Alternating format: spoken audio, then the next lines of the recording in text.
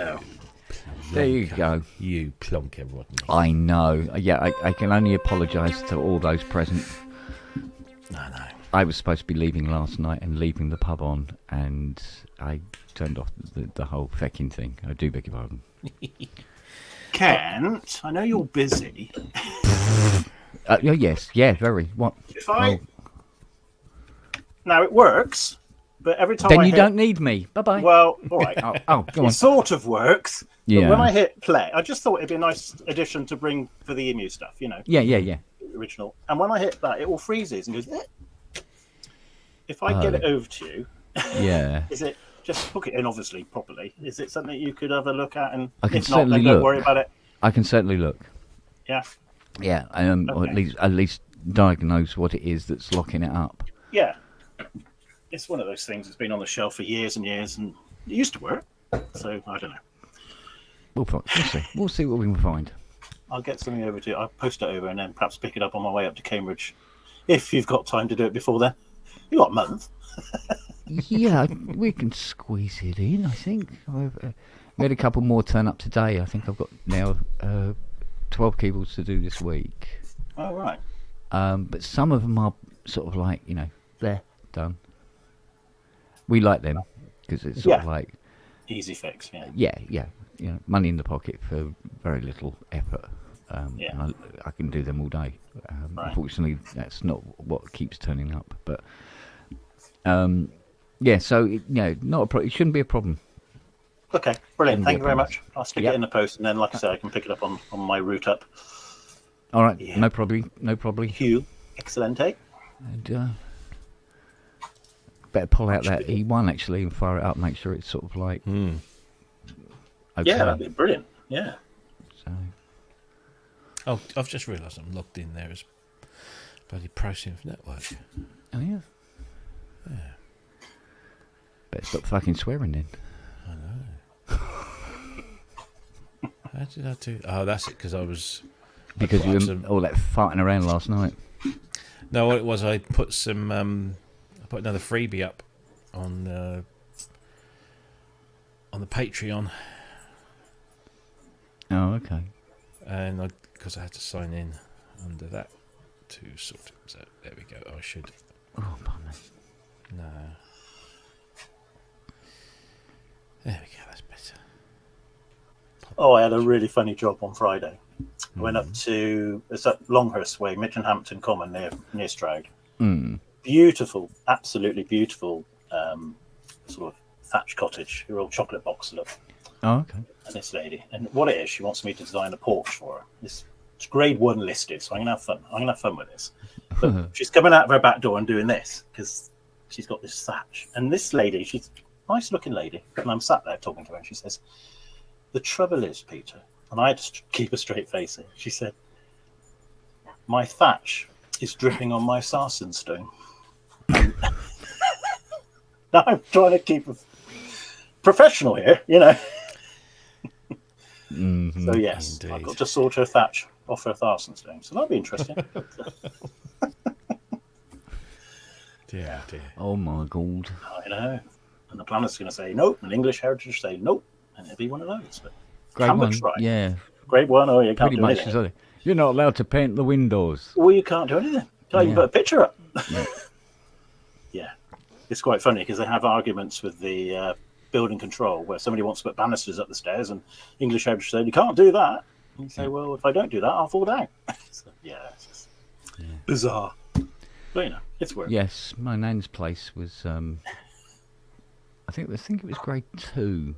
That's not so bad, but... And then when Epsom District Council really, really wanted to build the playhouse and shopping centre, they figured out a way of downgrading it so that they could knock it down but leave the front. So you just have the facade of the house. It's on the side of the playhouse now. Right, with you. Yeah, which is sort of like a bit disconcerting when you go by. So, there you go. Such is the way of things. I was watching the latest episode of Auto Shenanigans today. And he's doing... What's he doing? He did... Loughborough to, was it Loughborough? Somewhere up to past Leicester and to Melton Mowbray, and he goes past this this viaduct. It's like 17 or 14 arches. Right. Beautiful red brick viaduct that used to have a train line running across it until they shut it in, like Mr. Beecham sorted that one out. yeah, 64 I think he said it shut. Yeah. And so it was a grade 2 listed structure, and then he said then it wasn't after a while. They just stopped it, and so now it just crumbles away and nobody cares, and this wonderful thing. You think, well, isn't that what the whole grading process is about, to preserve these things? But It is, until there's money involved. Until They don't somebody's to help pay you for it. financially. They don't help you financially. Yeah. Well, there's grants, but it's percentage of the Yeah. overall cost. It's nothing nowhere near what you need. Yeah, my nan never saw a penny towards her place, and that was falling apart. So, because her place was built 1587, was it, or 97? That is old, isn't it? It used to be an inn, Right. and apparently lots of well-to-dos had spent the evenings there and all that sort of thing. Going up to, especially when they had the races, because Epsom Racecourse. Right, okay. And So it's on the main drag then. yeah. So her back garden included all the stables, Right. the wash house with the big copper boiling pots for the washing and stuff like that. It's lovely. Oh, wow. It was an absolute wonderful playground, I tell you. Yeah. So, because that's where I got my radiation poisoning.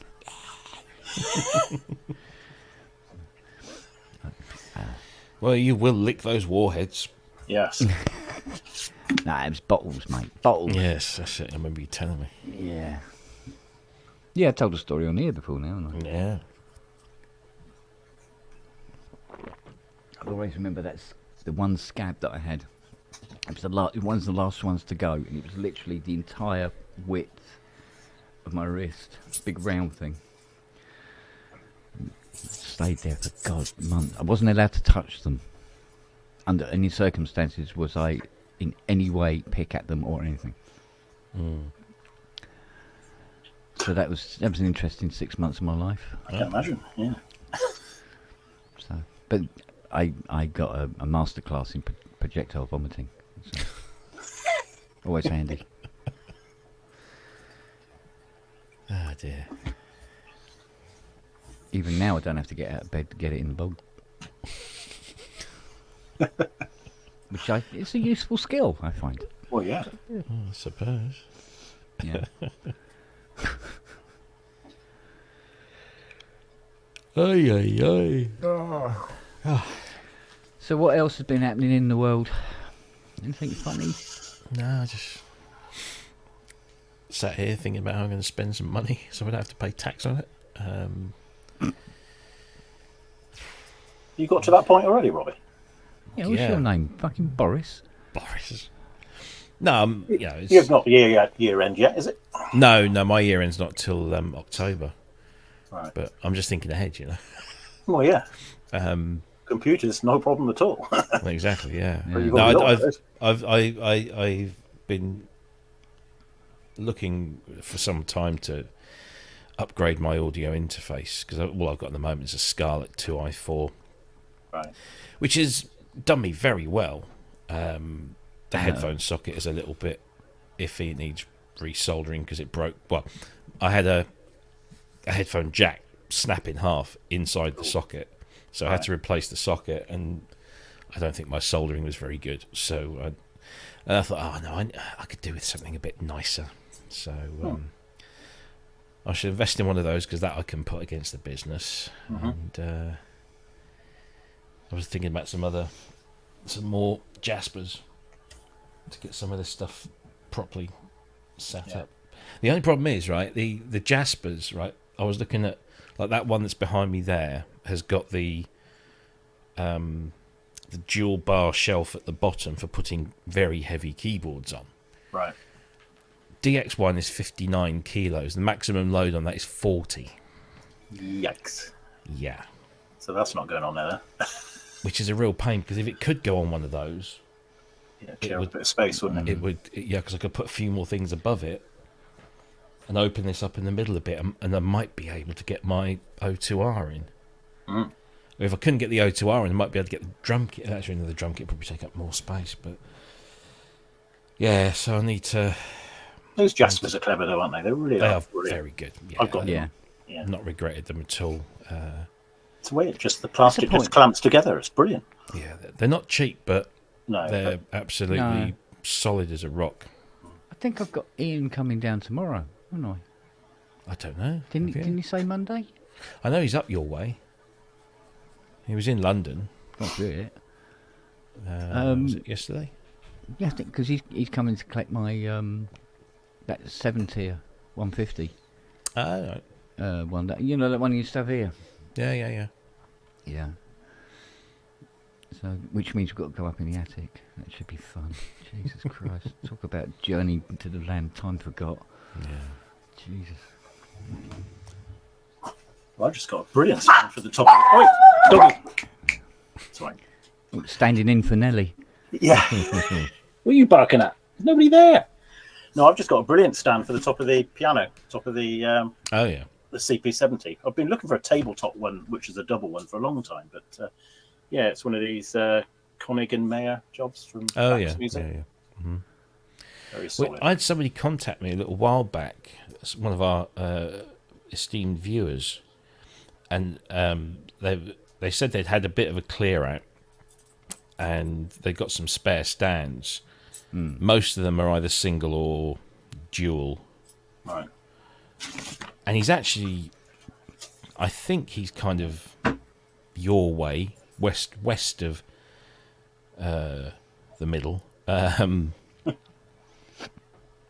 I kept saying yes. I said if I don't use them, I know I know Longhurst, what he's got the MX8 on, M8X, sorry, is a little wobbly. So there's one there that could take that, but they're all like single or one or two of them are dual, and I probably need more because I need to go up. Yeah, you need to go up. Yeah.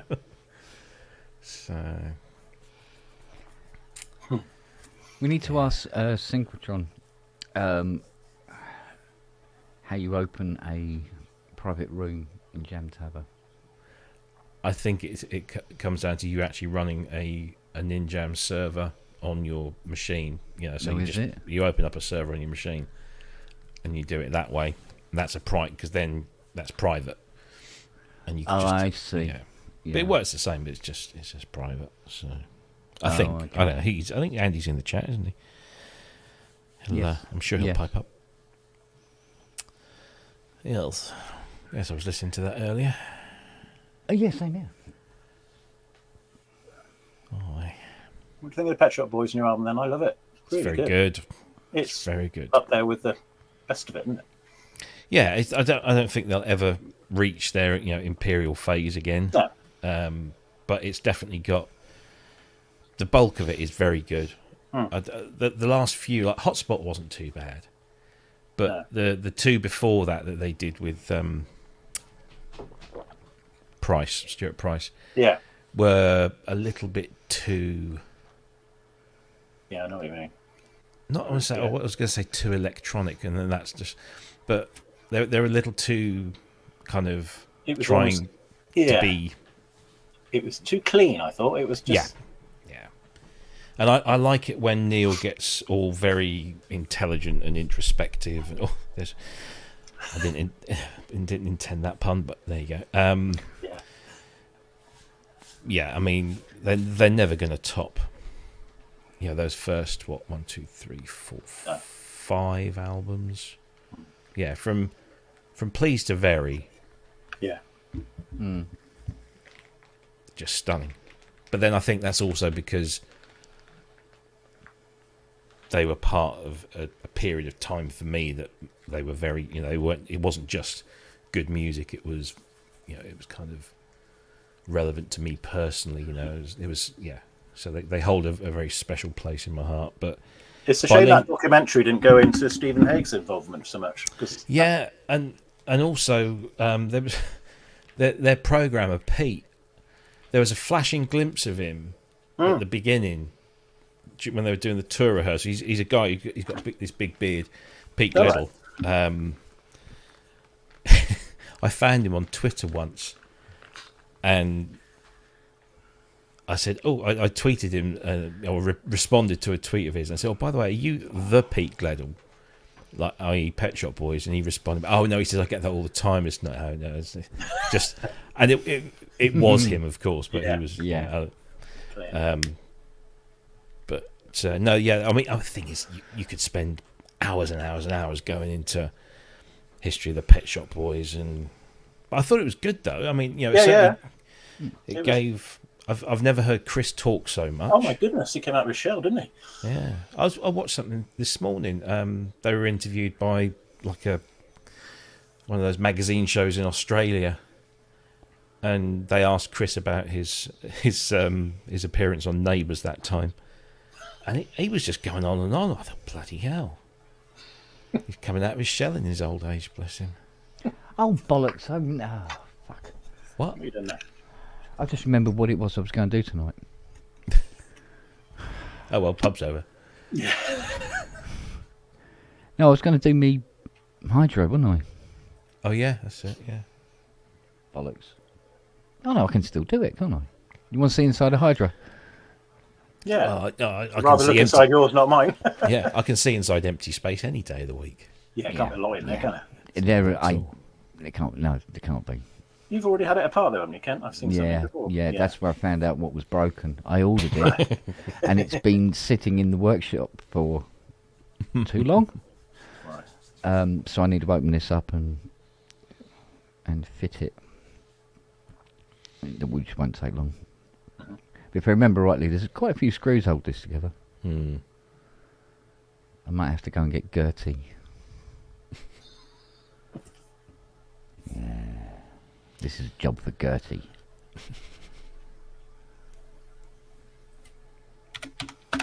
Yeah, I was going to listen to the bonus EP that came with their new album this afternoon, and then just got distracted because it's like 4 new versions light of on the old wall? songs. Yeah. But I haven't got around to doing that. What about that Stephen Wilson record you bought at the thing? Have you played that yet? The Not the remixes? record no, not yet. I assume that'll come out on digital, won't it, that one? No, Which are you talking about, the Stephen Wilson Ultravox mixes, or his Stephen own Wilson's Harmonic Divergence? album. Harmonic Divergence. Yeah, I haven't listened to that. Yeah, it probably will come out on streaming at some point. Yeah. You never know, but no. To be honest, I just haven't had a lot of chance. I used to have a turntable in the studio when I had my last place, and now I've got 1 or 2 places I could put it, but I've got keyboards there. So this is again another reason why. Yeah.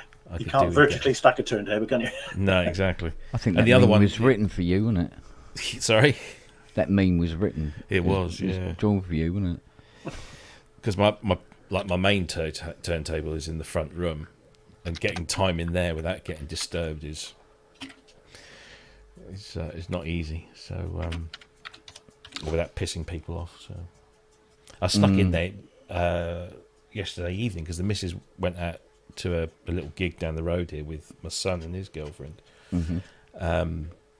Excuse me. And I had a small window between them going and my daughter going to bed early because she was on an early shift this morning. Her bedroom was right above. So I just got the new 40th anniversary Def Leppard Pyromania box set, and it's got the Atmos mix in there. So I had to put that on. But of course, you can't. Wilson did that as well, didn't he? No, that was Giles Martin that did that one. Was it? Yeah. So yeah, because you can't listen to Def Leppard on low volume. So I had a small window I could just crank it and enjoy some of that. But yeah, then I had to turn it all off again. So I can't wait till the kids leave home. And then I can make one of their bedrooms a listening room. Mine keep coming back, bloody yo-yos. Yeah. Back from uni. Oh, right, okay. Luckily, my two do that. Yeah, my two didn't go. Well, certainly Sophia didn't. She's working now, and Luca's decided not to go. Well, certainly not to go this year. He wants to get an apprenticeship somewhere. So if anybody works in the music industry and is looking for an apprentice with a distinction in music technology, let Much me better know. route. Much better route. I think you'll have to go and live in London or something. That's where all the work tends to be. What's your dogs this time? Now, what are they barking at? Somebody at the door. I doubt it. No, so it's Sunday at 8:30. Yeah. Yep. Or just somebody's had the audacity Absolutely. to just walk past your house. Oh, I tell you what, if somebody's walking by and they've got walking a dog, Oh. Jesus Christ. Yeah, that's getting Who are on, you? that is. I don't know who you are. Go away from my house. Nelly, shut the fuck up. That's a good girl. No, there's nothing out there at all. So I don't Air. know what They're I- just barking at the air. Yeah, but Nelly kicks off, which means Noah has to kick off. Now Siri has come upstairs to tell me they're barking. Can you hear scratching at the door? And she comes in. Because you can't hear them. They're barking. They're barking downstairs. It wasn't me. Look, I'm here. See, silence. Silence. Yeah. I'm a good girl. Bless. Yes. Right. Okay, Mr. Puricelli, Queen of the Desert. Hold everything together while I go and get Gertie. Go and fetch Gertie. Go on. And I'll go and get that. I'm going to take Noah and stuff him up Nellie's arse. Ooh. Shut him up. Bit harsh. Yeah, that's true. Maybe I'll do it backwards. It won't. that's not Sounds too like bad, fun, is it? Cat. Yeah. Well, at least you can keep talking. Can't you? Indeed. Right. Yeah. What's the good word, everybody? Not a Wow. lot, really. So it's been less than 24 hours since we were last here, so Exactly, yeah. until Kent pulled the plug. It's like Yogi Berra said, deja vu all over again. That's it. That's it. Ah, dear. You guys checking out the Gem Taba thing earlier? Oh, what, Andy's thing? Synchrotron and like 4 or 5 Yeah. other guys. Well, I was just watching Andy's stream. I didn't know how many people and what they were doing, because it kind of sounded pretty much like one of Andy's own dreams. Yes, There dreams. was one guy Stream. hosting the server, another guy was sharing the Gem Taba screen so you could see what was going on. Oh, I did see So all it's that. kind of a compound effort. Yeah. All right. No, it sounded like one of Andy's, typically good I think drone they were sessions. trying to make it sound like that, yeah. It's kind Okay. of, don't step on each other kind of thing. Yeah. Clever stuff, though, isn't it? When it works. Yeah. Oh dear me. Oh, see, Thomas Dolby's touring again then Yeah, he's doing a few little things isn't with he? Martin McLuhan. Yes, yeah. Not I don't Paddy. know how- That'd be good if it was Paddy, wouldn't it? It'll never be Paddy again. Poor bloke. Yeah. He can barely hear. He's got to be totally blind as well now, isn't he? Yeah. Gotcha. That's terrible. Yeah. Thing is, because he put out Crimson Red, Yeah. which is That was their good last. album. Really good. Yeah. No such thing as a bad prefab sprite album. Well, no. And then he re-released I Trawl the Megahertz, Right. which is very good. But that was just a reissue, really, and stuff. What was the one he did before Crimson Red? It was a solo thing, wasn't it? It was Prefab Sprite, but what was that? That was good as well. Can't remember now. Yeah. But yeah, I saw Martin, actually, funnily enough, at a Thomas Dolby gig when Thomas did. Or the Union Chapel. Yeah. Yeah. I went to see him at Bristol, same gig. Yeah. Right. tour. Yeah. So yeah, I went to the Union Chapel one, which was brilliant because the first half of the show was rehearsal and stories, and then the Right. second half of the show was like performance. But it was all just brilliant. And Trevor Horn dropped by and did a couple of tracks, and Bruce Woolley as well, and Martin, and I think Wendy Kevin Armstrong there. was there as well, wasn't he? Got a feeling Kevin Armstrong was there. Yeah, and the late great Yeah, of course. Yeah. Matthew Seligman. Matthew Sullivan, yeah, died Yeah. of COVID. Yeah, that was awful. Yeah. And the guy from Landscape, Peter, on the trombone. Oh right. Yeah. He did. So it's brilliant. You know, they played like Hyperactive, and they had obviously Thomas. They had Peter on the trombone doing. Yeah. You had the original bassist Matthew Seligman. You had, I think, the original drummer. Yeah. And Adele Bertai on backing vocals, who does that high pitch thing, and she, of she course. did it. She did it live, and it was like, my God, she can still hit those notes. It was incredible, Yeah. absolutely incredible. Yeah, it was a really good show. The best bit was when Trevor came on, and they were having a bit of bants, and Trevor said, "You should have let me produce that. I'd have made you a fucking pop star. You know, you'd have been." And he probably would have done, to be honest. Yeah. But no, he's a legend. Oh, Thomas has done all right. Yeah, I think he's. Tom told me still have that boat studio in his backyard. I don't know Well, because that's up down your in way, isn't he? Aldborough. Yeah, it's down in yeah. Aldborough, and I don't know if he still owns the place or whether he sold up when he moved to Johns Baltimore now, Hopkins. isn't he? Yeah. Yeah. So That's a family house. I don't suppose he did. I yeah, think probably that was a pretty cool studio. That was. it's awesome. Yeah. Yeah. Right. Here he goes. Got the spray out. Give it its last rites. Right, take it off drill. Was Yeah. a good move. And Here hammer. comes Nelly. Nelly says, "Can I give a hand?" What? Oh, back up. Oh, that's Oh, that's you know cruel. what this is. You know what That's this is. cruel. Now, I think she- come here. I'd do that to my cats, to be fair. Silly girl. Yes, you are, you silly Billy. Oh, hello. Here comes Noah. Oh, here, 4 dogs. Oh, steady. Oh no, I thought sorry, I thought you were Charlie.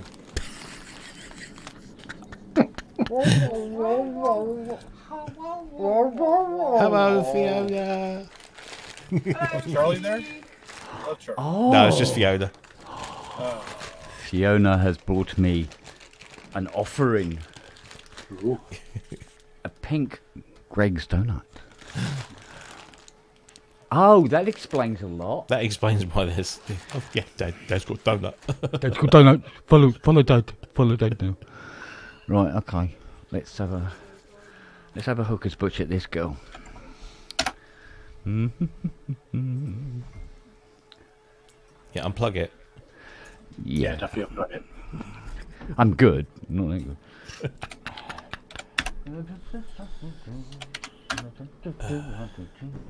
I was in that once. HMS Pinafore. Well, yeah. Have a guess which character I played. The whale. There's no whale in HMS Pinafore. I don't know. Never seen it. Well, I don't know the I just know the song. lady that played Captain Corcoran's something. I can't remember. She was a large lady, but no. I was Dick Deadeye. Oh, okay. I was Dick Deadeye, the bad guy. The bad guy, huh? Oh, yeah, I proper pantoed that motherfucker up. they every night. Oi, he's every night, behind you. Every night I had to have a scar placed, and it wasn't just a makeup scar. Oh no, they wanted to do the whole thing.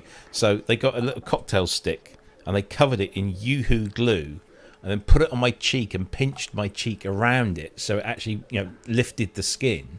Right. And then left it there, and then did the makeup fake stitches over it, and then gently pulled this cocktail stick out, and then my cheek would just stick there, and then I'd have to do that at night and pull it all apart. And get They really should sore. use flexible collodion. It does that for you. This is when they- 1980. Yeah, that's One. Nick Smith had that shit in the '60s. Yeah, Hey. but this was 1981 British State School. Mate, Yeah. if you'd gone to my Sorry, school, Rich collodion, that's what- if you'd gone to my school, they would They'd have have just got a actually Stanley stitched it. knife and fucking cut you. Yeah, real Cut that, you bastard. Right. I was doing public access stuff when I was in high school at night at the local Dianza College. And I did makeup on a few segments we did at night class with these adults. So I was like a kid with all these adults, and we did a torture sequence, and I did a whole bunch of bruises and scars and shit on this guy. Worked out pretty well. Nice. That stuff, So- if you put the collodion between your skin and pinch it, You'll burn the shit out of your skin. You can't do that with Nickelodeon. So, episode 71 of How Not to Disassemble a Synthesizer Safely. I'm doing this so you can see it. I wouldn't do it like this normally.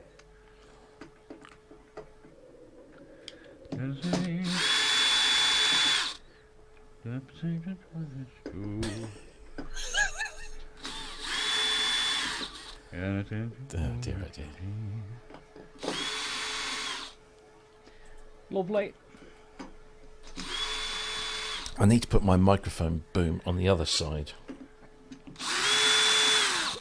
Gets in the way of my wine glass. Got to get your priorities right, Rob. Absolutely. Yeah. Got to do it right, mate.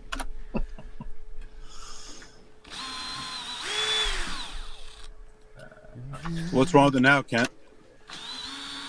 Oh, he's just repairing it. Same old issue of the ribbon cable between upper and lower keyboard. This is the Hydrosynth Deluxe? Yes. Yeah. And that is damaged. Yikes. Right. Oh, you've got to go on your ring now, haven't you?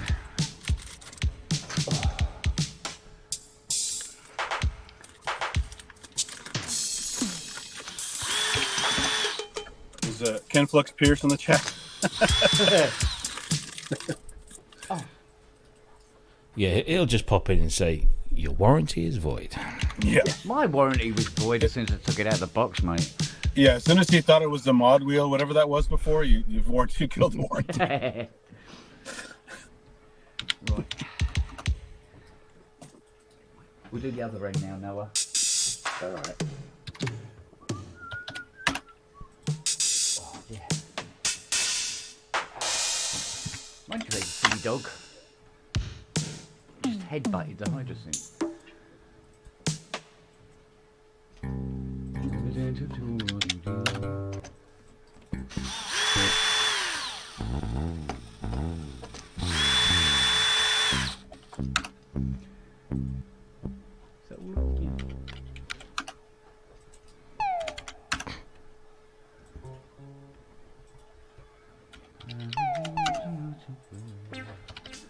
Right, modulation section.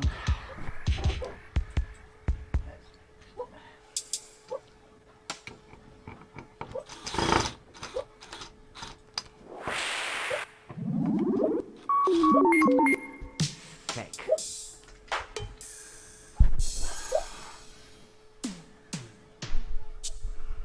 Need a different screwdriver for the modulation. Come on in, girls.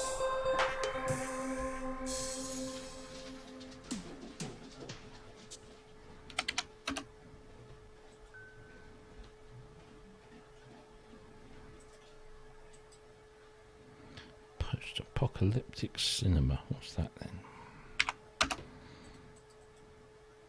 No, stop. Oh, well. Too late.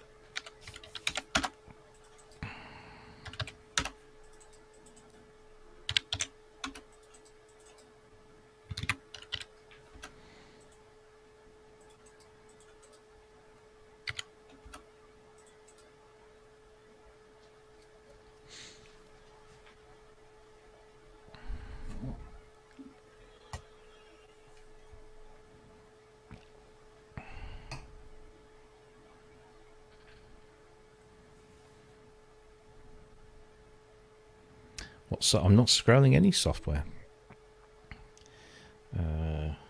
It's all hardware.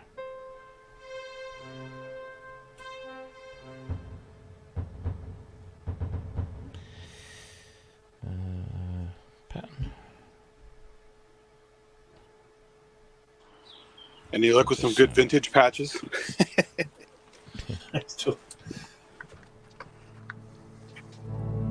What a piece of shit that thing is.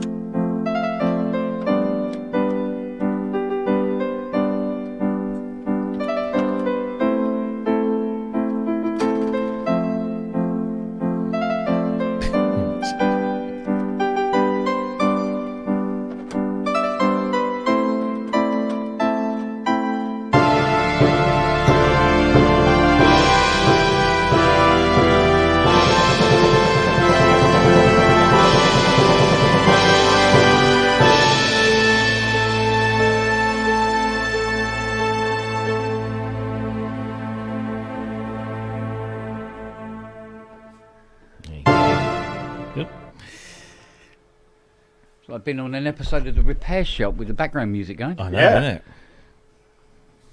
It's not bad, this. Oh, feckin' now I've got to do them. Really? More screws? Yeah, more the fuck. God's sake. Check this out. I got this on Friday for $100. Not bad. Just have to learn how That's to play. painful. Well, it'd be handy if you get a leak in the bathroom. Yeah. I could play Mario, the plumber. Looking for Goombas. Yeah, for anyone that's asking, yeah, that was. That. I get the microphone out. Is that the thing you're not allowed to show? That's the thing I'm not allowed to show until tomorrow or whatever. Well, it is tomorrow in a couple of hours. That was a demo that's built in, was it? Or... It's one of them, yeah. Yeah, right. There was your opportunity, Rob, to say, yeah, no, no, that was me, live. That was all, yeah, that was all me. That was all me. I All did you, that yeah. all, yeah, absolutely. No, it's very good. Yeah. It's because it's the same form Paper for a factor little and same box. same layout as the sample track, Right. but it's a completely different way of doing things to the sample track, which I think is better. They've made more of it Right. so far. That's what I found. So Don't be a wank. easier to sort of sample and make things Ah, there we go. lot more quickly. So yeah, And what does that retail for? good question. Let me just check, because they did a whole Kickstarter, so there was lots of different prices there. Okay. But The other end. so I think the standard black one was $499 US, Right. and that one there with the retro color scheme was a bit more expensive. It's about 550 something. Right.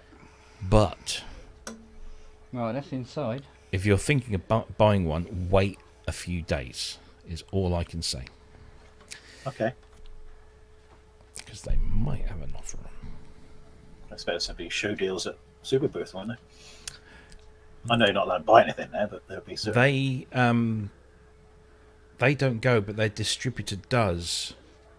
So I don't know. Yeah, I don't know whether you can, because they were there last year with a couple of bits.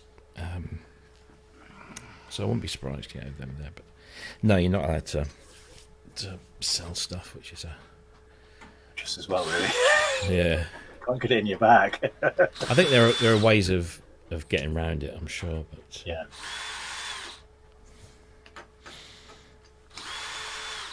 what's that? The bass? Yeah. Just taking the keyboard out now. Enough bloody screws in it.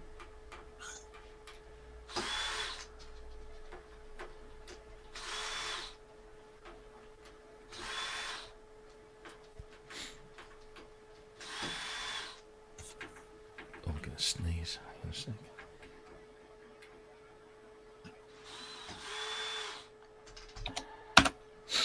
That's better. Yeah, fitting music for watching Kent at work. Yeah. Getting very dramatic at one point. You need something a bit more apocalyptic, don't you? Let's see what we've got in here. That was the demo. So, project. Here we go. Let's select a new project. Oh yeah, we'll do the piss flaps arsehole. Or what is it? What was it? There's a sample in here that we couldn't figure out what they were saying. It sounded like piss flaps arseholes. Yeah, right, okay. Right. Keyboard, out you come. There we go. Come on, out you come. You slag.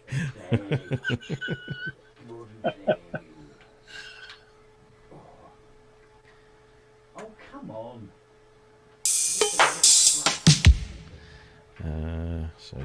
Pattern, postpone. No, was it postpone? Yeah. It's a lump of metal now, then, Ken. It certainly is. So. All hope is lost. Oh yeah, definitely. Yes, it Hope is lost. is. There you go. Look at that. There you go. Not a lot there, is there? Oh right, okay. Well, that's it. And that's the I/O board. The rest of it's you've taken out already. Yeah. So you've got the after-touch sensors here, which are little rubbers Bring you up full screen. on what I believe is. Let me just have a quick butcher's. Yeah. So at some point these will go, and you'll get intermittent after-touch at some point in the future. But remember, children, a bit of graphite on them, and they'll be good as new again. There you go. So fucking dumb. Jesus. Dog hair, you name it. Now, what I actually have to repair.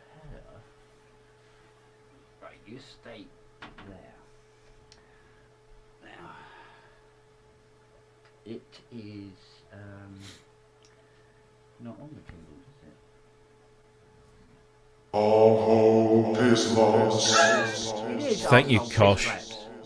No, it's not. It's our hope is lost, or all hope is lost. All right. hope is lost. Arsehole piss flaps. Sorry. Yeah, I think arsehole piss flaps is. All hope is lost. Oh, come on, really?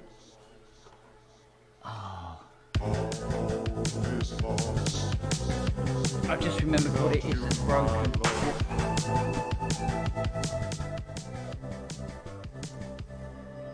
I think there was a porn star called Patsy Piss Flaps. It troubles me you know these details. Well, no, not really. No, it does. I watch a lot of No, comedy don't make stuff. excuses. Don't make excuses. This is real. This is a comedy thing on YouTube, and it sounded like he was quoting from a real thing, but it could have been made up. But either way, it's still funny. Oh my God, 6. And there's nothing wrong with consuming. The whole world does it and lies about it. 8. No, we don't. Exactly. Sorry, I just did. 10.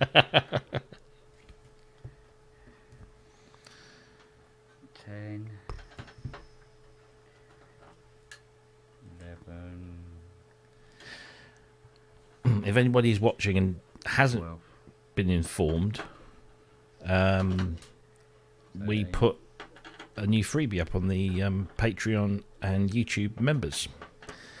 So there's a free bank of modal Cobalt 8 sounds, if you own such a thing.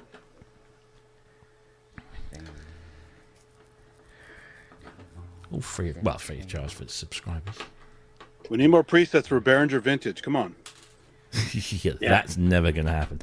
Actually, do you know there was a comment made, because I did the news piece for Gear News on that, and I started reading it. I thought, oh God, somebody's actually going to say they really love it, and then they redeemed themselves.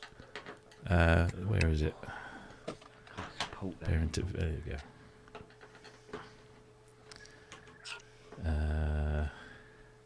It's like the Cybertruck. There'll be plenty of shills out there who say they like it because they like Behringers. So.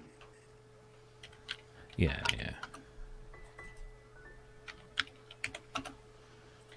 God, Whatever happened to their door they were supposed to be bringing out? Well, it's supposed to be down, yeah.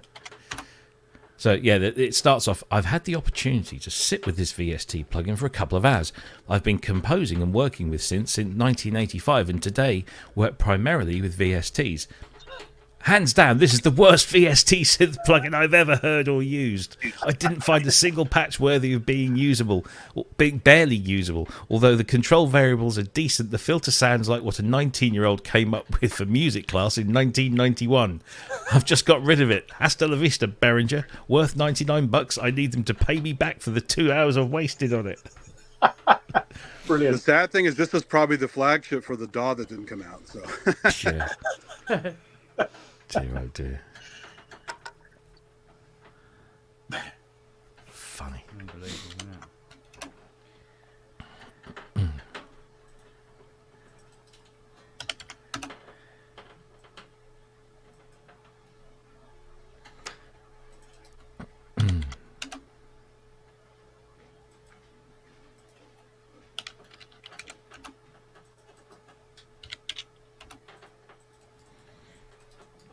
Somebody left a comment on the article saying, "I don't see a download tab on here anywhere." Well, of course we're not going to put that on there, but I almost feel like replying, "Yeah, we're saving you." Take that as a hint of mercy. I'm guessing here, but I would say that these particular type of countersunk screw, closely, very very tiny, must be quite cheap because they've put They've used a lot. fucking 4 Right. in there to hold the after-touch sensors on. I'm going to have to buy a new screwdriver. I've worn this one out. One went under that board, didn't it? There you go. Oh, now it's gone under the other board. Right, apps you come. Here we go. Here we go. Right, this is the area where the issue lies. Between these two boards lies one of them. What's wrong with that? Flexi 16 weight. It's torn. Oh, I see. And the Done the Natalie Imbruglia. yeah, and I had managed to wedge it in there in such a way that it kind of worked. But if I used it too violently, it would fail. So, fuck's sake. That's a lot of dust. Right, I'm going to clean this out now before I put it all back together and fit the new component. Are you going to help, young lady? Yes? Good girl. Good girlie. Let's move that out of the way, shall we? All is lost. That's always going to be that now, isn't it? Yeah. It can't be anything else now. I think I might know who that is, actually. I'll have to ask him. Oh, hello, kitty cat. Hello. Oh, dear me. Up she comes. Oh, she's a little one. Oh, say hello. Say hello. No, I want to go away. No, no, stay. Right, what the magic does. Ready? 1, 2, 3. You see, Putty Cat. You like Putty Cats, though, don't you? You're a massive fan.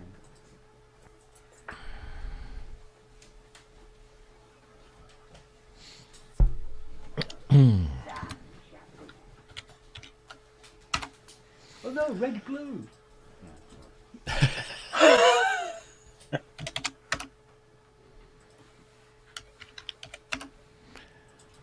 Kent's audition for Hydrosynth repair agent is going well so far. Don't worry, they'll come here anyway. Yeah, true. You haven't had it yet, though, have you? Only this You haven't one. had only Only that that one. Yeah, one, but yeah. yeah, well, that's fair enough, isn't it? Yeah. Right, now. You're going to lay down there? Right, baby girl. Good girl. Right, I'm going to ask this guy if it was him that did that sample. Here we go. Whom is this guy? Whom may you speak of? There's a slight difference with size, which is kind of understandable, but it's low, isn't it? It's low. I'm sure we can make it fit nonetheless, because it didn't have the size we wanted. No.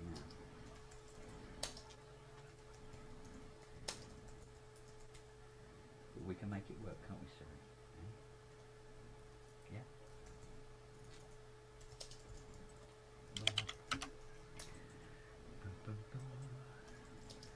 Right, over. And over a second time. There we go.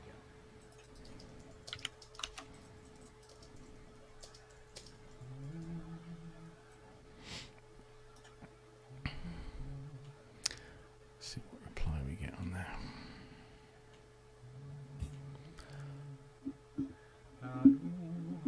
There we go. Okay.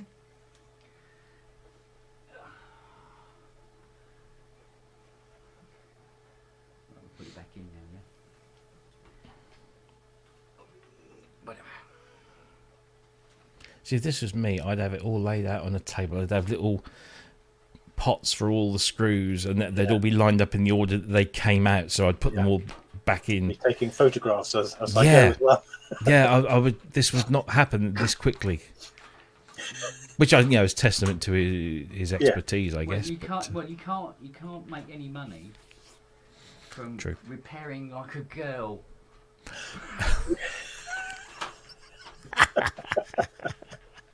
This is true. Yeah. But I'm legendary for like opening things up to fix them or clean them and then making them even worse. Yeah. Actually, I take that statement back because I know a lot of women who are very, very good synthesizer repairers. Yeah, thank you. I'll have you know. So instead I'll say, because you can't be a professional repairer and be a baldrick. Yeah, true. Should we say? I, on my QX1, there's a little bit of dust ingress on the display. Yes. So I thought, it can't be too difficult to... I took the... Because it's all hinged, isn't it? Yes, Yamaha stuff back then was proper hinged. And the display is the first thing that goes in. Therefore, it is the last thing that comes out. Yeah. And I got through about 3 boards, and I thought, I'm still not there. No, I give up, so I put it all back together, and it's only dust. I'm not going to break this anymore. So how hard do you think it is to get the display out of a Jupiter 8? Well, yeah, I would imagine. No, 4 screws. There you go. It's right there. Oh, that's it? Yep. That's what it is. Does it come out the top because it's got that top glass plate on? The top glass plate is bolts going through the perspex, through the front panel. Then it goes onto a couple of, I forget, tube nuts, I think they call them. Yeah. That goes on. Then the board, and then 4 screws onto that, and that's it. Oh, right, and that's it? Yeah. Blimey. Well, I'll be. But if you want to take the display out of, I'm trying to think of a particularly nasty one.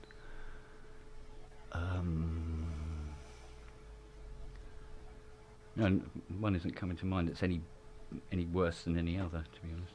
Here's one for you. So on my Prophecy, I've lived in a number of places in the middle of fields, essentially, and during the summer we get things called thunderflies. And it always surprises me how many people don't know what thunderflies are, but they're these tiny, they're called thrips. They're tiny little black insects that they look like a hyphen. They look like a hyphen. And they will crawl into the tightest of spaces, so particularly between the front panel and the screen of a monitor or a television set. Yeah. That little pixel moving across. Yeah, it looks, and then they die there. Oh, yeah. And that's it. Because the thing is, I learnt very early on that if you go, what the hell's that? And you push it, it squeezes them and they die, and it stays there. So the best way to treat them that I've ever found was to literally turn it off. And then it gets cold and dark. Yeah, and then they crawl out.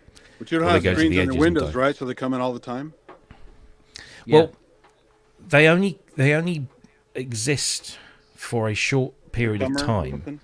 Yeah, because they live in the corn, and so it's usually just before and during harvest time when it all gets kind of thrown up. We don't have the problem here because we're a bit more into the town, you see, so it's not necessarily a problem. But on the Prophecy screen, I don't know if anyone's got a Prophecy. You've got the screen. But above the screen, there's a perspex plate that covers the screen, then kind of goes beyond the screen. And they've got in, because of the screen being illuminated and warm, and then they've managed to crawl into the gap between the perspex and the plastic underneath. So they're not obscuring the actual screen itself, but they're trapped there. And I guess that perspex thing is probably glued in. Yeah. So I guess they're there forever. So yeah, it's they're a pain. I actually had a TV that I managed to get replaced twice by claiming they were dead pixels, and they believed me. The engineers believed me. They said, "Oh yeah, you got a dead pixel there." So they swapped the TV out. I've got one tiny one on my 4K screen, but the screen's so big that you don't see it. You know, it's. But they even get in picture frames and all that kind of stuff because the glass gets warm, so they crawl in there and bastard things. But say, luckily, I don't have any issues with them anymore. Oh, Siri's gone comatose down here. And she? Yeah. It's not like her to settle down.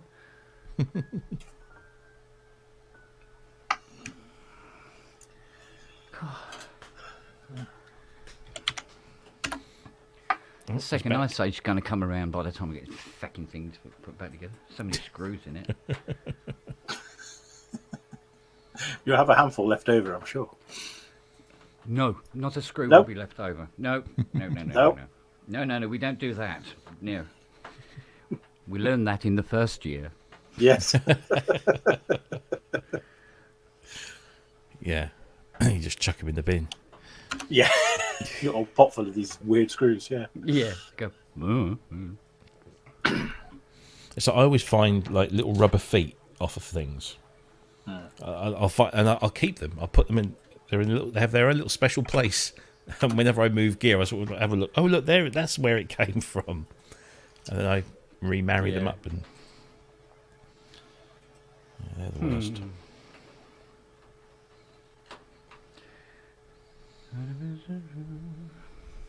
All hope is lost. Has he replied to me yet? No, he hasn't. Yes, he probably has with all Soul soul piss flaps. Ay, ay, ay.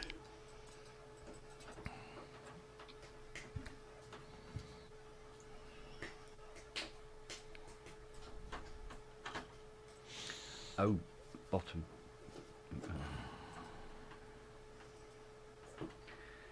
Fucking hell. There's less screws holding an entire CS80 together than there is on these two boards.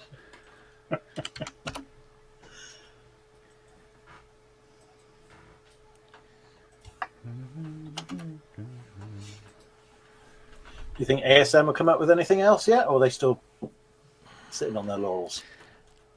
I don't think they're sitting on their laurels. They're just not Just got doing so well with what they got. Well, yeah. No, I reckon them. Yeah, but how do you top the Hydra? It's going to take a bit of thinking, isn't it? Well, yeah. Well, maybe you don't. Maybe you move into, I don't know, drum machines or something else. You know, a proper VA synth, or maybe even a proper analog synth. I don't know. Well, it might just sort of... Well, technically, they already have, haven't they?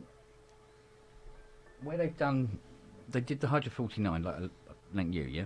Yeah. And then they did the Deluxe, which is technically two Hydras in a box. It's exactly what Sequential did. Yeah. Yeah, I suppose it is. And After, Roland you have know, done with- it, and Yamaha have done it. Done it Everyone's with done it. the Prophet 5, and I went, oh, I don't know, what can we... Oh, I'll tell you what, let's put two in a box. Yeah, Yeah. what a brilliant idea. Yeah, okay, we'll do that. GX10, DX5, yeah. Yeah, you're right. Yeah. Oh, he's responded. Oh, here we go. Oh, Oh, apparently he kept thinking that way, but he says, yes, I kept thinking that whenever I listened to it. So Tell him he needs to work on his diction.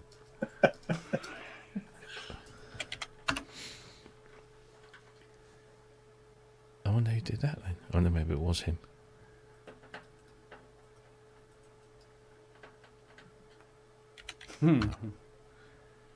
Bless him. Now, one went for a walk over here. Where'd you go? so do you think that TO is the only thing we're going to see from Oberheim this year? Yeah. Bit disappointing then, isn't it? I'm not very impressed with that at all. To the best of my knowledge, that's the only thing that Yeah. Sequential are doing. Oh, really? Yeah, Yeah. well, it would be, I suppose.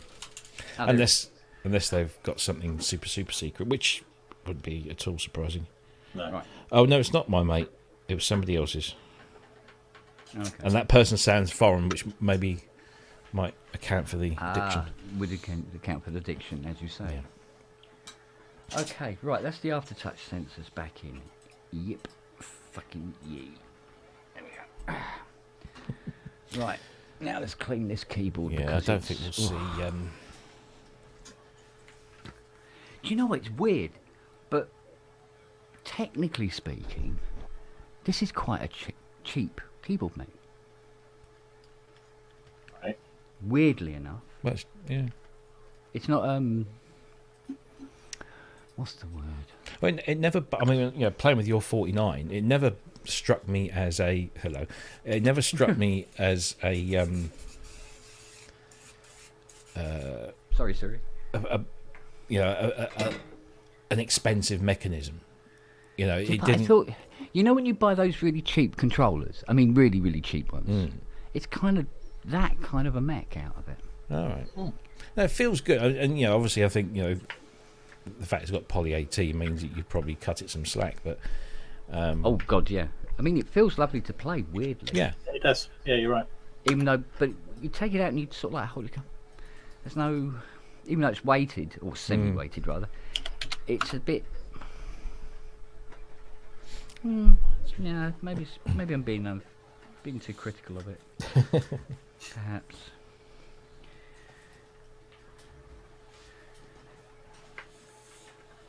I mean, it's not like it's a Mark II Fender. Well, quite. Nothing could be that bad. No.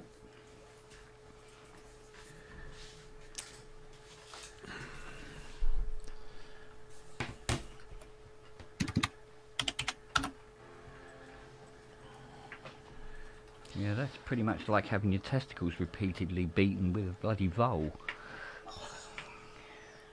It's a horrible feeling. Yeah, I can't say. That sound. Yeah. Yeah, very clicky, You know what I isn't mean? it?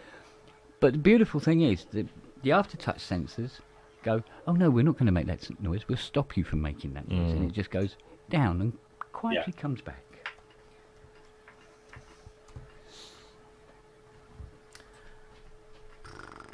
There you go.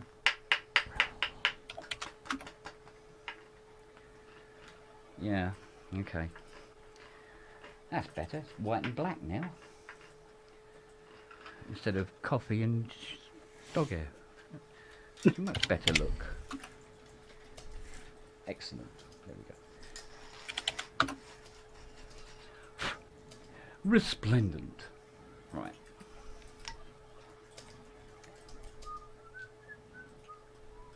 Right, you go into there like so. Click. Like so. Click, click. Now, there's going to be some very cool stuff at the booth. Yeah. Now fucking stay there. How do the trams work when it comes to paying? Is it just what your card on it, or cash, or what? I've never been on the trams. I haven't do you? the S-Bahn and the U-Bahn. Is but the S-Bahn I've the never done railway the thing? Yeah, sorry. S-Bahn's the overground, U-Bahn's the underground. Yeah, because I've got 2 stops, I think, from my hotel. Yeah. And all The S-Bahn. I'm imagining the trams are the same. It all works on trust. You buy a ticket. Yeah, you buy a ticket, and as long as you validate your ticket, that's the one thing you must do. So if you buy your ticket as a physical ticket from a machine, you then got to validate it. You punch it into a machine, and it stamps on your ticket when that was validated. So that's the start time of your ticket. One room, right? Okay. Yeah, as in once you've done that, then your ticket, depending on what you've bought, I think I tend to go for the ABC just in case I want to go and see some friends. Right. And that's an all-dayer, is it? Is that how it works? No, I buy a 7-day because I'm going to be out there for 5 days. But even if you're only there for 3 days, the 7-day still probably makes more sense, especially if you want to be zipping around different places rather than just an individual. But if you buy your ticket on the app, it's on your app, and so it's a completely trust-based thing. Especially when you go on the U-Bahn or the S-Bahn, you just walk onto the platform, you get on the train, you go. Right. But if a ticket inspector comes up to you and says, "Can I have a look at your ticket, please?" Or whatever the German is for tickets bitter, then you show it, and if you show it and it's valid, all's good. So it's best to get the app by the sounds of it. English pig dog. It's like that scene out of Indiana Jones when he throws the keys. He had Oh no yeah, ticket. tickets. Yeah. No ticket. There is a word for it. I can't remember what it is now. Yeah, no, I think that. But yeah, you just... And it's brilliant because everybody does it. Are you helping? And I don't know how often people freeload on the public transport out there, but yeah, Not helping. works really well. Good. Right, gentlemen, I'm going to call it a night, I think. So I'll All right, catch mate. you soon. Yep, nice to see you all. And you see you Good luck soon. with that, Ken. Hope you get it all back together, and I'll package up that drumulator for you, and I'll get it over to you whenever. I don't. Cheers. See you later. Bye. See you, bye. Siri, you're not helping. Mind. Come on, mind. Siri. Siri, mind. On your bum. Ah. Siri, will you mind your bum? Come on. You're at the lane. Good girl. No. Don't you dare lick my face. Not both hands. You rotten moo. You do that deliberate. Look. We can't see any of this, by the way. Oh, God. But you got me right in the gobbo, didn't you? Oh, nowhere's safe. Well, I think we're over the worst of this now. Good. I think we only have about another 50 screws left to go.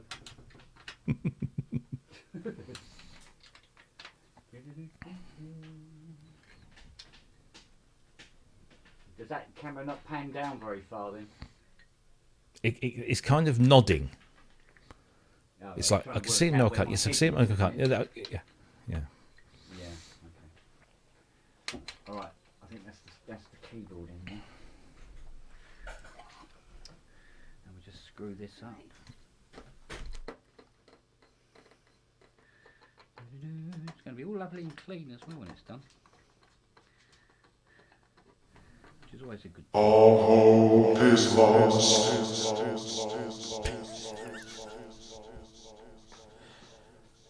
Oh dear. Yeah. That is definitely, that's going to stay. The thing is that the guy who I thought it was, Yeah. but it wasn't. I said, "Is this you?" And are they saying "arsehole piss flaps" or is it all hope is lost, as the chatties have suggested? And he said, "No." He said, "When I first heard it, I thought it was arsehole piss flaps as well, but it wasn't him. It was this other guy, Matthew." Good evening. You all right? Yeah. Hello, darling. All right. Yeah, you. Will be. What is that, Hydra? Yep. Well, Well, there ain't much in there, is there? No. That's the wonder of modern technology, don't you know? So was That's it the bits then? wonder. If it's that good, was it in The bits? wonder of modern technology. Thank you very much. Modern technology. Elvis has left the Restrictions building. reply. Oh, there we go. Arsehole piss flaps. What was the footy score last night before Brooksy turns up? 3-3, which means that we are almost guaranteed playoffs. Nice. The only way that we'll fall out of the playoffs is if Hull beat their opponents on the final day by a 7-goal margin. So 7-0, 8-1, 9-2, so on. Or if we lose by a 7-goal margin, or somewhere in between. Oh, fuck Neither it. of which is likely to happen, but It's this going is football. goal difference then. So not much for jeopardy then. Yeah. So if they win and we lose on the last day, they've got to win by a 7-goal margin, or there's got to be a positive 7-goal difference for them because we're that far ahead. But that also isn't taking into account what West Brom could do, because West Brom are in between Hull and us. It's mathematically possible, but it's not probable. So, and if we stay in 5th and Ipswich finish 3rd, because I don't think Ipswich could possibly finish fourth, so they can either finish third, second, or first still. But if we finish in fifth and they finish third, we don't meet them in the semis. Ooh. It would be Ipswich and either West Brom or Hull. It would be us versus Southampton. And then we're on for a Norwich-Ipswich final, potentially. And I would rather have that. I would rather beat them at Wembley. I've got to tell you, that happened with Torquay United and Exeter. I remember that. There's a famous picture. It happened one year, and it didn't go off for Exeter, and then it happened again. And one of the games was played at Torquay United Plainmoor, and Exeter routed them. And there's a fucking and the rivalry. It's violent rivalry. Yeah. There's a picture of Luke outside Torquay United, face paint, Exeter shirt, scarf, giving it this shit. All the fucking Torquay United in the background. Can't do him as a kid, but Yeah. fucking brilliant. Yeah, because he was a ball boy there at Exeter City for Oh, really? 2 years. Yeah, yeah, loved it. Yeah, great little ground that is. Is that the real St James's Park? Yeah, the proper one. Yeah. Up until about 4 years ago, the family stand was literally a corrugated shed. They've only just redeveloped it, but boy, what ground's looking beautiful now. Good.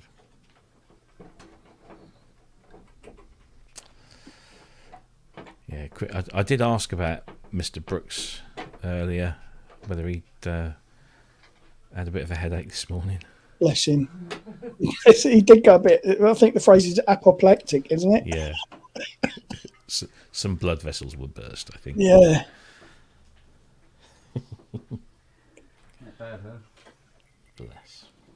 Bless his heart. So what is he actually doing with the Hydra? He fixed the ribbon cable that connects the two aftertouch boards. That gone tits up, had it? They've gone tits up, yeah. Oh, bollocker. Now he's just trying to squeeze it all back together. I think that's about it, yeah. We are there. Well, not quite. You've got to test it yet. Fuck me, looks good kill. Test it for what? Mice?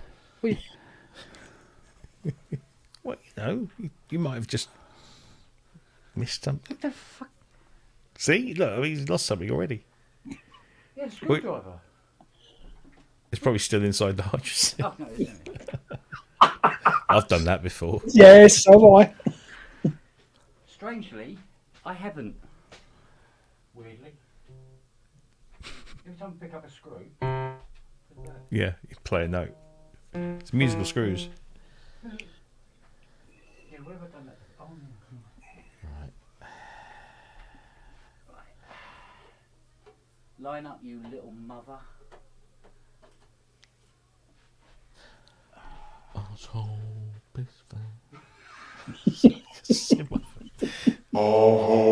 is lost. It is, isn't it? I don't get a funk is what they... Has anybody worked out what it actually is? All hope is lost. All hope is lost. Yeah, no, it's still arsehole piss flaps, I don't care. Yeah, because all hope is lost is a very weird thing to sing. Well, yeah, I suppose. Whereas arseholes piss flaps is beautiful. If I hang on, let me. All hope is lost. Well, no, I suppose you're supposed to turn the flipping. Oh, that's the compressor. I don't want the compressor. What's the other? Although effect? asshole piss flaps is amusing, it does sound like all hope is lost. But Here we go. If we take that down and that down. All hope is lost. Yeah. Yeah. All hope is lost. Jizz. this is like that website of misheard lyrics called Kiss That Guy. All hope is Yeah. lost.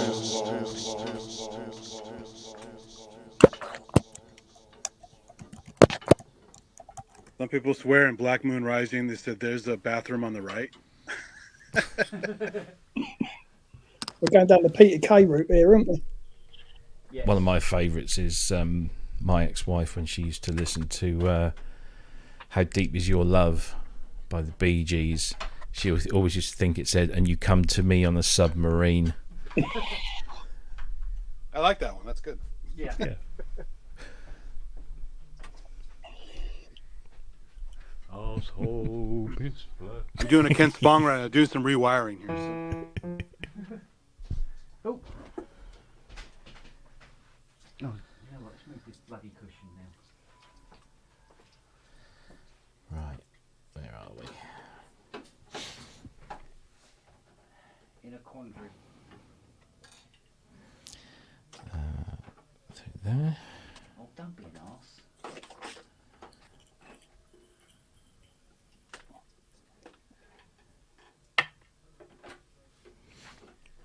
Just straighten this about.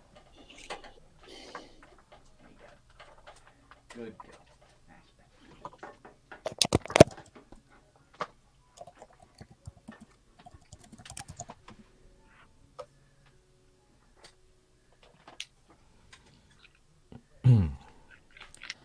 What's the other one? Oh, there we go.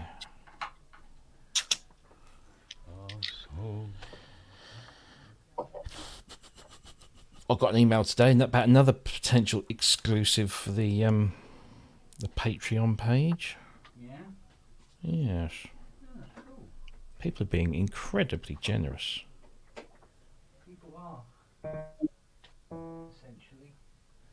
Lovely people. Yeah, good souls.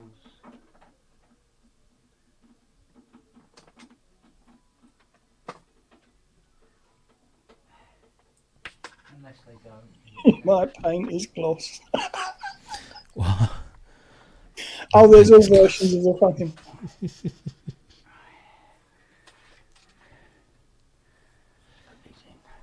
No. Oh, fuck off, Dropbox, you bunch of wankers. So you mean. Bloody hope it ain't Prometheus. What's that? I hope it's Bros. We're good, we're good. Oh, God. Right. Where's Gertie? Oh, fucking hell, it's all happening. God. Here you go. Many sales floss.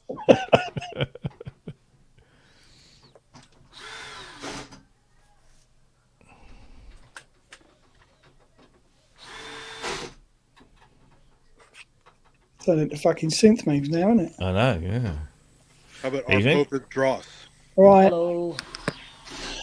Oh, you're very well sounded. Ow! Mother! Fuck!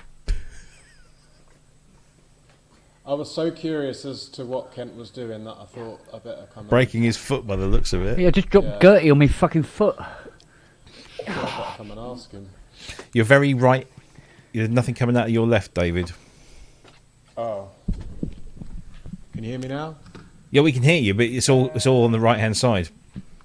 Oh, Mono.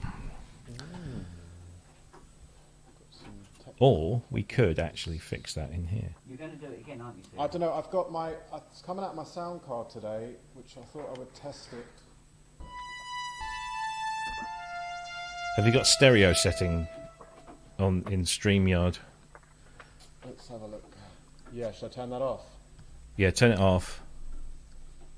Ah, that'd be why. Yeah, There you go. That makes sense.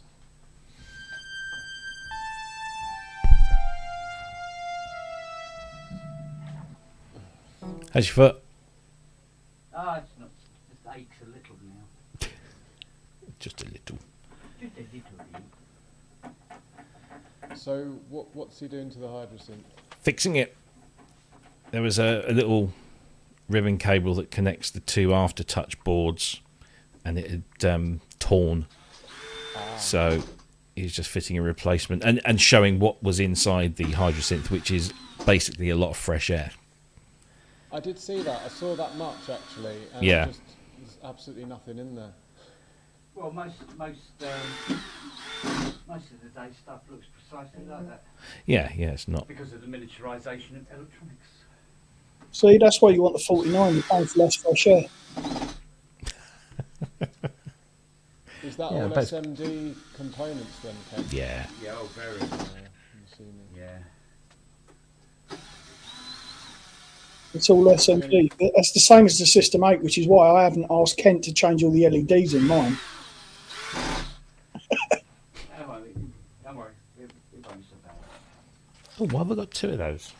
I can't keep ignoring SMD, you see. Yeah. So, I mean, You're born with two, Rob. Yeah. Right.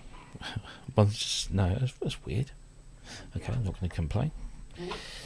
I was watching some videos online about removing like SMD capacitors, and it seems you can just get some pliers on it, twist it, and yank them straight off the board. Ooh, I wouldn't do that. Well, That'll that's tear what the I fucking thought. pads off. That's exactly what I thought. But I've seen all these videos of these guys. Where did you doing see it? and oh, I've seen loads. Was it on the internet? It might have been on the. Ah, now this is where you might be going wrong. Well, you see, Because there's a would- rumour that not everything on the internet is true. Well, I would have Hey, thought don't using say a that. heat gun. I would have thought using a heat gun or something would Well, be some- yeah, the best something. way to do it. Yeah. But it seems to be that everyone's like, no, you just grab it with some pliers and yank it straight off the board. I haven't tried it myself. There's somebody sniggering in a dark room somewhere. Yeah. Well, no, I've seen videos of people doing it, and to be fair, it looks like it's clean come off. But I mean, I wouldn't try it myself. Well, it depends on if it's staged. Which wouldn't be the first time either, would it? Yeah. Right, so that's right, left, the other right, There we go. the other left, Right. stay, expression, slot into place. There we go. You gonna come up? Can I have a cuddle? No, a proper cuddle. Turn around. Turn around. Give me a proper cuddle. Turn around so I can give you a proper cuddle. Come on. Turn around. So you do your tummy. Yes, there. That's better. Yeah. Okay. You don't give me a cuddle like that when I come over. Well, lick me bollocks and I'll let you. All right. Deal. I accept your terms. Challenge accepted. Yeah. There we go. Right. Turn it on. Go on then. Bang.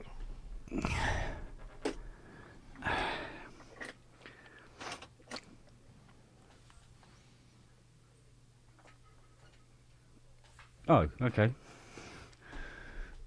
Have you plugged the mains? You plugged the mains in? Oh, I didn't put. Oh, He's got to take it all apart again. I didn't put that. Oh. Did you leave the brown shoe in there? I should have. It's more conductive. Find a guitar pick, put that in there. Or give yourself a prawn. Why not? So I tell you what. What did you forget? Probably the power cable that goes to the board.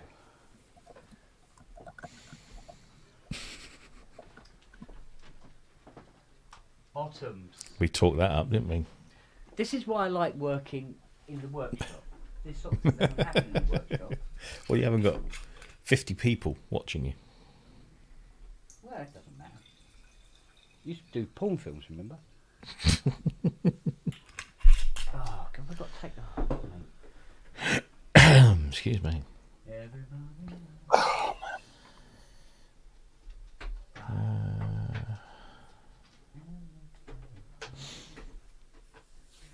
I might be able to just get at it from the side, actually. Yeah, I haven't taken it apart. Right, that's that one done. God, she's lovely and clean now. Let's just check. I did plug that one in. What are you on about? It is plugged in there. Two. Here it goes. Yeah. That's weird. That is plugged in. Oh, hang on. Or is it this bloody power supply acting up again?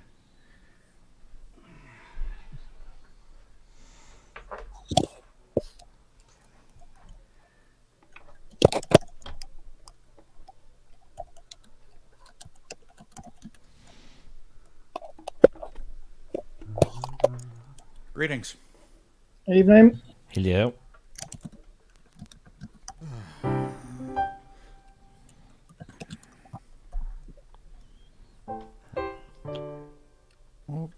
Oh, I gotta...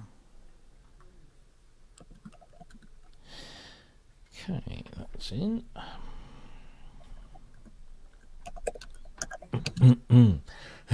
Oh, excuse me. Why?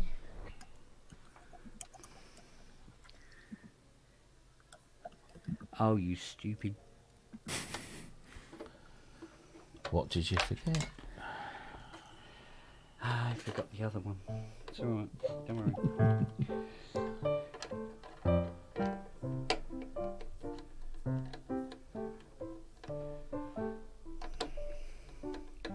So if it's laid out in the workshop, it'll all be open and exposed, and that cable would not have gone The high. hydrosynth would be open and exposed, right? Oh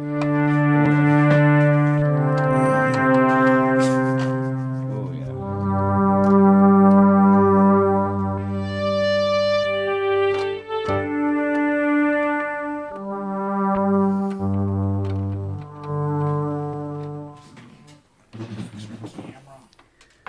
Do-do-do. Do-do-do-do. Oh dear.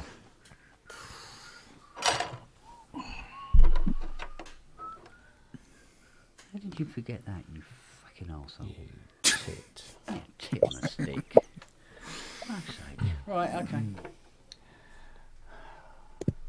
I've had that happen many times. It's all good exercise at the end of the day. Mm. Oh shit. What's... Right. Close up the bottom of the Karma, and then, oop, one of the screws for the PC board. Forgot to put that one back in. Well, here we go. Mm. Going back in again. I have a collection. When I'm doing a job like that, I have a collection of Chinese restaurant plastic tubs with lids.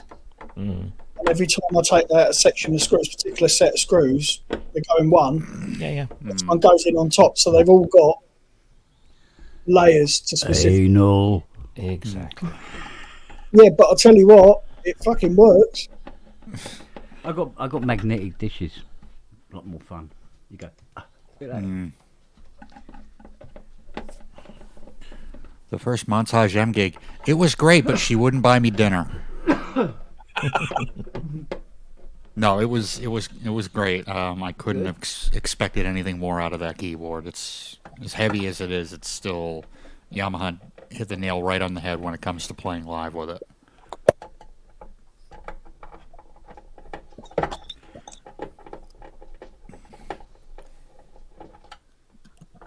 Like, I've yet to play a keyboard with a weighted action that I can just leave at the default velocity curve and just have the easiest time playing a basic piano, part.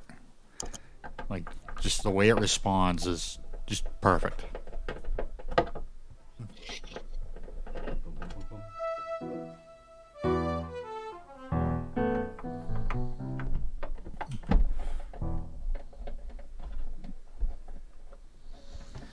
Alright, that's that updated.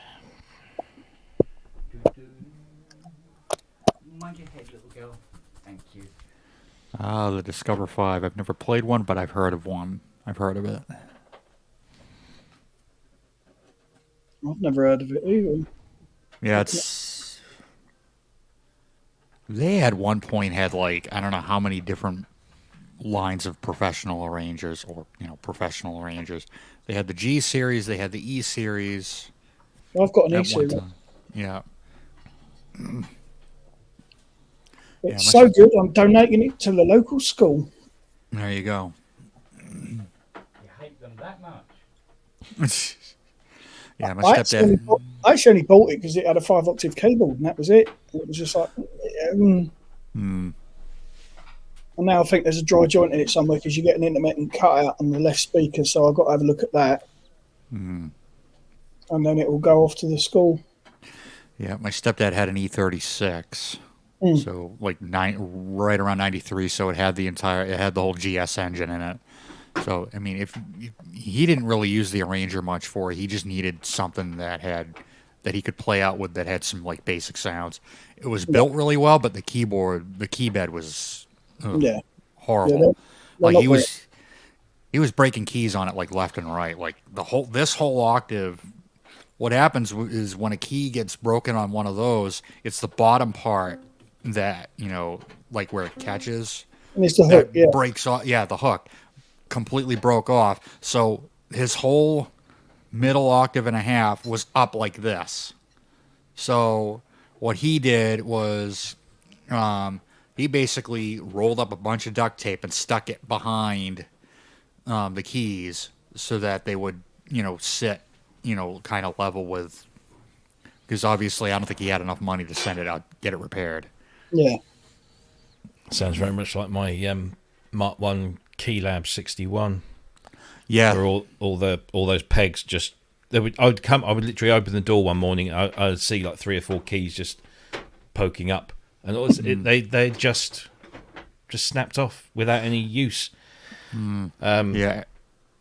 But every one of those, they were clean breaks as well, so you could just super glue them, and then they were tough as arseholes. They were, I actually did think once I was just going to go and snap all the rest of them off, and then glue them, and then they'll be fine. But yeah, every Mark 1 Keylab, 25, 49, 61, whatever it was that I've seen at like Guitar Center had at least one broken key on it. Yeah, and most of them were yellowed too.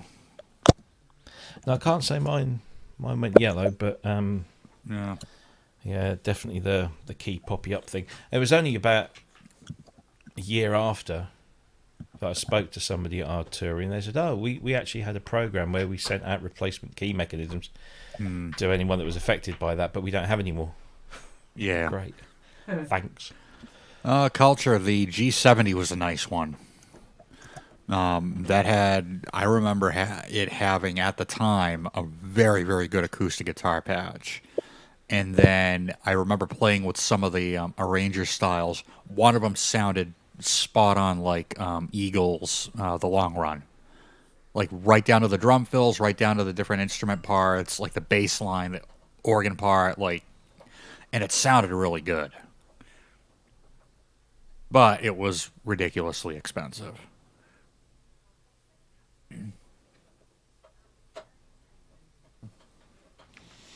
Oh, Kent's gone submarine again. I know, it's all gone quiet. I'm here, don't worry. It's ethereal voice from the depths of the floor.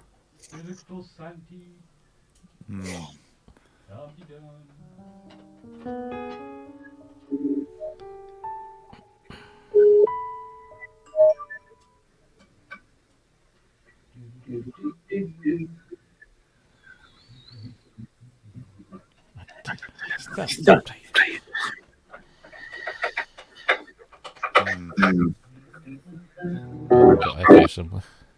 No, it's right. Oh no. Is that emotional feedback? Emotional feedback.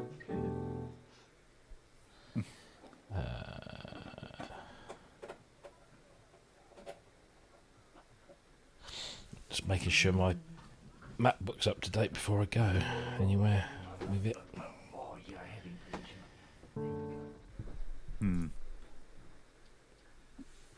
I'm seriously pushing for putting Sonoma on the studio one now. Say again, you were breaking up a bit there. I'm seriously considering putting Sonoma on the studio one now because I think it's probably... Yeah, fine. 14.4.1 is fine. Right. That's the latest one. That fixed the issue that appeared with the iLocky stuff, and that's all gone now. So until they break it. Well, yeah, indeed, but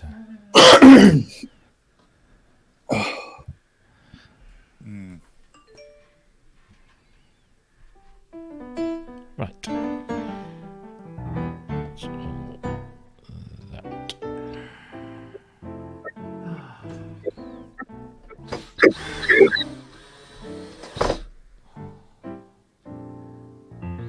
I must say, UVI's new portal is a bit snappier these days. Oh, really? Have you downloaded the latest one, Justin? I haven't gotten it yet. Yeah. I haven't gone for that yet either. They've just updated to Portal 3. I think I tried to. I think I did. I just haven't installed it yet because I was on. I was on Wi-Fi when I was downstairs. It's a lot snappier. The other one seemed a bit sluggish, and yeah, this one's much better. Let's see if I have downloaded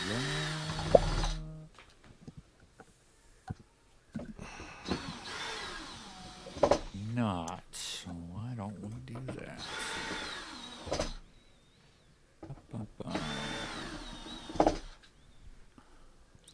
Oh, I got both my Access virus emulation plugins working today. Managed to find the. I could have sworn I had the original A, B, and C firmwares somewhere else because they've got the Osiris is the Osiris is the virus. And the, ABC, and then the other one's the TI and TI2, isn't it? And the Snow. They've done that, have they? Yeah. Ooh. Okay. You just need to find the firmware, and then you're golden. But I managed to get them both up and running today. Oh, might Managed to to find look the into firmware with the help of a little friend. Oh, you might have to send me a private Pay message. it forward, yeah. Yeah, they're doing Waldorf stuff now, aren't they? Yeah, the micro Q. But they're doing something else as well. Their plans for a lot of the Nord stuff. Yeah. And a Korg. Is it micro Korg? It's based on the same DSP chip. So yeah, it's basically anything that uses that kind of family of Motorola DSPs. You're right there, darling. Yes, thank you. Good. You're right there, darling. Okay. Right, now plug it in and turn it on. Right then. You ready, Sis? Ready to be amazed? Amazed. Amazed? Oh God, I can't get the drawer out.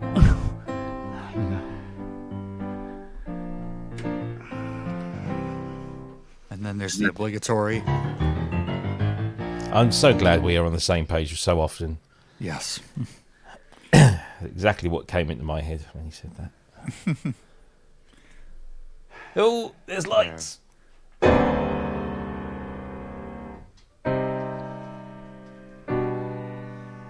Well, that's not a hydrosynth patch. No, but it isn't. Let's get it off this. I thought you were going to go all Bobby Crush on us then. Bobby Crush, jeez. God, my godfathers. Call an ambulance. Did you ever shovel to dig that one up? Bloody hell. Bobby Crush.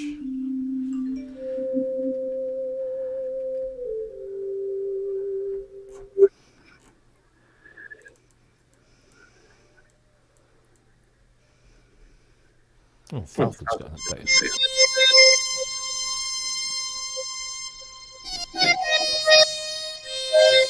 Where's it coming back? Something is feeding back somewhere. Yeah, I don't think it's me.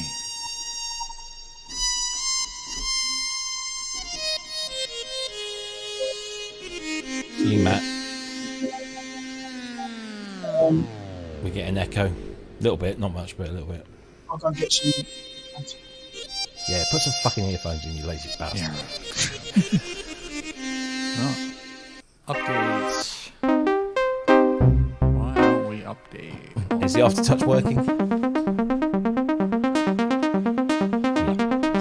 Yeah. Yes. Oh, ratchets. Got any clanks?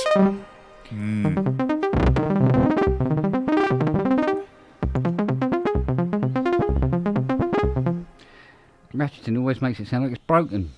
Actually. We'll do this.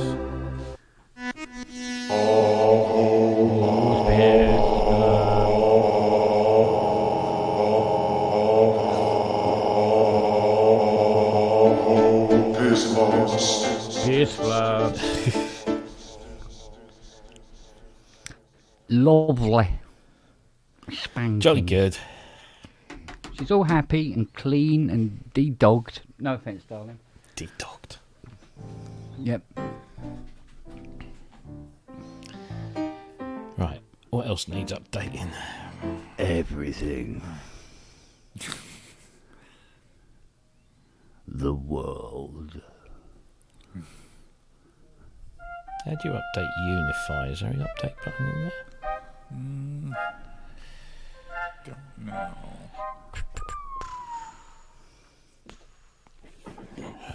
Version 191. I suppose you have to go to the website. Yeah, I should probably check mine too.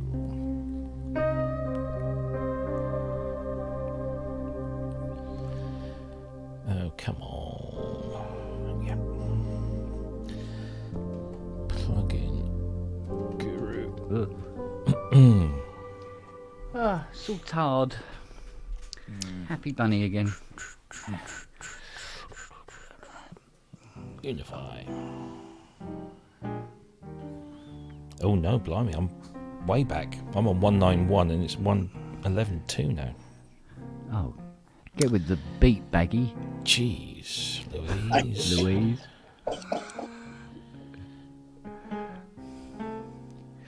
Ooh. Oh, my foot still hurts. Well, you just dropped a power tool on it, you stupid. I know I did. I was there. Fuck's sake. I remember it distinctly. Oh God, so much stuff. Go on. Where's the download link? Were you getting vintage, are you? Yeah. Downloading it again. Wasn't enough To payment get the first update or full time. installer, either log in or go to the... Oh, yes, of course, it would help if I logged in.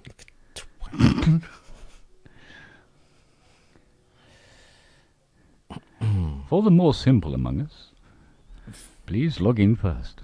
Yes. Also, piss flaps.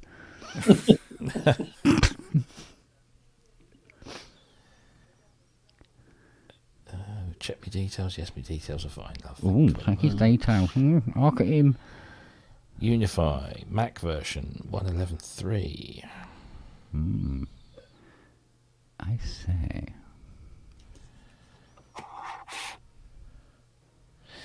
Give that a tickle.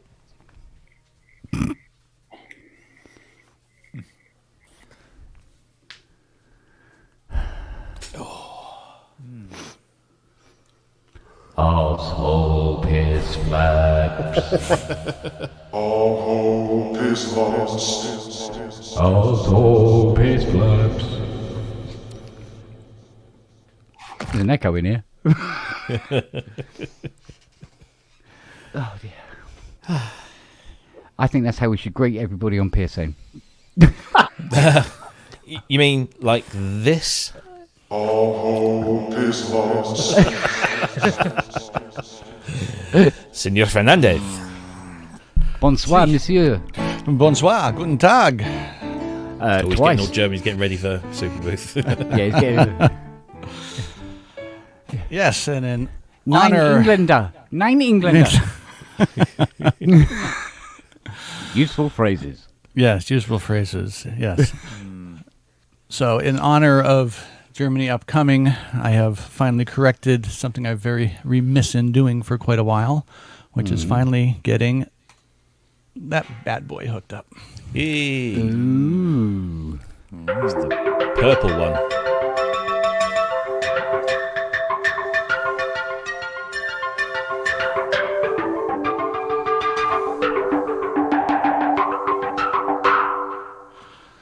It is such a cool instrument. Yeah. Nothing says quality more than 2 ribbon strips. Oh man, I mean it's all of those buttons. Look at that. Yeah, Look at I that. know. I know. I mean, they have a great, built-in web server, so you can do it wirelessly with an iPad. In fact, the brackets that hold this, you can put in the center, and you can put your iPad there if you decide you want the touchscone for that. But maybe it's the old DX guy in me, but I prefer the actual buttons. Yeah. I want buttons and a screen I can't read. Well, you can read the screen, although, to be fair, it's physically not that much bigger than a DX7 screen. But yeah, every parameter's only really got like 4 lines of display, so it's totally fine. Oh yeah, it's not too crowded or anything. No. Excellent. Yeah, so I figured I got to get that broken out, so when I see Tim and Stefan and the gang, I can thank them again for doing it for me. One of the little niceties was the MIDI breakout box. They also did in the purple because it's a little USB translator that goes off a USB cord that goes into the data port, and it's about that that big, and they did that in the purple. So yes, very nice. It's funny, very I nice. haven't seen Tice C15 in his studio for a while now. Well, he needs to break it out. Moved it. Yeah, I wonder if he's moved it to one of the other studios. Well, you'd have it. If you did it in green or red, it could be down in the main one with all his Christmas stuff, right? Yeah. Oh yeah. He's got how many studios? All of them. 3. Well, 3, I think, right? Technically 1, then a very, very beautiful storeroom, and then just a storeroom. But they are going to be 3 studios. So what, are they all going to be hooked up and run into the main studio, or? I think he might do it for. He could do them by genre, probably. He's got enough rooms there. Well, So there's one studio for orchestral Ty, in one. another one for his ego, and the third one for his manhood. That's the smallest one. Yeah, I don't imagine that being any bigger than a drum booth. You said that, not me. I really hope he turns up now. Or the mic locker. So Hope do he I. turns up. Bless. But come on, you put it there exactly for that follow-up. Yeah, I mean, it was literally written ahead of time. Come on. Well, if that doesn't work out, he can store it in the Ferrari, right? Yeah, Absolutely. Cool. that's that done. It's working. So your Hydra's all better. Oh, she's all a happy bunny now. So I don't have to worry about aftertouch disappearing on the top half of the keyboard.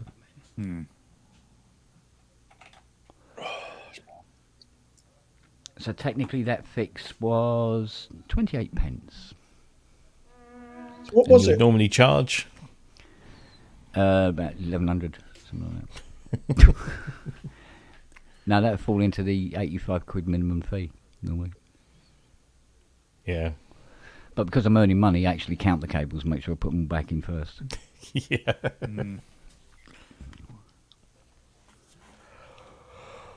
Oh dear me. What is with Siri tonight?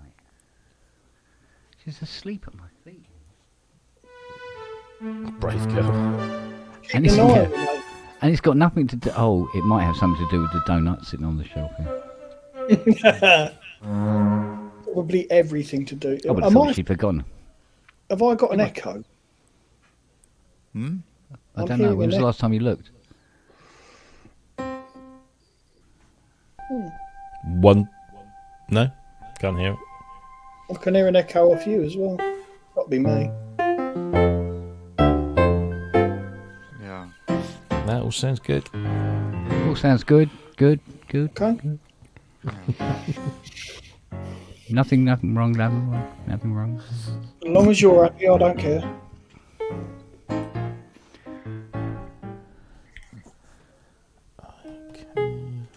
Also, it's flat.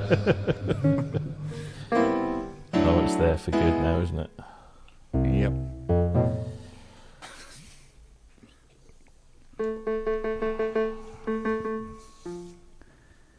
Fire up Jam Tab and let's have a sesh. Oh God, no. No, Yeah, I know it just- means getting out of the chair, Robbie. Well, you could use the Astra. Could.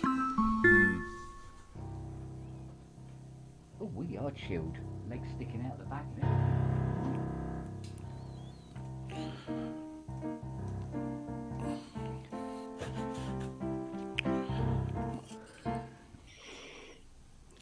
Song stuck in my Insert head knob now. gagged here. Yeah. Oh, Wagyu, that'd be perfect.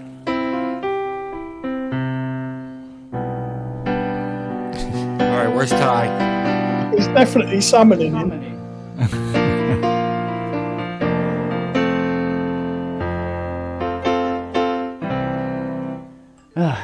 Let's see. Anything?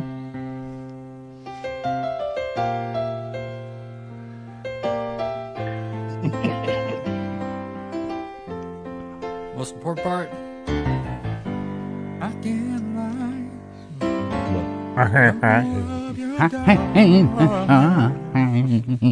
Oh no, it's Bee Gees. Sorry. Yeah. Nowadays, it has to be down about 3 keys for him to sing it, doesn't it? Yeah, well, Right. That's that. I wonder if I should do one of those, you know, those slow perfume ad jobs then of, I don't know, something by the Wu-Tang Clan perhaps, or Skrillex. Whatever happened to Skrillex? I don't know. Whatever happened to Skrillex? Retired. He got tired of pressing the same space bar. Ooh, you bitch.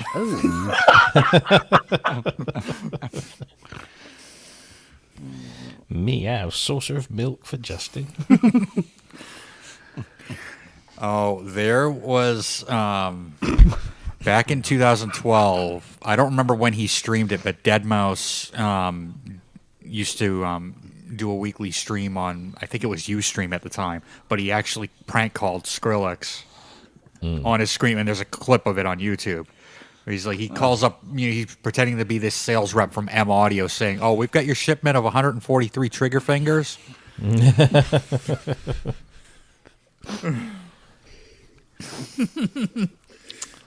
Ooh. Them's fighting words. Come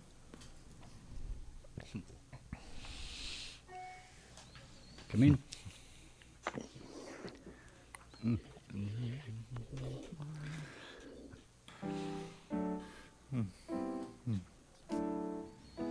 Have I got By the- RAM?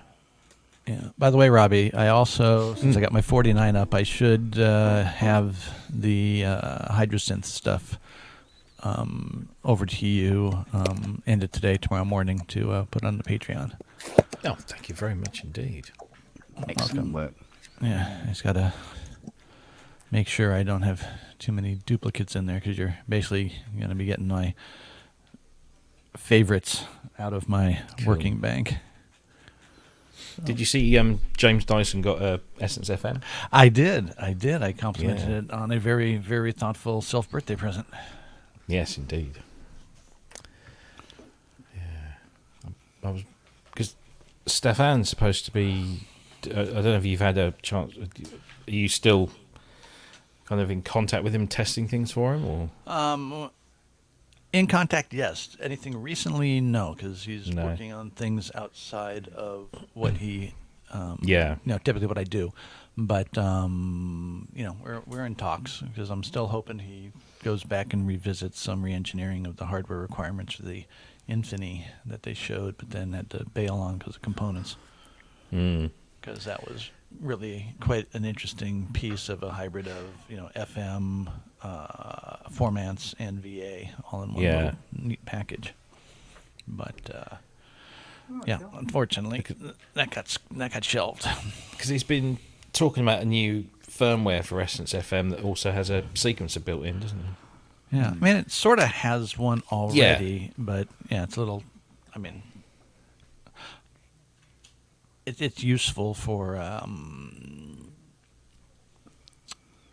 pitch delayed effects. I like using for like MIDI delay stuff.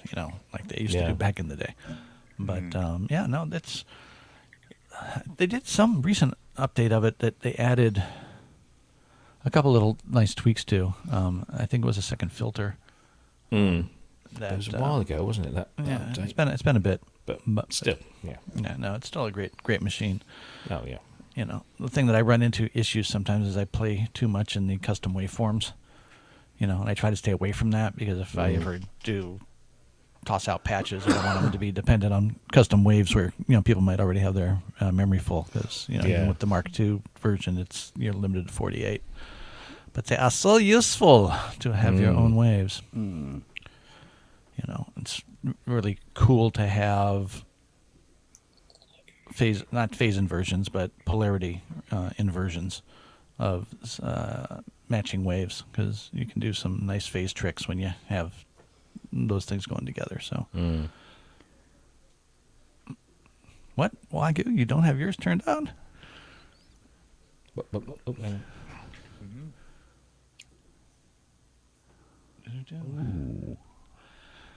It wasn't as grungy as the DX7. Well, technically, what would be as grungy as the DX7 with the 12-bit DACs of the era that they had in that sucker?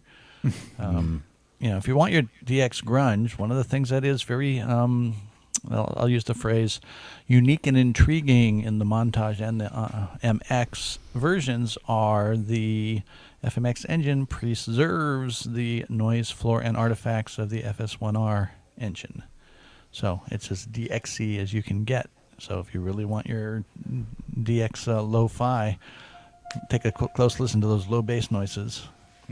It's actually that same way in the Montage. For better or worse. That's what was wrong, Robbie. Hang on. The metal was peeling away. Oh, I see. Yeah. Let's have a look. I've got a black hole in front of me thing. There. Oh yeah. Ooh. Yeah.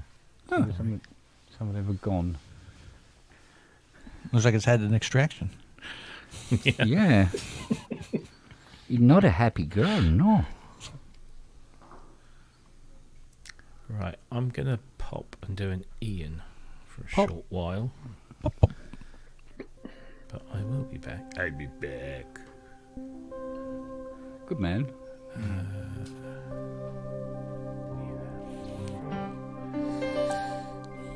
Right. I will see you in a bit. Bye, babe.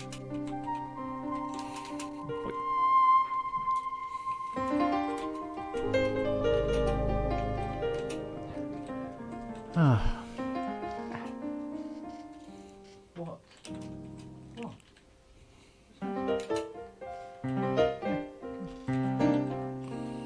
What is the matter, little fruit?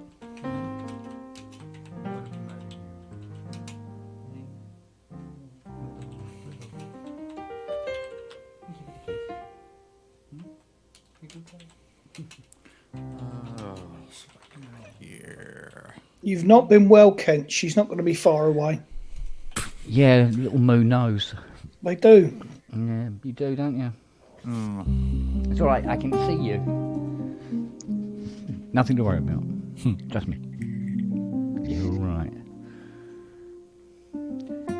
Although you feel do better keep looking. Yeah. Yeah, once it passes, it's fine. So, Yeah. but I have noticed she does keep looking up at the Greg's paper bag. She's probably thinking that's my treat for looking after you. Yeah, look, I've been really good. Come on. Hand it over. I'm a tight bastard. What? Yeah, I know. Yeah, it's there. I know.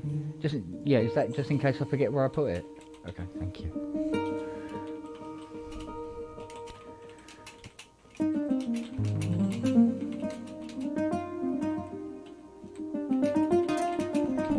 Question in the chat. What are you playing, Justin? What keyboard is it? Keylab 61 Mark II. If you're wondering what the sound is, it is the ESP plugin for Montage M. So I'm cheating. Well, Basically means I can play the montage without having to lug the montage up from the church. makes sense. The only thing I can't do until the full plugin is released is really kind of edit anything, but it shouldn't be long now. 2 months. I think so. I still reckon it'll come out before this bloody Carvera gets here. Yeah, really. It's still in Southampton. Yeah. Fucking hell. Since the 16th now. Jeez. Gotta love Brexit, haven't you?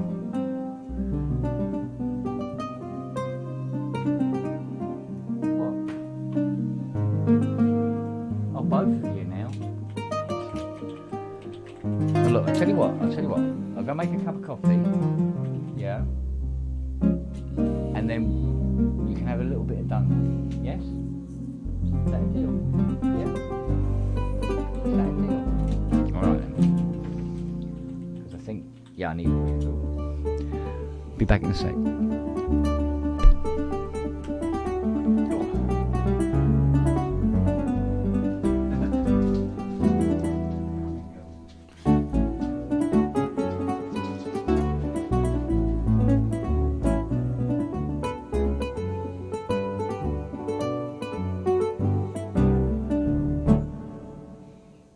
Very nice. Good. At least I know my own stuff. I can sit there and watch stuff like that all night. Oh, yeah. Who needs Spotify? We got Justin streaming on Pub. Exactly. This has become one of my favorite montage patches.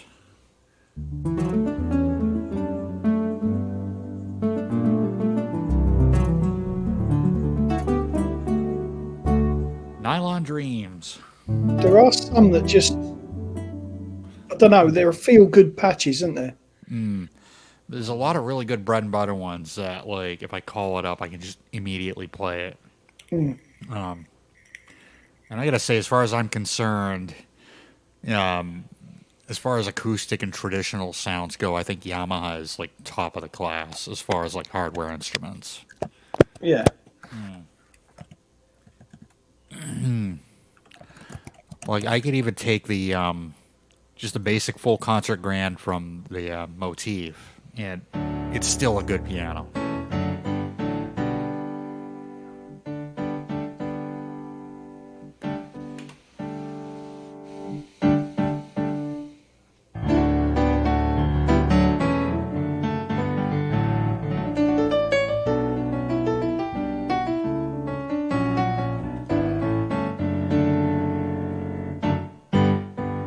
Like, it's full, it cuts when I need it to cut, it's, you know, I mean, like the CFX, it's still, you know, it's a single part instrument, but I don't know, I just find that it layers nicely with other, you know, things like strings and, you know, whatever. You know, it's funny you mentioned that, because one of the things that's so important when you're doing any mixing of any sounds, right, is everybody's got their own timbre space. And when you think of, well, is that a good piano sound or is that a good X sound? It's just whether or not it plays nice. And the reason why, like, that still works and the Korg M1 piano still works, you know, is just because they fit in a timbre space for the types of tunes you use it for. But, you know, you need, what, a good 4 variations of piano if you're going to be gigging, because you got your ballad ones, you got your rock ones, you got the ones that's got to sit in the dense mix, you have this, you know, one that might be solo, and they're all completely different the way they process the brightness and the attack of the hammers. Yeah. Yeah, I mean, for, I think what I do, even in the blues gig, we do a lot of different, you know, varieties of things. I still find this full concert grand can cover all of them really, really well. Because all I got to do is just play soft, and it mellows right out. And then if I need it to cut, you know, like on an Elton tune, I could just, you know, and it cuts. If I, you know, if I want a little more high end, I can put a little more high end on it. But, you know, for what I do, it's just, it's perfect. Yeah, they got, like you say, good gigging stuff in there. Oh, yeah. Yeah, Matt, there's one for you, mate. At present, there is a film on TV set in the early 60s, diamond smuggling, action film. And one of the protagonists is Derek Nimmo. Bloody hell. Yeah, exactly. That's like Charlie Chaplin being in The Crow. essentially. Well, he doesn't have to talk much. I guess that could work. You know, I refuse to die. Kind of thing. Yeah, it's sort of like, wow, really? With Richard Todd? Yeah. I wouldn't have guessed that in a million years. But there you go. Okay, so it's donut time, is it? Okay. Gather, my children. Oh, that's weird. I thought you were going to go take out the Mustang. No, fortunately they come to me. Oh, look. Oh, it's a pink donut. Oh, I thought he was sick with a hemorrhoid. I just thought you were going to go down to the closest intersection, put it full lock, and just floor it. Don't tempt me. That'll be an interesting pub. Who needs tires? I mean, really. Yeah, unfortunately, I saw how much they were. Throw that camera in the Mustang. That thing will be going. It'll be like you're going on the zipper upside down, you know. Yeah. Well, I did film driving the Mustang around. Yeah. But unfortunately, all these roads all have speed bumps. Oh. And it's all stop, go, stop, go, stop, go.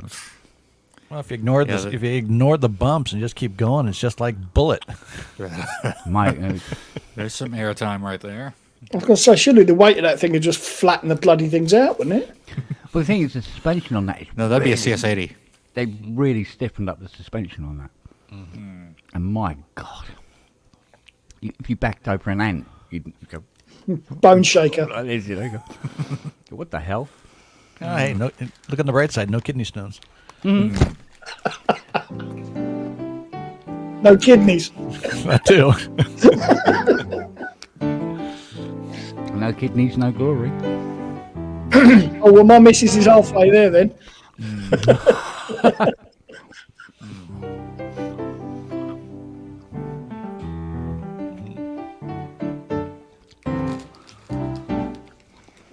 Oh, dear. No, don't. She was in hospital with all that last week. Okay, so now that I get They thought they put 2 clips where they took the kidney out. They put 2 clips on it to close off the blood supply.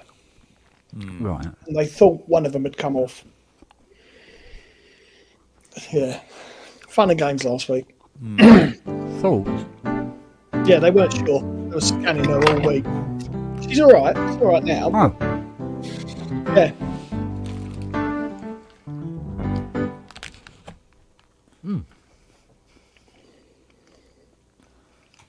come here. So are the dogs enjoying your donut? Yeah, they are. Oh.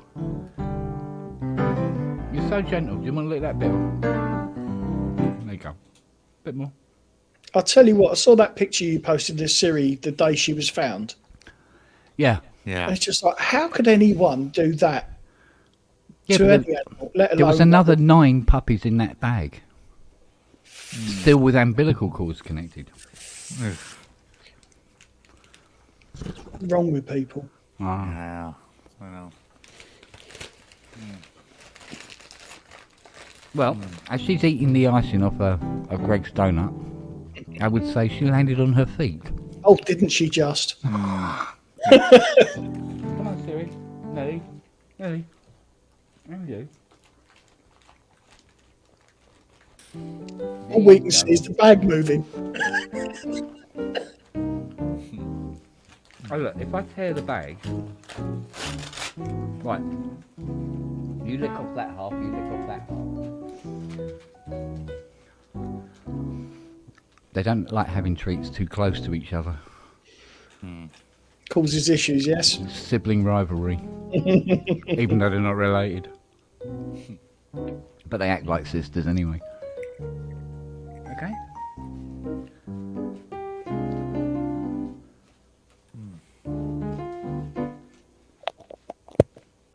Are you done?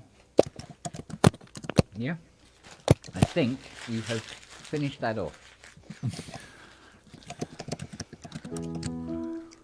You can go downstairs and chance your arm with your mum. She might have something on the go, you never know.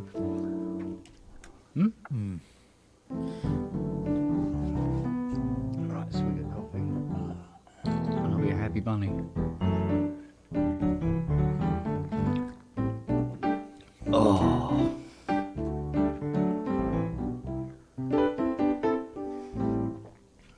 Oh, that sounds so good. What did I do?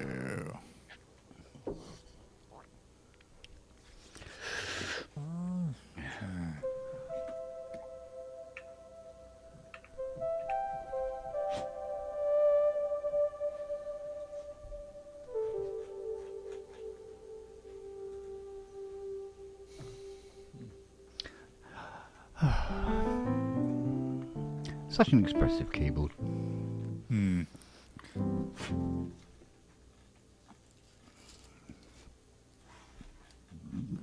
Pardon me.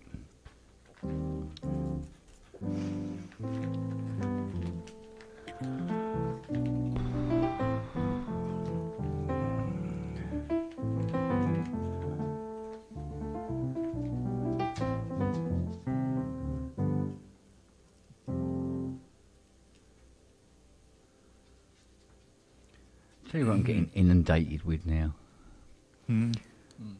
Adverts for the this laser welder. The advert looks very American, but it's clearly very Chinese. And it's a mere $29 for this kit. It's like $29 for a laser welder. I mean, if you're going to trick people, make it believable. Yeah. Put some effort in, huh? Yeah. Yeah, $29 for a laser welder. No, mate. Try again. No. Yeah, no. Even the welding wire costs more than that. God's sake. Oh, you wanted an AC plug for it. It's all right, I've got a couple. Got some knocking around, don't worry. Somewhere. No doubt.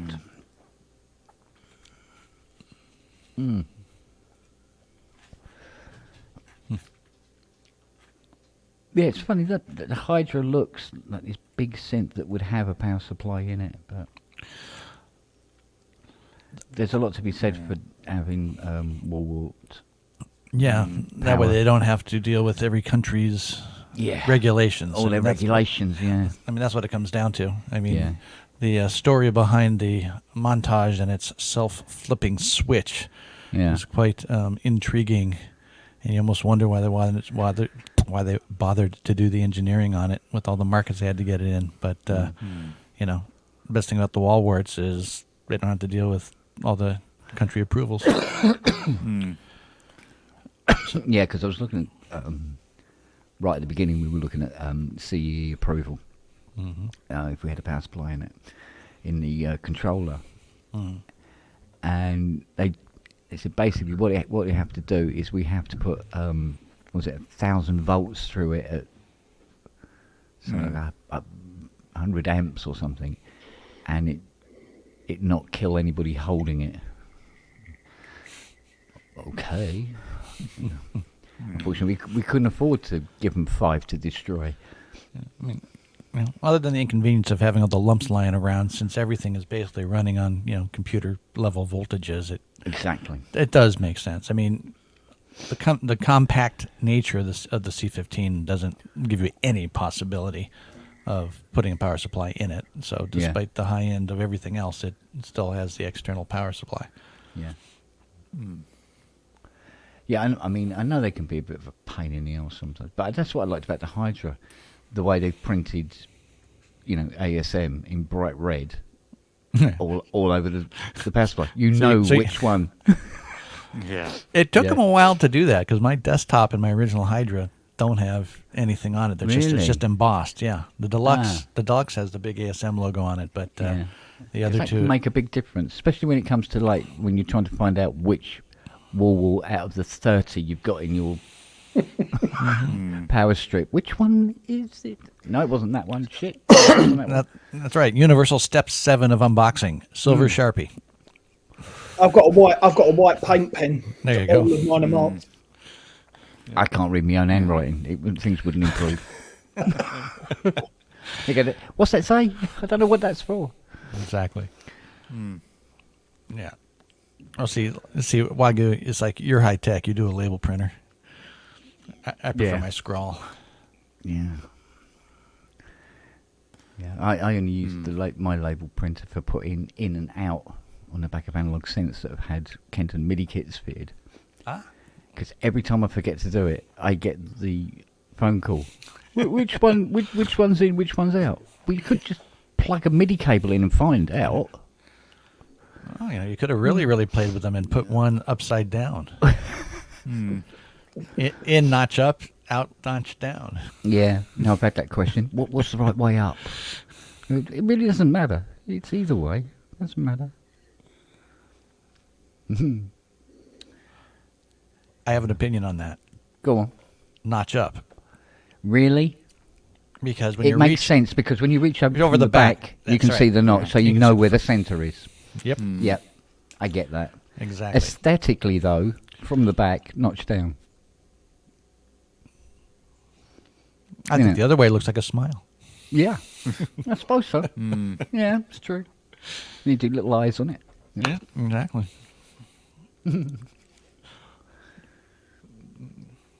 Yeah.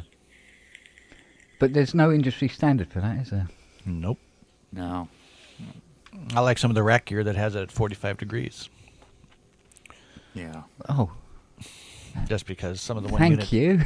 Yeah. Thanks for that, guys. Yeah. Because for whatever reason, some one-use stuff, sometimes the way they have the boards mounted, they have to find a way to get the screws to hit the case and avoid the components. They put it at 45 degrees. 45 degrees, yeah. But hey, wireless web server, so who needs it? I don't need it on my C15. There you go. Yeah, there you are.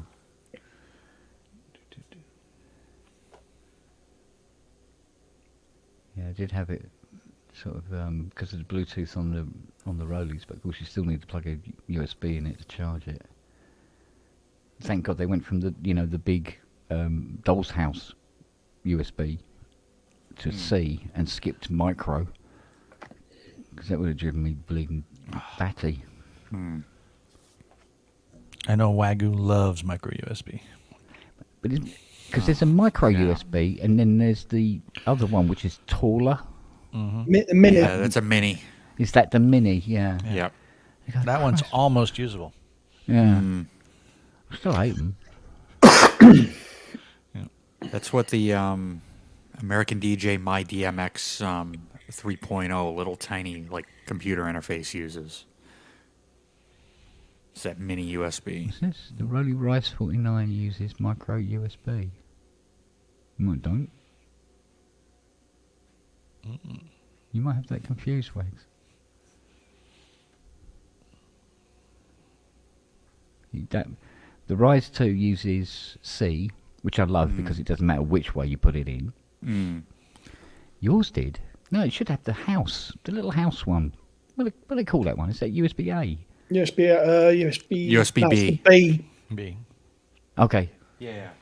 Although it looks like an A, doesn't it? Yeah. Wait, funny enough. Yeah. Let's see. There's The wax? A. Yeah, Mark 1. Yeah, my Mark 1's got a house. Yep. That B. A B. That's B. Yeah. Yep, that's B. Ooh. You might have had a fake Chinese one. Or a later one. Clever. No, Richard Hilton's has got a B on his as well. So. And we were both. Mind you, we were both early birds with that. That's probably why. You got the good stuff. Yeah, might be before the company became corrupt. Possibly. Who knows? Yeah, that is weird, Wags. Because it would require a different kind of hole in the case as well. Extra tooling would be a bit weird. Mind you, what's the block? Is that C? Yes, it is, because there's a C stuck in it. Yeah, okay. Yeah. So the block is C. Are you talking about for the Rise? You said the block for the rise or the Yeah, the rolly block, which Okay. is the little 30s. Oh yeah, controller. Yeah. Which is because they go, oh yeah, you can put two together, and it's much cheaper than buying a 49. Yeah, but the strip stops in the middle. Yeah. It doesn't carry over. You're kind of No. missing the point there, man.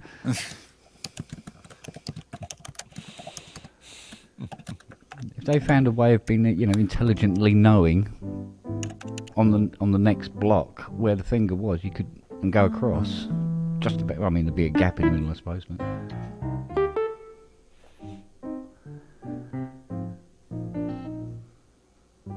I think the only one I haven't got is was it Lumina?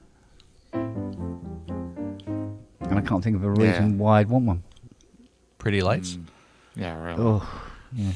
Well, he's got that in the Hydra Yeah, well, and the M8X. Yeah, I've got enough with lights in the eyes, thanks. Yeah. The Luma keys actually has key wiggle for modulation. So Does it? yep, Automatically, you I can join don't them like together it. too. Yeah, and then I already don't like it. Not a fan of wiggle. Well, you don't like the Osmos either. No, I'm not. Just not a fan Exactly. of. Yeah, I mean, on my Osmos, I went into the settings and turned wiggle down to nothing. I may bring it up as I get more used to it, but that requires time, and people keep sending me broken keyboards, and so it's not going to happen. Essentially. Well, wasn't that one of the tricks of the GS1? Yes, it was. But its mechanical nature made it it's very definite. You really have to move it. If you play a chord on it, you're not going to make it wiggle. No, you wouldn't play a chord on it because it's monophonic. Yeah. But the actual wiggle is you've got to actually give it some of that. Yeah. It's exquisitely deliberate. Yeah, so that you don't accidentally it over. So that was something that really didn't need to be that fucking big. Oh, the GX1. Even with that tech, yeah, it didn't need to be Yeah. that big. They wanted to go for presence, I think. Yeah. It was very much a case of Yamaha going, ooh, look what we built. Well, wouldn't it have looked odd many if did it they was small with those speakers? Yeah. Well, I don't know. It just made that would make the speakers look bigger and more impressive. Although 8-foot speakers Are already pretty impressive. much already pretty impressive, I must admit. Maybe they were competing with Leslie. Who knows? I still can't believe they do that. I tell you that, Manny, that at the BBC, the on-site Leslies, they put grills on them that just have tiny little holes and big labels on the top saying, "Do not put your hand in the slot." Oh, now what would be the fun in that? And Tiny says he goes, "They've ruined the sound with these metal plates Yeah. over where the horns are spinning." So it's just ridiculous. So the sound's bouncing back on itself inside the cab, and it's like, brilliant idea. Well done, guys. You would have thought that they could have sold that sign to British Leyland. Yeah. There was a lot of things I think got sold to British Leyland they shouldn't have bought. I mean, who come up with the idea of the Morris Marina? I mean, seriously, the Morris Marina. I mean, brand spanking new off the forecourt, and you go, "This is horrible." Everything about it's horrible, cheap, and thin, and ugh. Well, got no guts. Bad times.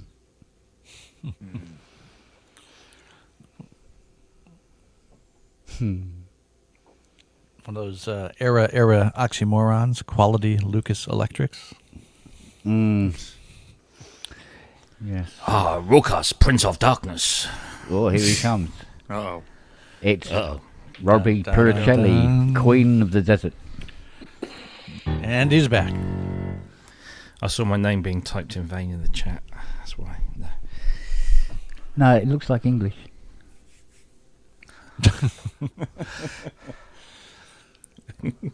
Standing for Andrew. I never understood why Vane is second in popularity to Wingdings, but there you go. Oh, as your heads just mentioned something, the princess. That's where you take a really bad idea and just make it worse. Yeah. Was it Princess before or after the Ambassador? Because they were essentially the same, weren't they? No, the Ambassador was their top of the range Princess. one. Yeah, they actually finished the stitching on the seats and stuff like that. I think it came with one seatbelt as well. Yeah. No, that was a horrible car as well. They just didn't want to give up on the A series transverse engine. No. We want our money's worth out of it. You've been using it since '62. Let it fucking go. The most popular thing about the Princess was the people in the Ford community who used to rob the calipers, because there were 2 or 4 pot calipers on the front of it. When they were upgrading their brakes, they fitted perfectly on Ford cars. So they used to go and steal Princesses and nick the brakes off them. Oh, the Allegro. I tell you what, they made a car that was worse, technically worse than the Allegro, which was the Allegro Equip, which had the square steering wheel. Square steering wheel. Yeah, and it came in. Simon, but Let's see what it came in. Infected piss, puke yellow. Yeah, they were horrible colours. Go see a Dr. Green, and there was another colour as well. It was a sort of like a beige, sort of like I think it was something like Kill Me Now brown or something. Awful fucking car that was. baby diarrhea brown, yeah. Oh yeah. The 70s colour schemes were fucking horrendous, weren't they? Well, this carried on into the 80s, mate. I mean, the Equip came out in, was it 81, 82, I think? But I thought it'd be a good idea to have a square steering wheel. Yeah, I can see rally drivers using that. Takes their fingers off as they spin the wheel. Not that they consider it for a moment to enter a rally in.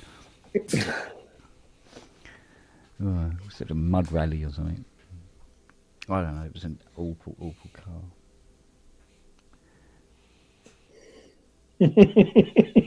Mind you, there were some American cars that were really, really awful, but from where we were standing over here, they looked really, really great cars. You know, it's like, oh yeah, I like that. Oh, I love having a car like that. And then you talk to an American and you go, Jesus Christ, no. Yeah, one of the classic crap boxes was the Chevrolet Chevette. Yeah. Which was their goal to try to do something Corolla-esque and failed in every manageable way possible. You should have seen the Vauxhall Chevette. Yeah. God, that was horrendous. Or the shove it, as we used to call it, because you'd have to shove it from one place to K another. car was the biggest piece of shit. Yeah. Apparently there's like 7 or 8 Chevettes left on the road in the UK. There's one down here. Yeah. I was just going to say the AMC And it's Pacer. brown. Ah, the Wayne's World mobile. Yeah. And the Chevy Corvair considered the most unsafe car ever made. It was the Gremlin. That was another one, wasn't it? The Gremlin, yeah. Well, AMC was quite quirky. All of their Gremlin, vehicles Pacer. were quite interesting. Look at that fake wood. So much My neighbors, fake when I was a wood. kid, had 2 Pacers. Wow. One was a that square Pacer steering X, wheel. like it was an upgrade. More fake wood Hey. than a Poly 6. Hey, you want to see what the time is? Take your eyes off the road. Yeah. Was that an 8-track player above the radio there? No. No, Oh, it's the the climate heater. control. It's the climate That, control. that's, Yeah, yeah, climate. that No, is your not climate control. Just a heater. yeah, just a heater. Which, which Warm and either- warmer. That's still climate control. That wheel No, was almost what this squashed like did a was Cybertruck. It's almost freezing square. cold and still freezing cold. Because they never work. Unless you put no oil in the engine and it might get warm. Basically Greenland and Antarctica. Yeah. It's absolutely bollock useless, the whole thing. Well, were they used to some call other examples? a deluxe add-on was an electric aerial. So, yeah. What else did we have here? I mean, not that the old ones were good, but when they had to do the economy cars as a rush, that's when things really just got really poor very quickly. So your old American pre-73 iron, I mean, they had their faults, but at least they were typically still reasonable vehicles. Couldn't turn worth shit, but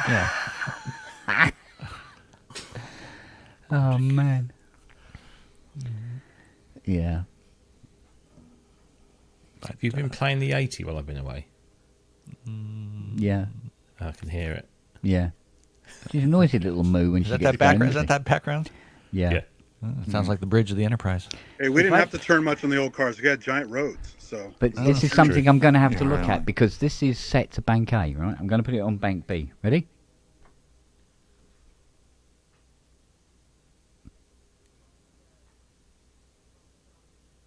Pretty much gone. Pretty much gone. Put it back on the back A. There she is. So float.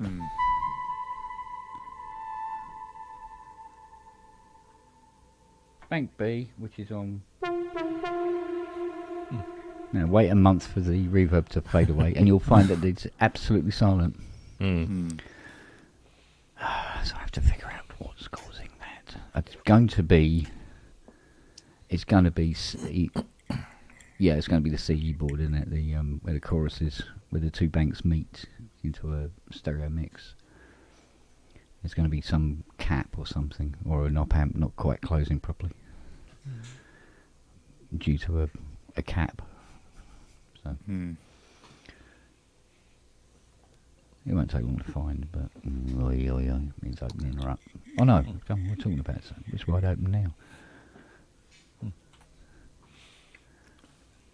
I never put the front panel screws in an 80 until I absolutely have to.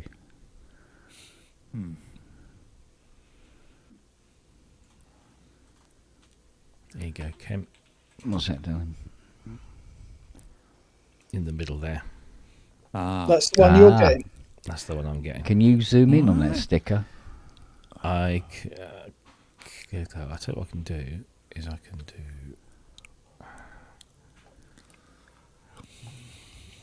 These are the only pictures I've got, Yeah. but no, it's a simple answer. The answer is 9. No. Look at that. Let's make America great again. There's a slogan that won't These go are all away. authentic. This is all stuff from the era. But these are Brian's guitars and his leather jackets, and then Do you know what? I used to have a leather jacket like that. Yeah. One of those very shortcut ones. yeah. Wagyu.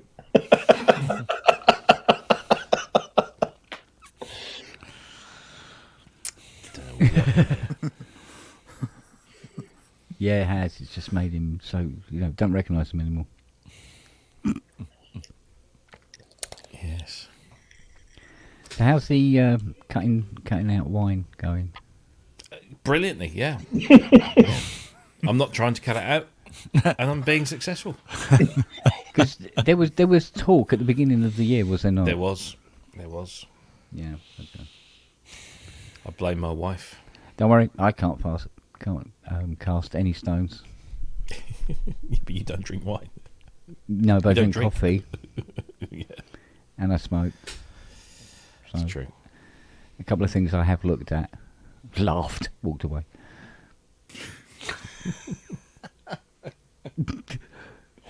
So I thought, well, if I give up coffee and smoking, I might as well be dead. So either way, you still get to be, Indeed. but one's far more pleasurable than the other. God help us all.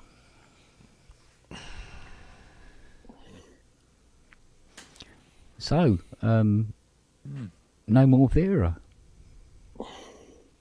Oh, you mean the TV show? Yeah. Right, Vera. Why, eh? Oh, sorry. You know she's 78. I know. She don't look it. She doesn't.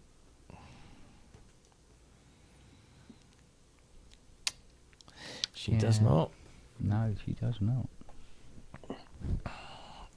Everyone outside the UK is going, what the fuck? What the Yeah, fuck? I think the chances of Vera getting sold to America, for instance, would be nil. Yeah. Not unless it comes subtitled. Because there's lots of way and whatever. The dialect is strong. It's like trying to sell when the boat comes in. Oh, mate, James Bolam. mate, even people from up north can understand that one. Mind you, that real Scottish TV out, isn't it? Is there any Scottish TV there Oh, come on. anymore? Not anymore, no. No. 80s. Oh, Stonybridge. Exactly. Stonybridge. Yeah. You take the high road, and I take the low road. Yeah. Dear oh dear oh Doing dear. this while you're hiding in the Hoover. You dark in here in the spider? What in Swansea going on here? Yeah.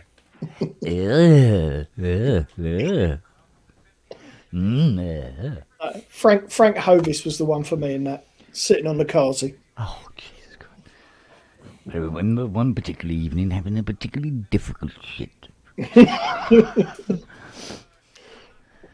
Wonderful stuff. Yes, I do know what is the Queen. Morena Banks. What a legend. Yeah, bless her cottons. Mummy Pig. Yes. She's married to David Baddiel, wasn't she? Is she? Is or was, yeah. Is, I believe. Yeah. One half of the Blackadder team, huh? Did Blackadder get to the States? I believe so. It did. Excellent. Yeah, did. Good. Yeah. We got it. Bob. Second series was the best, in my opinion.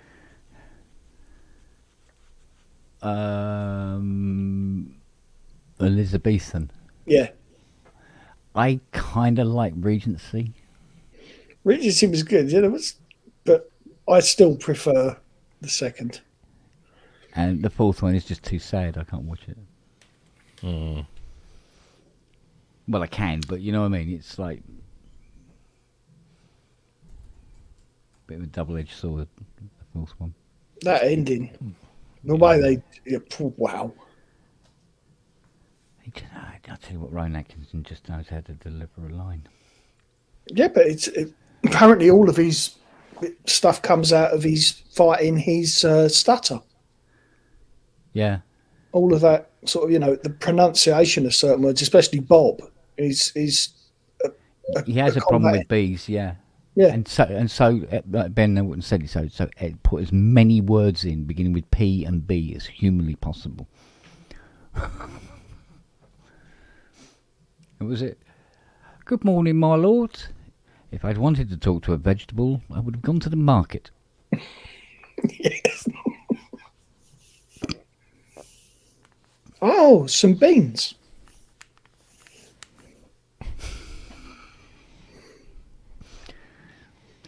No, if I have 2 beans and I add 2 beans, what do I have? A very small casserole, my lord.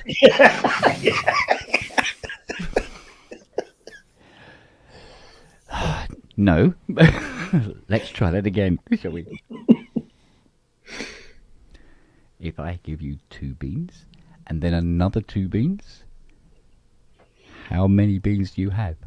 Some beans, my lord. A nugget of purest green.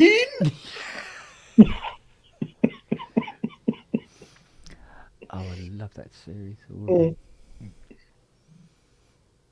Do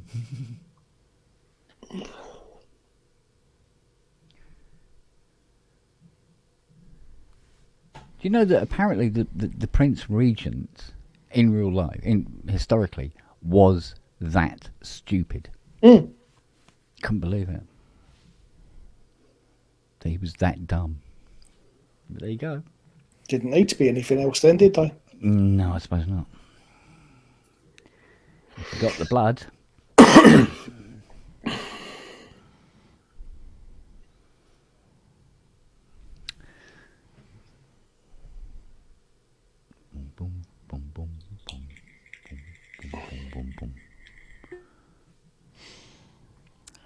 What you doing, Robbie?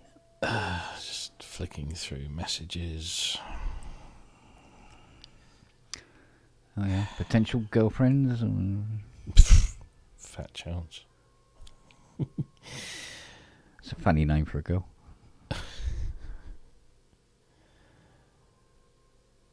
Oh dear, no, it's just updates on situations that I'm not entirely sure are. No. We'll wait until the official thing comes out. I can't say what it is. Because I signed NDAs like a fool. Why did you go and do that?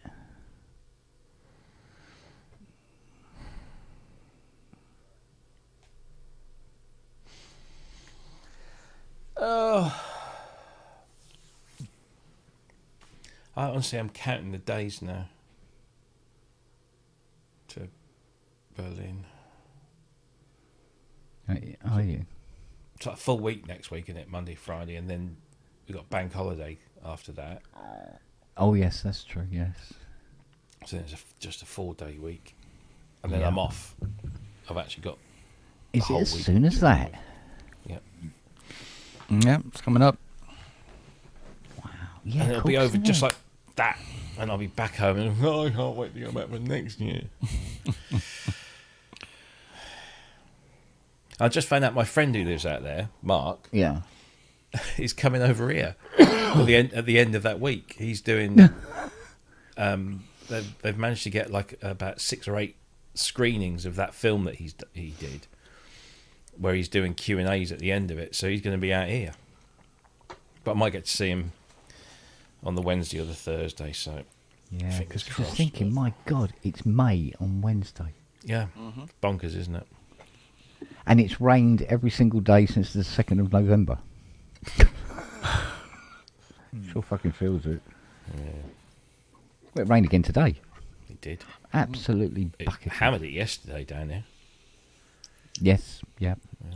It rained down here as well.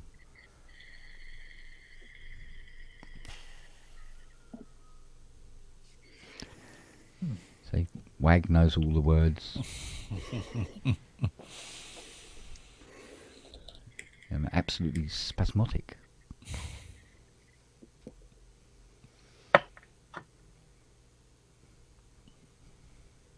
Yeah, poor old Dr. Johnson.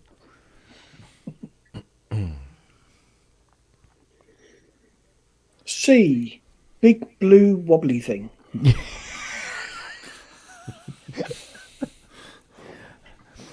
Where's Dr. Johnson's dictionary? You mean the big papery thing wrapped up with string?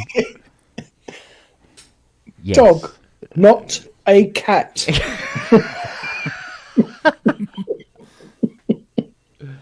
Christ, it's 20 odd years and it's still funny.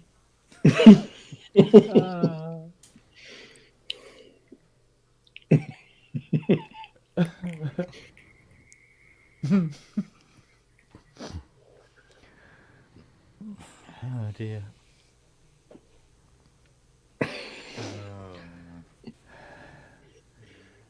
But it's etched into everyday life now. That's a thing. Even I, will, subconsciously will say to Fiona, "Go, I have a cunning plan, my lord." And go, yeah.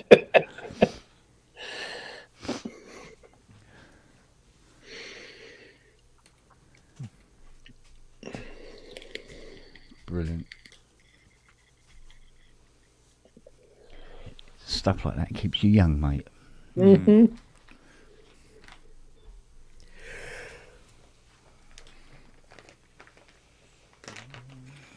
Flipping heck. Bloody hell, Rob, that was a hell of a yawn, mate. Positively feline. Yeah, it came from me boots. You where? Me boots. Oh, boots. Okay. Boots. I was going to go. I see. Good God, sir. Brah. Darling.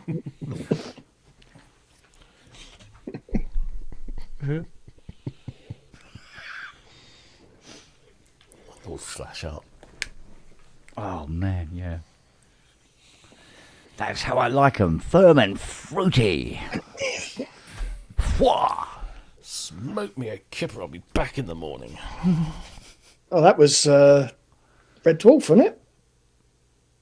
Smoke me a kipper, I'll be back for breakfast. Is it? Was Yeah, it? that was. What did Flashlight say then? I'm getting all my British sitcoms muddled up. All muddled. Can't remember. Flash Shark was I'm just sure- a lot of. I'm sure he said. Maybe I didn't. I don't know. Ace Rimmer. There you go. Yeah. Oh, is it? Ace Rimmer from Red Dwarf. Yes, it is. You're right. Yeah. Yeah. Yeah, I know. Yeah, I know you say it. His Are you absolutely sure, sir? It does mean changing the bulb. That's got to be one of the best lines I've ever heard. She's got a tongue like an electric eel, and she likes the taste of men's tonsils. Yeah. yeah. Oh, that's Bob. Ah, Melchit's still worshipping God. Last I heard, he'd started worshipping me.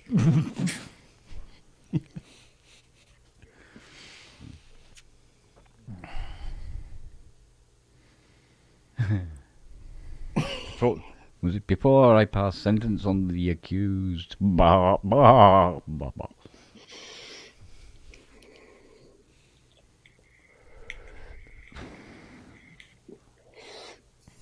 Oh dear. Not a cat.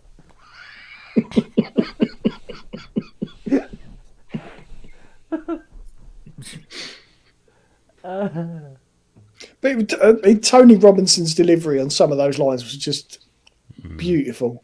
I know.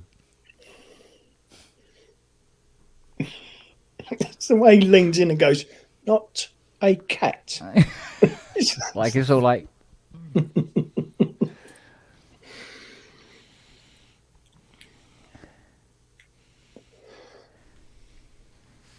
What about Miriam Muggles What about her? as the Puritan? Yes. And they're all drunk at the end. And she comes up from under the skirt. She goes, "Luck." What? Sounds like Luck. You know, sounds like fuck cut.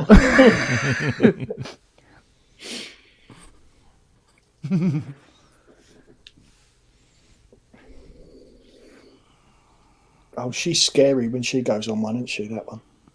You ever seen any of Graham Norton interviews? Yeah. Oh, yeah. Oh, she's a character and a half, that one. Nutter. Oh, man.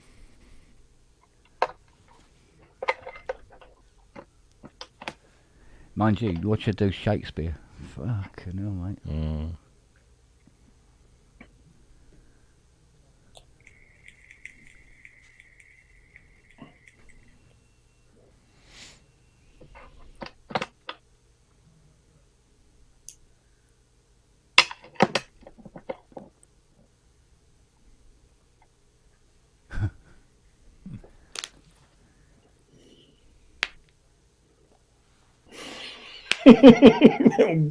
Wagoo's quoting everything now. Look, Oh, he's off, is he?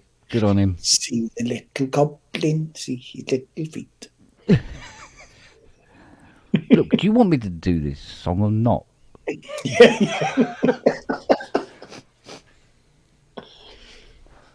Mate.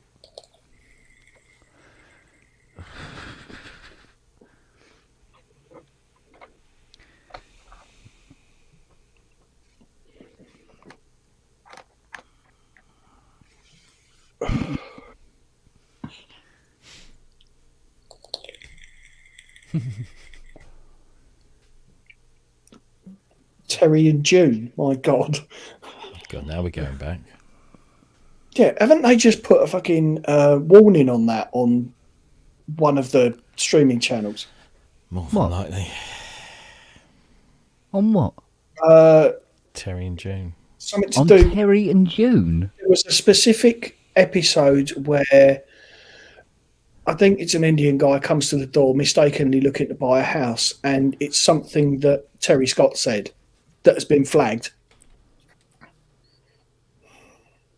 Okay. So they've now put some sort of warning up on fucking Terry and June.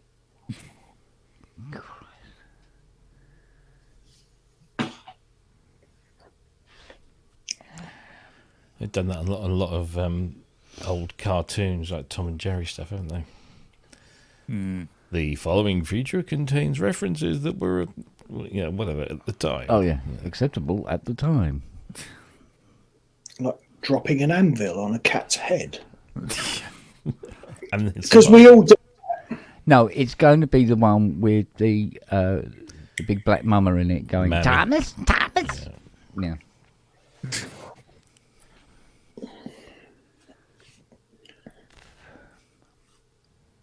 This is an argument I have with a lot of people where they say, this shit's got to be taken down. Blah, blah, blah, blah. Hang on, if you haven't got a frame of reference to see how far we've come, then how can you know what not to go back to? You know what I mean? If you take all this stuff away, it was when they pulled down the Colston statue in Bristol. There was a big thing because there's a statue of a slave trader in Glasgow, I believe, on a fucking great plinth. And they were all going at it, saying, we want to rip that down. And a black Glaswegian councillor said, leave it. That's how we know where we've come from. Yeah. Yeah.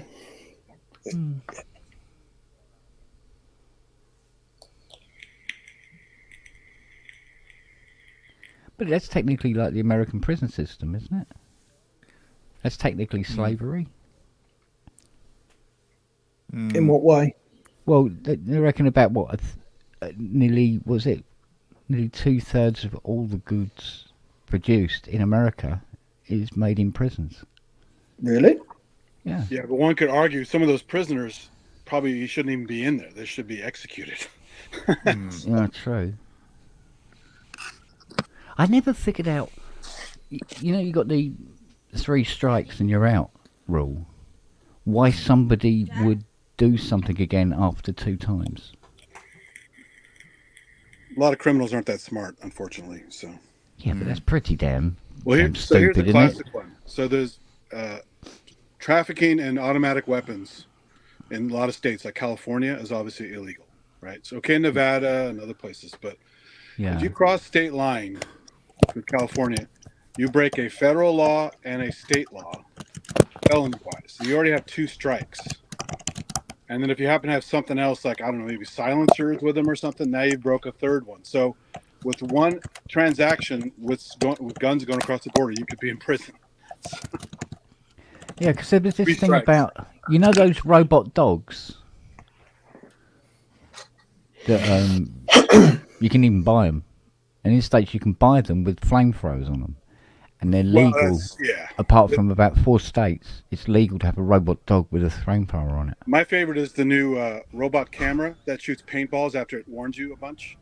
It's like Ed 209, and then it gives you fly, and then you get peppered with paintballs.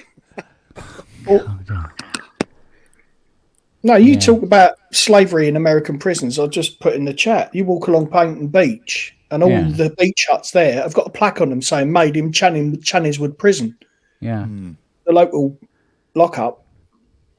Well, you see, you can take a prison system and it's been made into a form of acceptable slavery.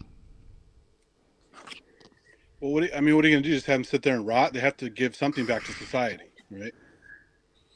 Yeah, all right. Well, if they're going to be producing like nearly, all this they're military costing money equipment, pay them money. Pay them proper money. Jail's a horrible place to be. Prison's a horrible place to be as far as housing goes. It is housing. They are getting fed.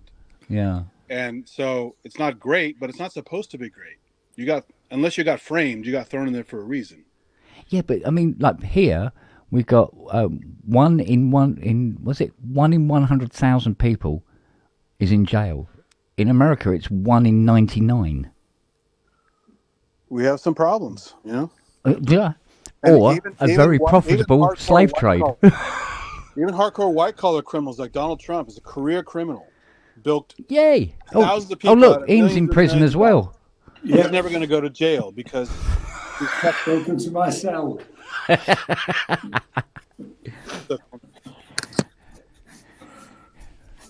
Let me guess, decorating is high on your priority list.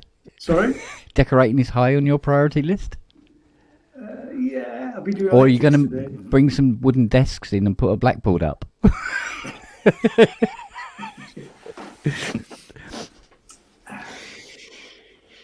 Hey, Michael. Aye. What did I miss?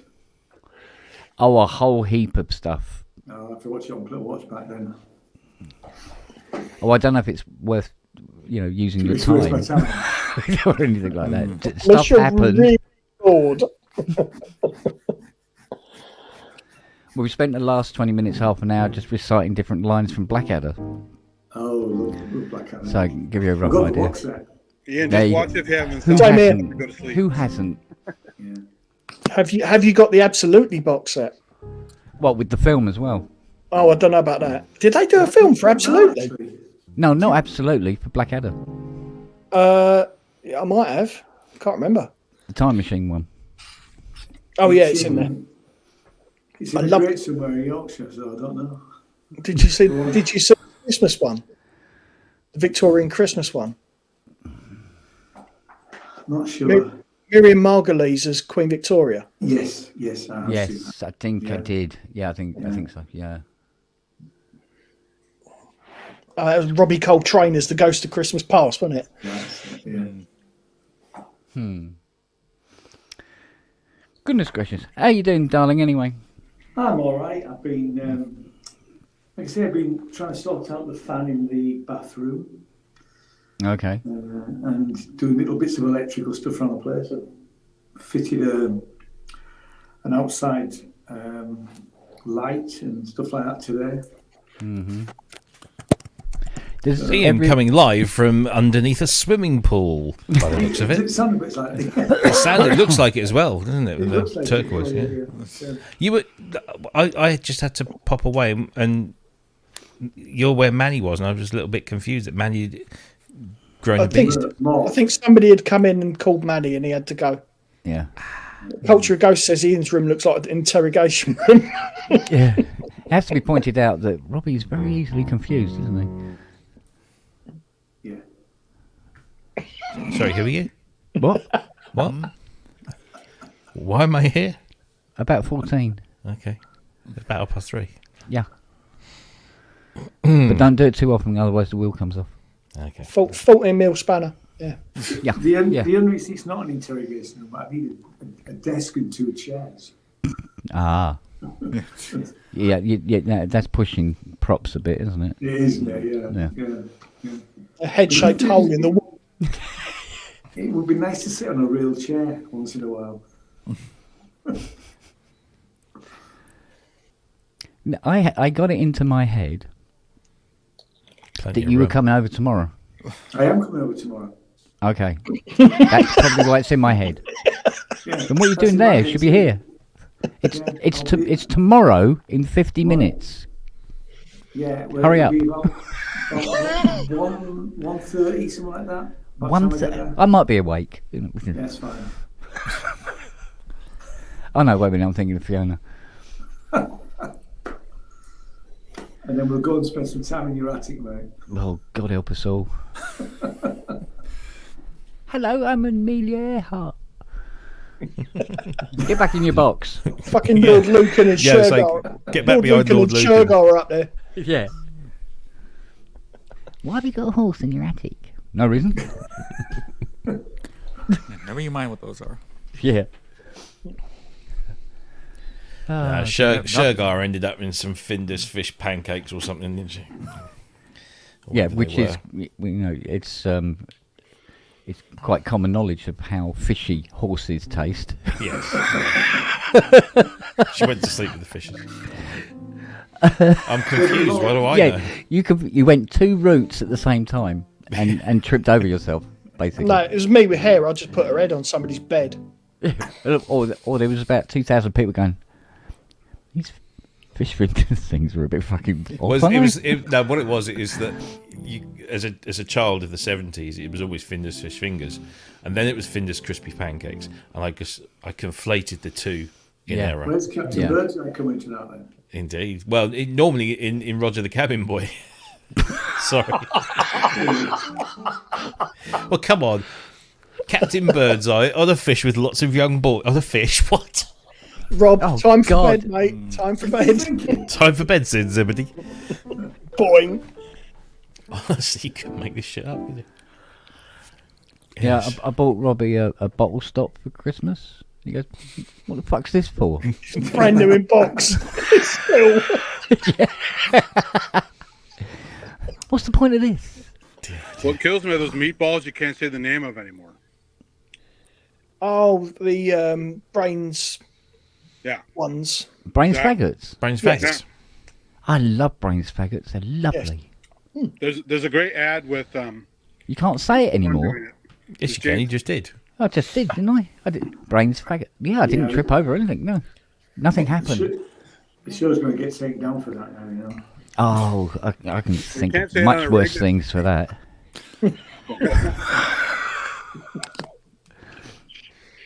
Yeah, like something Here else comes coming the from cliff Australia. edge.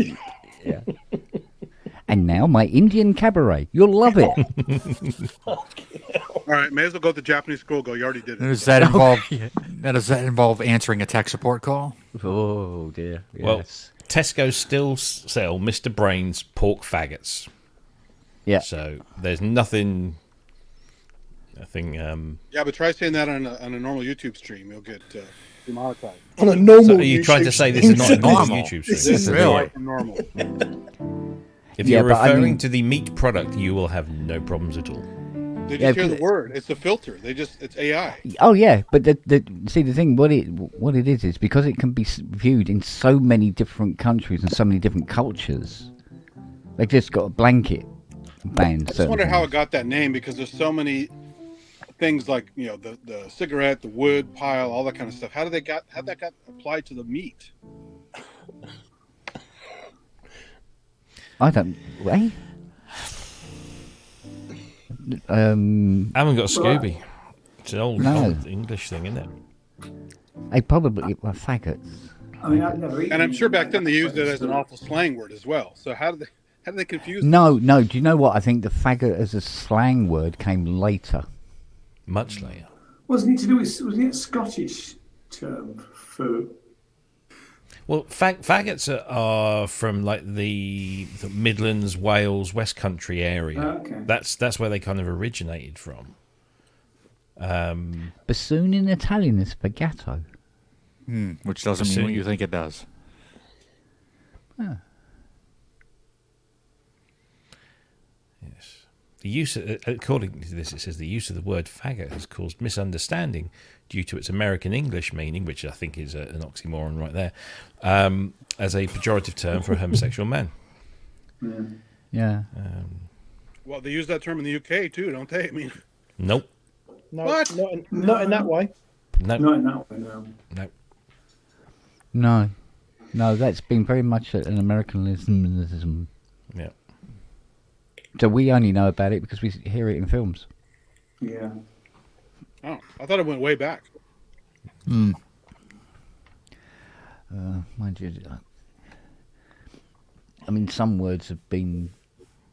Actually, there's some words that have died out which we should really use now because they're just so. What's the word? Powerful. They're very powerful words for certain things. Well, I saw walk around San Francisco. There's a place called Dago Bagel. It's like that's not very nice, but I guess if you want to own the word and you're Italian, what the hell, right? So. Yeah. But isn't it funny how, and I can speak from experience here, that those kind of terms are kind of laughed off still to this day, yet they are no different to other Exactly. pejoratives. Yeah, but that's why it's important to take the power away from the word. Like I mean, Black Americans Well, rap tried to do that, and people took got the power out of the word, but gave the power to themselves. Yeah, but a and lot of owned black it. leaders said, no, don't do that. So what are you going to do? You know? Black leaders can say that. Words, but, just it's words. a thing. It's happening. You can choose to be offended or not. Well, of course. And if you're using it, I mean, Jesus, I've been called, not so much these days because, but certainly in my younger years, as soon as anybody found out that I had Italian heritage, it was just like, it was open season for all that kind of shit. And you just go, really? Okay, whatever. If your intelligence is such that you have to revert to calling anybody names, then you're just not worth bothering about, and then it becomes just water off a duck's back. Yeah, but but if you're calling somebody names, if you refuse to take offence to it, the power is taken. Exactly. Well, exactly. I mean, yeah, wanker could be taken the wrong way, but it's funny. So what the hell? Yeah. I mean, there's a comedian who's got a whole bit about the word cunt, because in the UK. Oh, he's a right old cunt. He's a good old cunt. Here it's brutal. People are so angry about cunt here. It's crazy. It's just a word. And over the years, I mean, when I was younger, it was just like that was the one word. Even if you were a gobby kid on the streets, you probably didn't, because it was just a little too far. And now it's just like it's kind of everywhere. You hear it on the TV, or not all the time, but it's not. Oh, it's on TV, really? Yeah. Oh yeah. I mean, but it is the one. It is still the one word. Like if you take a show like, I don't know, Graham Norton. C word. Yeah, you take Graham Norton, right? The American guests are always amazed that they can say fuck, and it doesn't get cut. Yeah, are you limited like maybe a handful of times, not extreme, or can you just do whatever you want? It depends on the time of the day and the show. There can be a limit. Depends on when it's going out. So there is a BBC directive which says which curse words you can use and how often, and depending on what time it goes out. Yeah. And the context and everything. So. Absolutely, yes. Yeah. But yeah, I mean, what was it? I was watching something the other day. Well, it was Lee Mack. Lee Mack used it, didn't he? Yeah. With his Butlin story. Yeah. Oh yeah, it's great. But yeah, no, it's at the end of the day, offence is a very subjective thing. Good thing for keeping people out of your garden.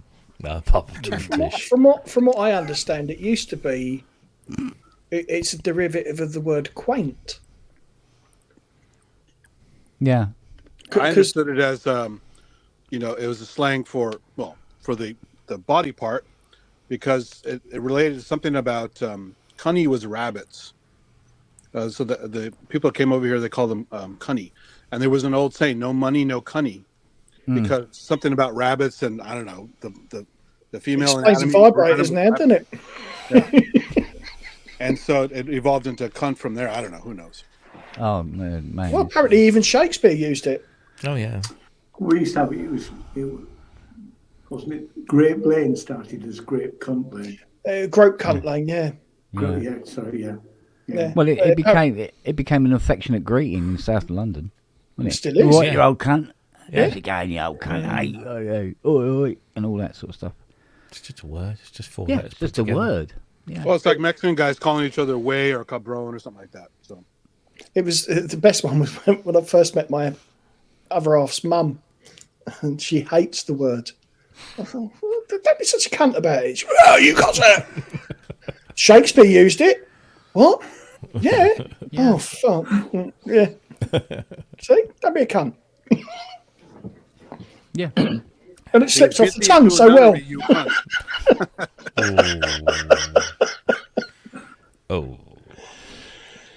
Right. Someone wake up Brooksy.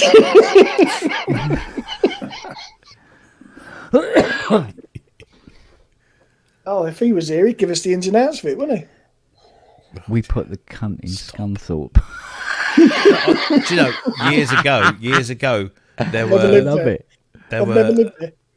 I used to be on a forum where the automatic, censoring thing. That's it. It was a car forum for a particular type of car that I owned at the time, and the forum software had an expletive filter in there. So as soon as you typed in an expletive, it would just substitute it with asterisks or something like that. And there was a guy from Scunthorpe, and whenever he put anything in, it would come S Thorpe. Oh, that's fine. Or Horp, because it just saw that in the middle of a word. It didn't, Yeah. Keith in Watford would be fucked if he lived there, wouldn't he? Yeah, but I think in the 50s and 60s, it was an offensive word, to call somebody who was gay queer. Now, see, that's another word that's now been They did take it back, yeah. it's been taken back, and the although I think the power of the word queer was losing it anyway. I think it moved Yeah, but don't on. forget, in the 50s and 60s, the word gay meant something completely different. It meant happy. Because if you only got to read anything by Enid Blyton to see that. Yeah.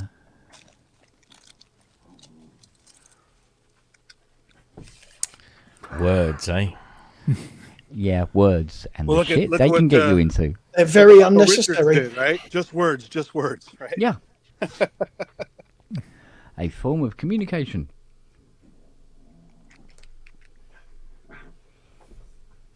What?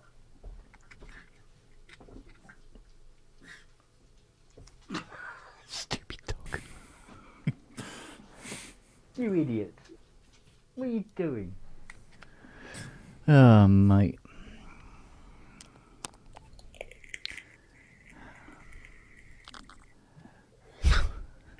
See, who said this show isn't educational, right? Yeah. You cunt. The way the Americans say twat. It keeps coming back, Matt. What? Well, they're It different. keeps coming back into my head. Not a cat. Not a It cat. depends where you say it. No. It's the way. Dog. Not a a cat. cat. Oh, mate. Some people say twat, some people say twat, some people, it's just whatever. It's twonk. Twat the night Twonk. before Christmas. Yeah, twonk is another one. Twatter. Twat waffle. Yeah. Mindrag. Jizz monkey. Spunk trumpet. Yeah. Thunder cunt. I remember that cartoon. Thunder cunts. Lionel. He's the biggest cunt of them all. Yeah, Lion was a right old cunt, right? Quick, into the cuntmobile. Yeah. Oh man. Yeah, we're corrupting Justin here. Oh, No, I gotta, needs it.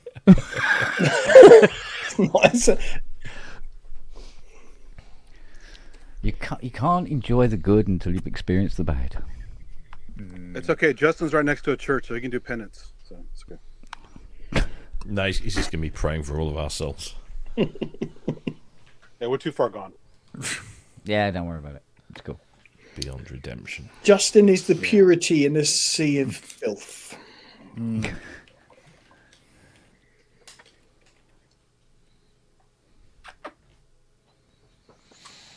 I'm looking at you. You brought up Thundercats. I had to bring up something. Hang on. I'll throw it in the private chat. Let's see. Bang, bang. Hello. All hope is lost. Where's that sample from again? Not exactly. I didn't hear what it was from. It's on the Lo-Fi 12 XT. Yes. Oh, it's built into Yeah. All souls, bits flaps.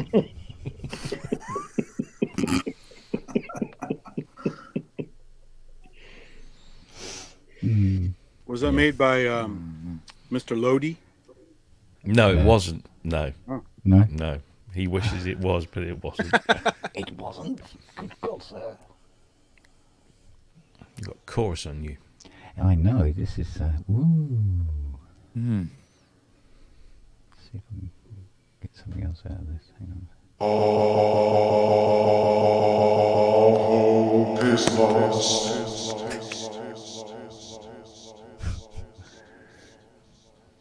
Vavu. All hope is lost. When you hear it in the context of the demo, All hope is lost. Without you, my love. What was that?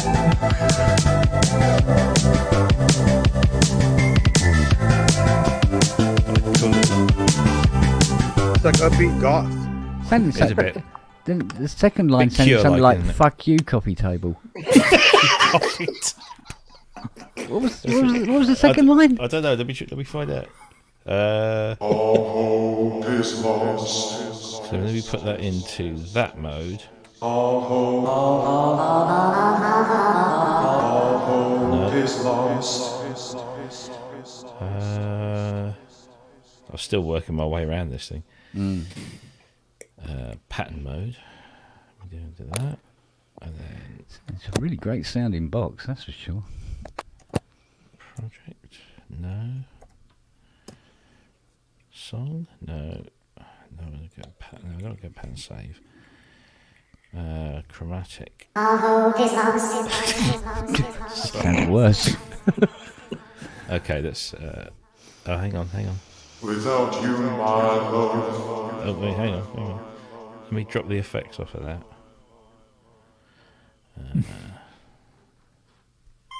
No, what am I doing there? Jeez, I didn't mean to do that.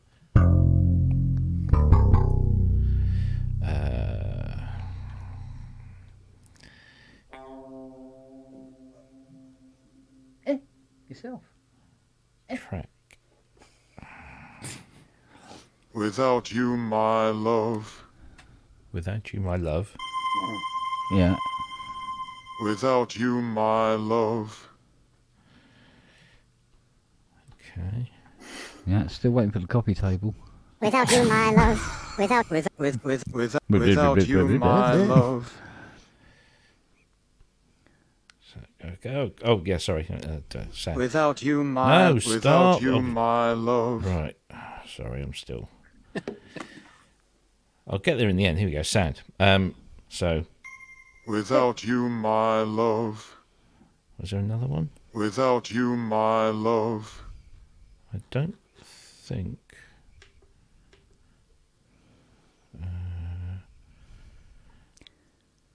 No. You know, what this song needs is more piss Without flaps. you, my love.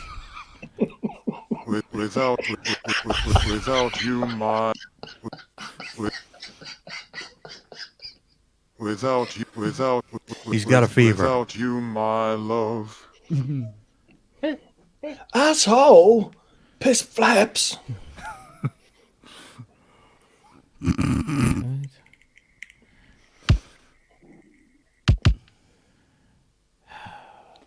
Right. Pattern. Somewhere in the distance. Yeah, somebody needs to come up with a VST that turns any vocals you throw into it into a Christopher Walken output. Without you, my love. Okay. No, that's it. No, that was it. That was literally it. It's just. All hope is lost. Piss Without lost. you, my love. All hope is lost. Piss Without lost. you, my love. That's it. All hope is lost without you, my love. What a lovely thing. Hope is lost. Without you, my love. There you go. Hmm. That's what it was. All hoes piss last. That, Yeah. that lead doesn't really work with this dark, depressing lyrics. Fuck you, coffee table. It's like, all hope is lost. Hope is lost. Without you, my love.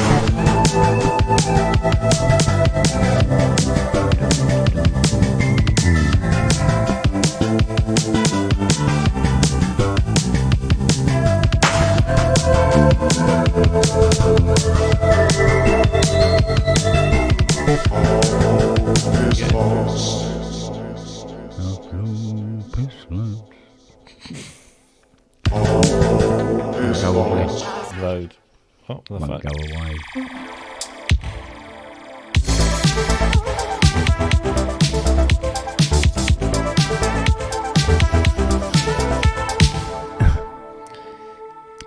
Boom. Boom. Indeed. Asshole piss flaps. Fuck you, coffee table. Stretch to the.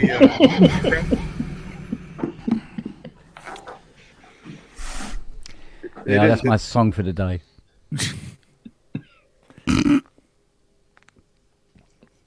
damn. Robbie, did they ever add modern pitch stretch to the sample track, or it's still lo-fi like that one? This time of night, I can't tell you. I don't know.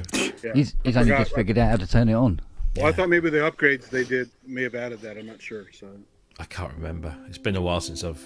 I understand dabbled. what this one doesn't because it's lo-fi 12, but. But this one changes. It's not the same paradigm. It's not the same operating system as the sample track. It's different. It's better, actually, in my opinion. Yeah, much better. Does that mean it doesn't integrate with the other ones like the sample track does? How do you mean integrate? The kits where you can move kits around and stuff. No, it does. It does things slightly differently in respect of drum kits. In that, like, you have a sample which has all of the drum hits in, so it's a single sample with all the drum hits in, and then you slice it and you just pick out the bits it's like that the you want to OP1 use. OPZ. Right. Yeah, that kind of thing. So, oh shit. But if you look at the two of them together, they are sort of identical in terms of same shell, yeah. But if you look at the nomenclature on each, they've used the top buttons. So on the sample track, you've got 16. Sorry, is it 16 tracks now? Oh, I can't fucking tell. They've used. Yeah, they've just made it a simpler interface. Flicking around the menus, it's easier to kind of get where you want to go. Yeah, because with the sample track you had 10 tracks and 4 global, so 3 global tracks. Whereas this one you've just got 8 tracks, and those top buttons actually are instant access buttons to effects, filters, modulation, that kind of stuff. So yeah, I've never put them together before. Look at that. Amazeballs. I must admit, I'm liking the sound of it. It has a quality, that's for sure. I just have this aversion to the kitten fiddling box. So I do, you know. Well, a small screen, lots of yeah, diving.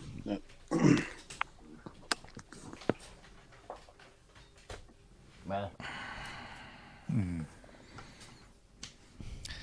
Now I just need because now I've got the case for the lo-fi, which will also fit the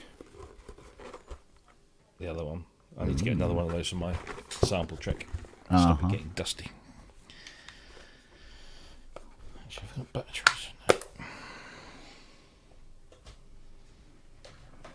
And the lo-fi comes with an SD card, which the sample track didn't. So it comes with a 32 gig SD card out of the box, which is nice.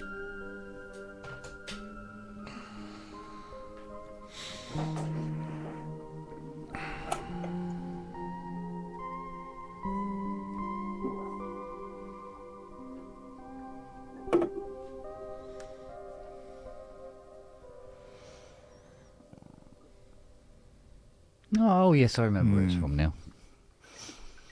It's from Variations, isn't it? Is it? Yeah. You remember Variations? Julian Lloyd Webber. Julian, Andrew, Mark Regent, I mean cunt. Rod Argent. Right. Gary Moore. Oh man. Oh, Barbara Dixon. No. The flautist, saxophonist. The flautist saxophonist Yeah. called Barbara. Barbara. Bel Geddes. Cartland. Cartland. No, darlings. Bush. Bel Geddes, fucking hell. Who was Barbara Bel Geddes? She was in Dallas. She was. She was Mama Ewing. Yeah. Barbara. God, where the Some fuck of us did never that really come watched from? Dallas. Thank God. I was forced to. I was always out gigging when it was on. Bollocks. No, it he wasn't Barbara was. Bollocks He really either, was. no. Bollocks. Barbara Bollocks. Very popular with the lads. No, Barbara. Oh, it's annoying me now. Hang on.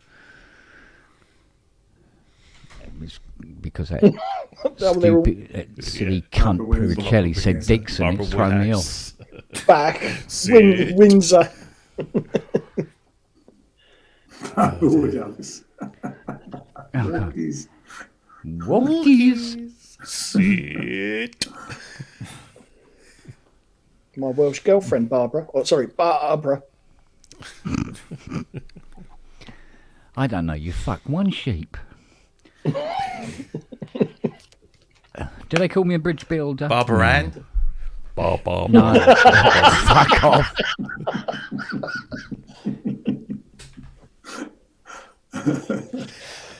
Fuck off, piss flaps.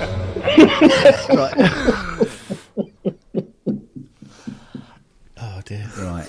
It's very Oh yeah. Are we talking about lady aptitude? Babs. Come on, where is it? Here we go.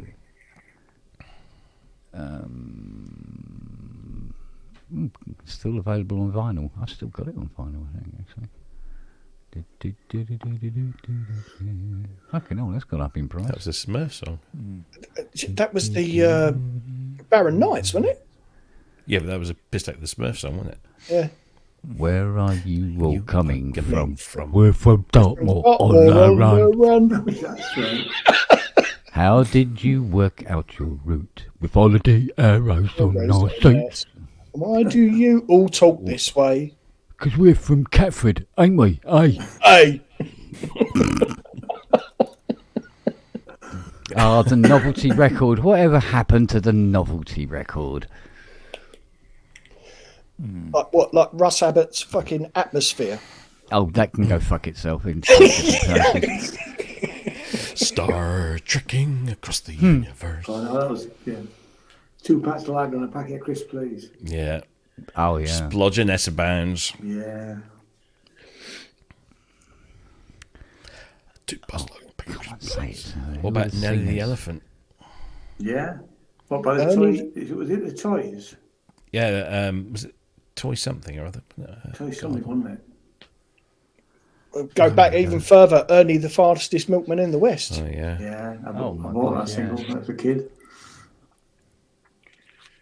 Yeah, Nelly Elephant's Toy Dolls. Used to play that Toy a lot. Dolls. Toy Barbara dolls. Thompson. No, still none. Otherwise, he did all that and win none the fucking way.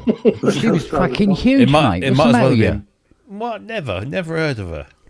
Oh, Coulson Don Airy. Played grand piano, synthesizers, Harp Odyssey, Memory Moog, Selena, and Fender Rhodes.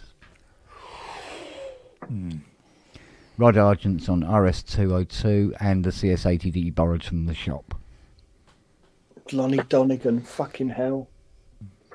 Best thing Rod Argent ever did was Hold Your Head Up. Yeah, it was that or Drown. That's a it was a great song. Hold Your Head Up. Yeah.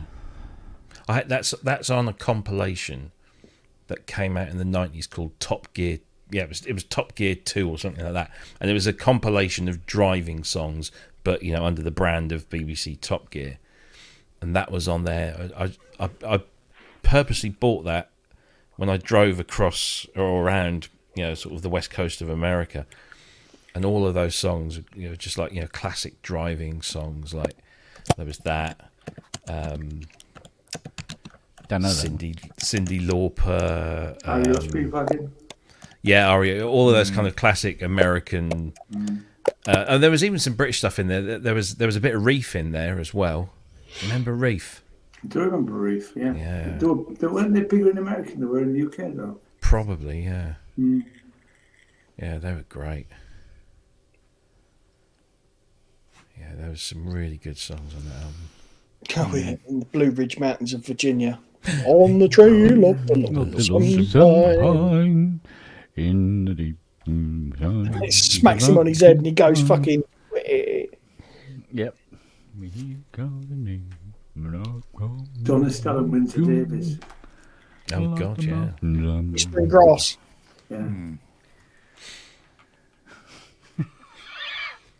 What was Terry Not Wogan's a one? cat. Floral Dance. Fucking Dance, floral yeah. dance. Hated that. Oh, Grandpa, we love you. Oh, Jesus. Yeah. God, we had some shit St. laying around. Winifred School Choir. Did I get to number one? He Yeah. did. Granddad. He did. I was Grandad, wasn't it? Oh, yeah. Grandad, So yeah. Granddad was We love you. fucking Clive Dunn. Clive Yeah. Dunn. Clive Dunn. Herbie Flowers played bass on it. I remember that. Yeah. Huh.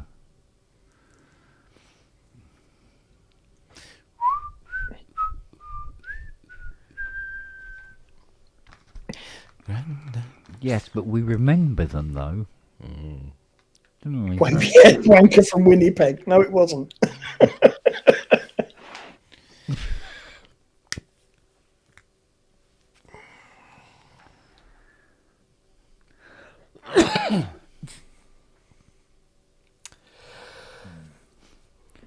Oh, flipping heck.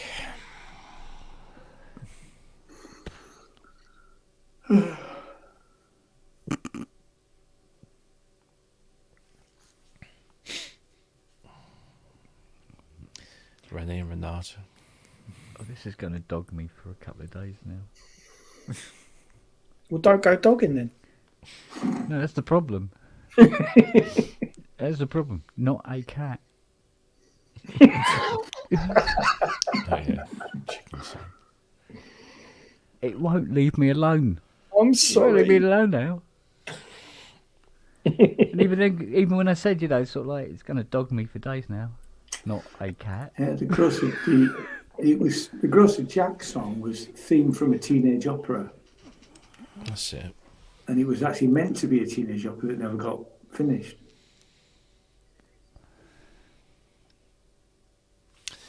Grocer Jack, yeah. I don't know. Sounds like a pedo these days. No, it's excerpts. Right, yeah, because I had the single. So theme from a teenage opera is on one side, and the Grocer Jack song was excerpt from a teenage opera, if I remember rightly.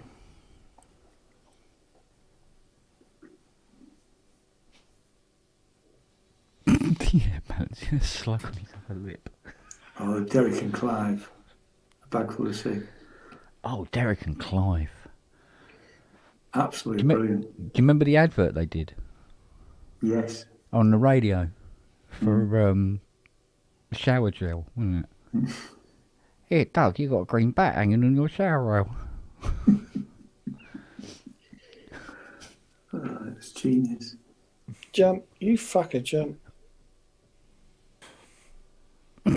Into You're not this a duck. blanket, Yeah, into we this are blanket we are old. holding, and you will be all right. You're right, yeah. Arsehole. Yes. Piss flaps. Oh man. Oh, what have I done? I've Yeah, done something Ocean really- Colour Scene did the theme to TGI or TFI Friday, sorry. But Reef did the stinger for one of the segments,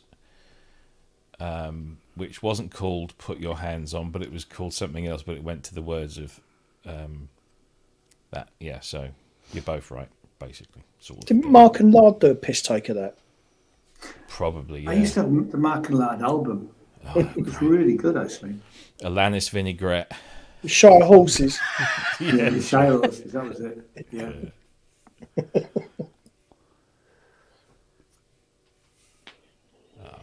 Because there was a rumour going around for ages that Vangelis wrote White Horses. Really? Yeah. I don't know if that's true or not.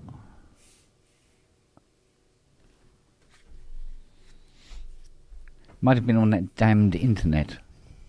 Yes, well, yeah. Bah, bah. It's full of reprobates, is that damn internet? Yeah, mate. The interweb. You can't turn without tripping over them.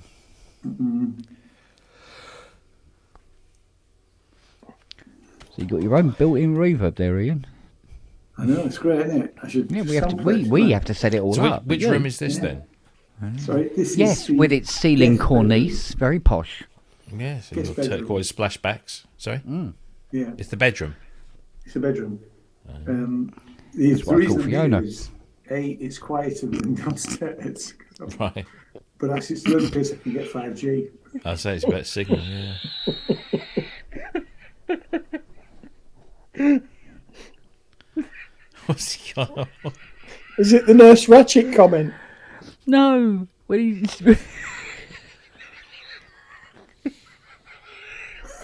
said turquoise splashback, and I went, that's what I call Fiona.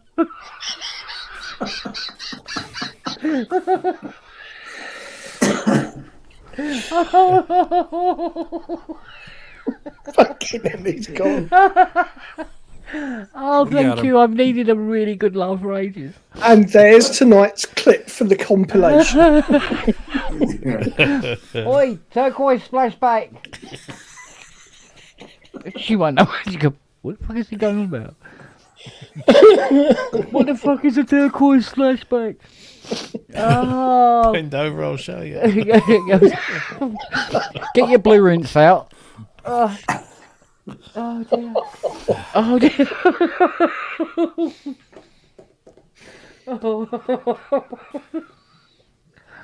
Oh shit. That's it, Wagyu. It's your letters. Thank you. Oh dear. That's not knocked a cat out of his head, isn't it? Not a cat. No, not quite. No, cat would be not a dog. Yeah.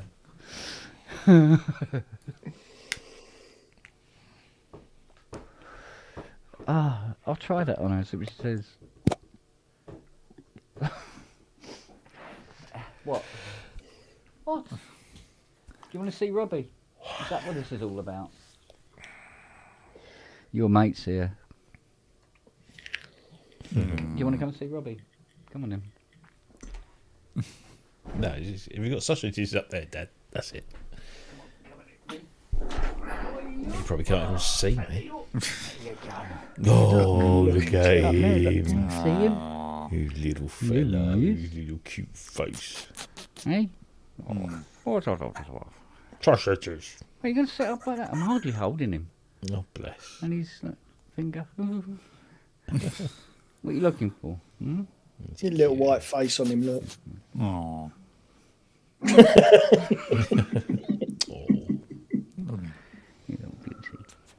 Little old man, look. Oh, I want to cut. And the dog as well. Yeah. Yeah. There you go. Oh, we don't know how old he is, that's the thing. No, don't. No, we got a rough idea. We think he might be about... A rough idea. Rough idea. Yeah, about 7. Yeah? 7, maybe 8. Could be older, we just don't know. We just keep them as long as we can, can't we, eh? Yeah. Little git. You run around like an idiot, so you're still young at heart, anyway. Oh, look. Nellie's come to see you. Oh. Oh, there you go. He's in the swimming pool. What? Oh, he's off. Yeah. Yeah, bought an underwater camera. That's why he got banned from the leisure centre. Coming live from Froome Baths. Yeah. Shark! Shark! I'm just waiting for Justin to stop playing the tune. No, because you're underwater. I was gonna go like, let me see. Oh yeah, under the sea. Yeah. Marino. Aquamarine. Aquamarina. Yeah. Oh. Oh, I used Which to one love was that? Was that? Stingray. That's Stingray, wasn't it? Yeah. Stingray. End of Stingray, yeah. Anything can happen in the next half hour.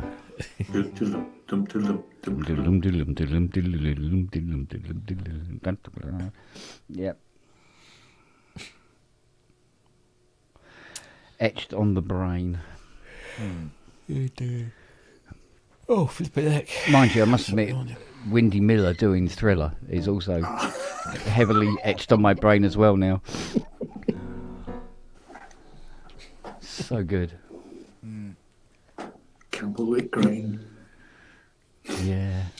I like the episode of Life on Mars when they used Camberwick Green for the opening title for one episode. Do you remember that? So I'll find it. That's back on so Netflix funny. now, isn't it? Life on Mars. Yeah, I think so. Yeah, I think. Yeah. Pew, pew, Bolly McGrew, crusty, dribbly cunt.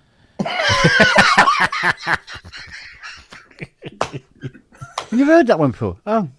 Probably have, yeah. There we go.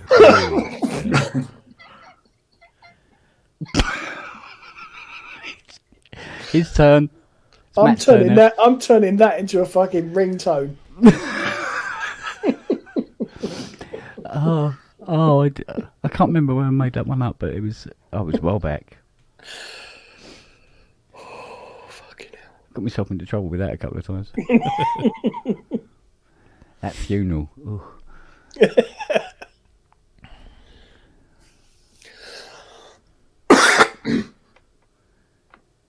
Ding, diggy, ding, ding, ding, ding, ding, ding, ding, ding, ding, ding, ding, ding, ding. That'd be the song to anything, didn't matter what it was. Here you go, cop a load of this. Go on. This is a box, a magical box, playing a magical tune.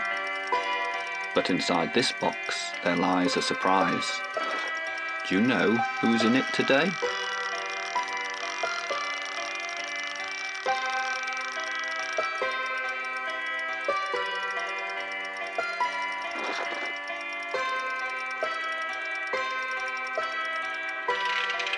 It's Sam Tyler. Hello, Sam. How are you today? Oh dear, not very happy.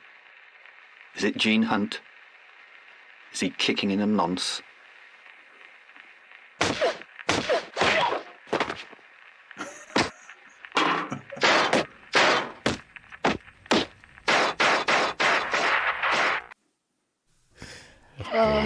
It's so good. Is he kicking in a nonce?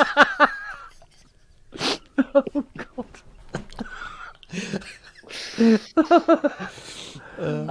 It was just that show was so brilliant. It's so sad that they didn't get to finish it because they came up with a third series because you had Life on Mars and Ashes to Ashes, and then they came up with Lazarus, and Lazarus was going to be like the end of it all. It was going to, but they started writing it, and then it got to a point, and then I think one of them came up on Twitter one day and said, "Yeah, it's not going to happen because of a number of reasons we can't go into. It's not money, but it's other things." And so that's pretty sad.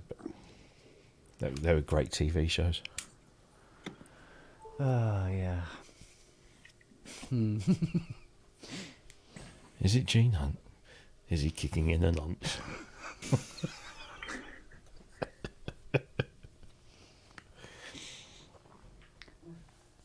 It's lunchtime and I'm having oops. Yeah, oops.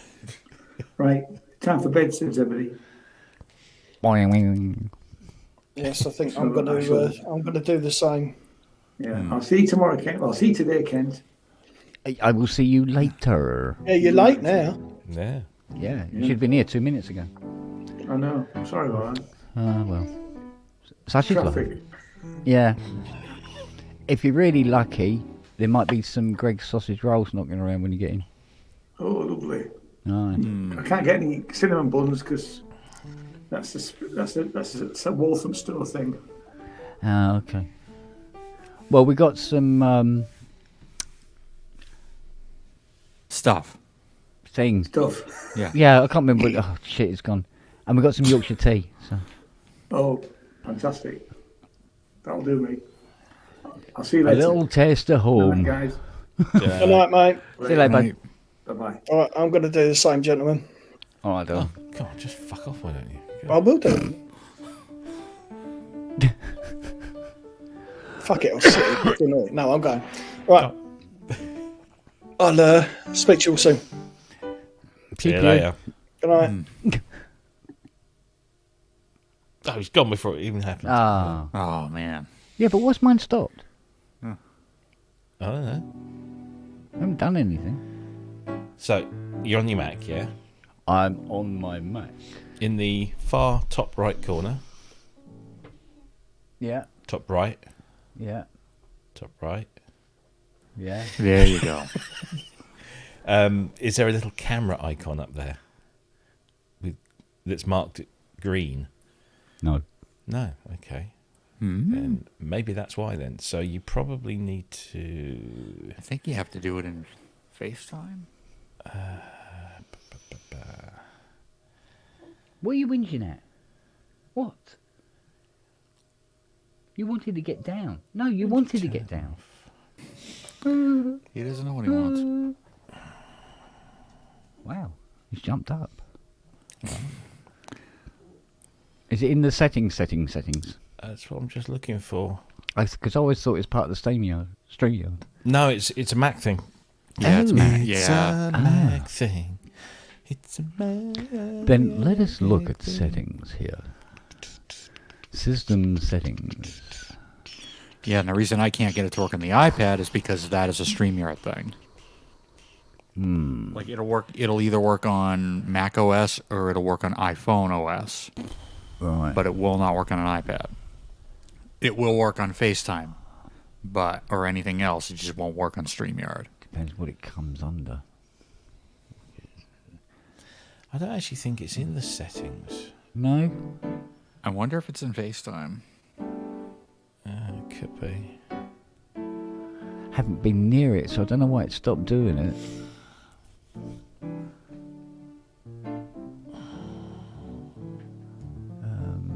So this one. No, it's nothing particular. Oh, hang on. Click on Advanced. Create a display connected by yeah, allow your pointer to do stuff. Yeah, whatever. No, it's not that. Right here. Wait a minute.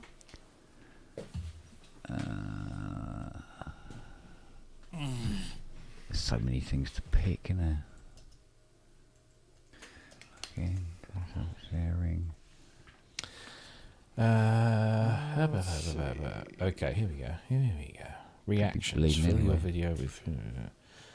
Select reactions in the video menu, which appears in the menu bar when a video call is in progress.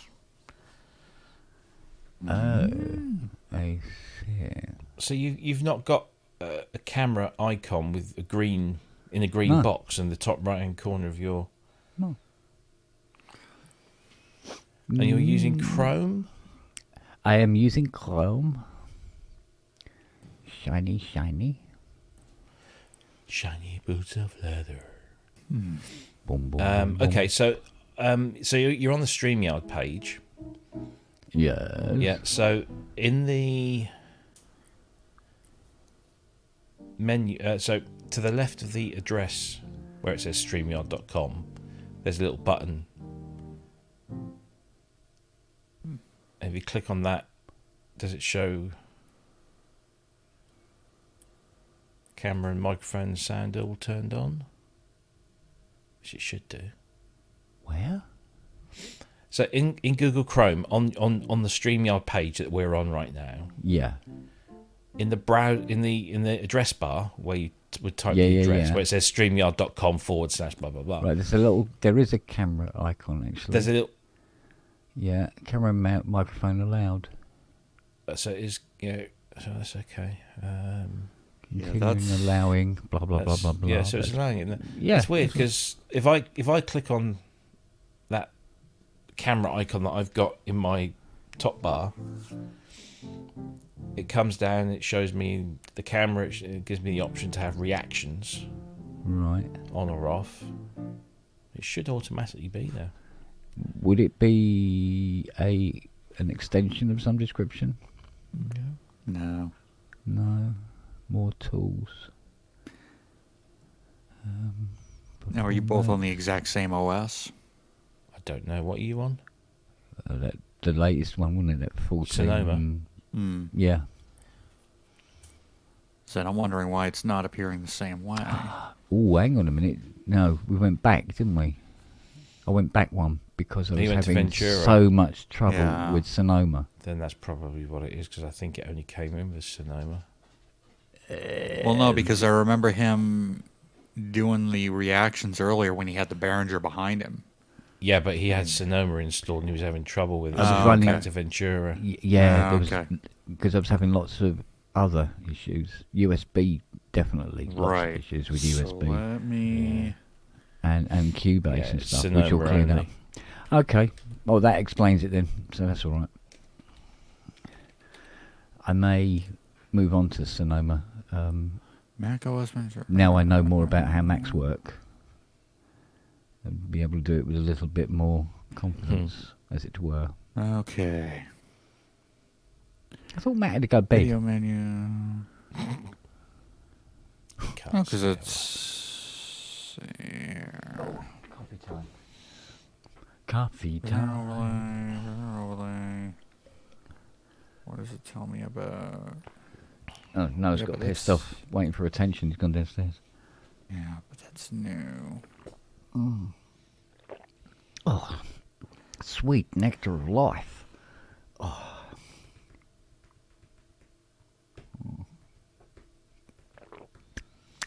So I think lovely. There is. Look in here.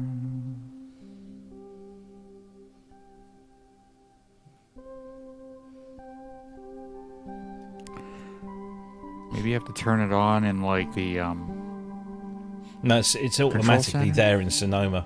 Yeah.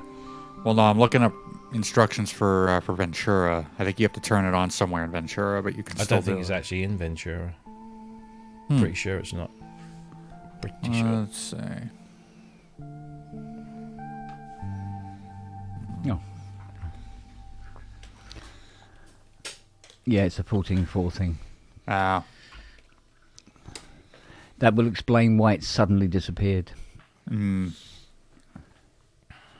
I do remember having a green camera icon up there. So fair dues. Because I don't remember ever installing or activating or anything like that. It just appeared one day. Yeah, it was just there. So it must be, it's got to be part of the Sonoma then. That clears up that little mystery then. Well, again, that's why I'm a PC guy. I know nothing about Macs.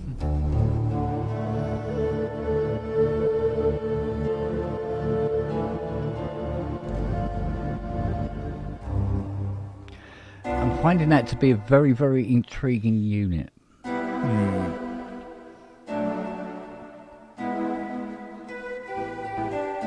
This isn't. What's that, Astra? It's not. I'm using Astrolab as a controller, but it's not. Oh, what is that?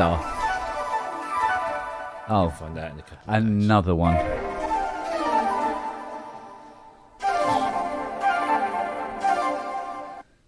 Well, hello there.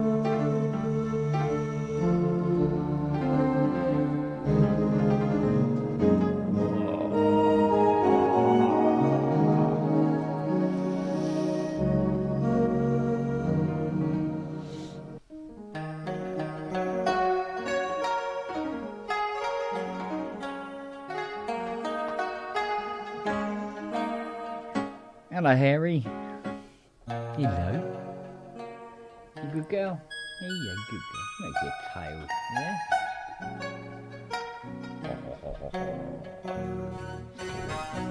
Nelly, Nelly. Scratch your bum. Scratch your bum. Scratch your bum. Come get the cuddle, eh? Oh, you're a good girl. Mwah. Mwah.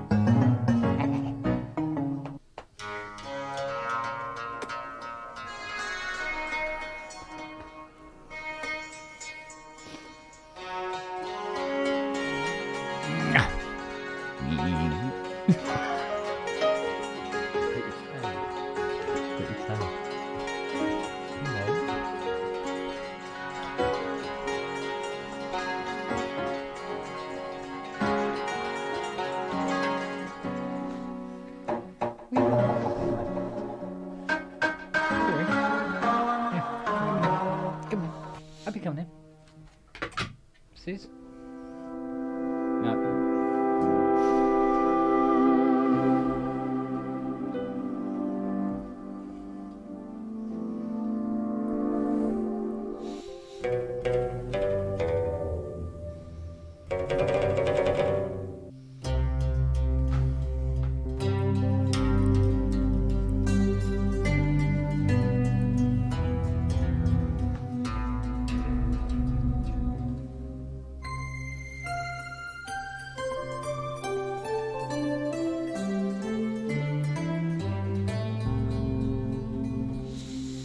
Yes, it's been nice.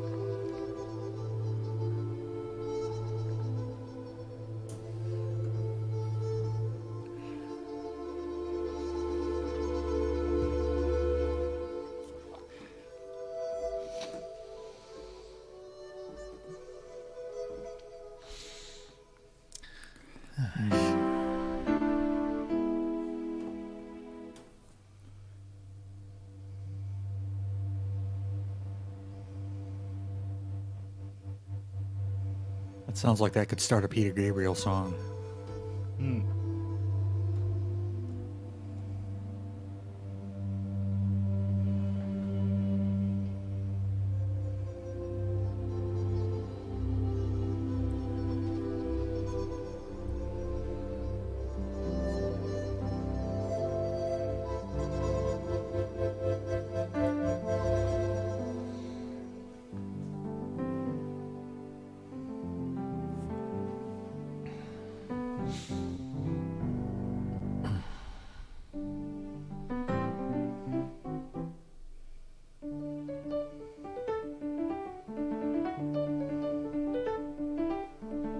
Making sure I know how to play my own stuff. There we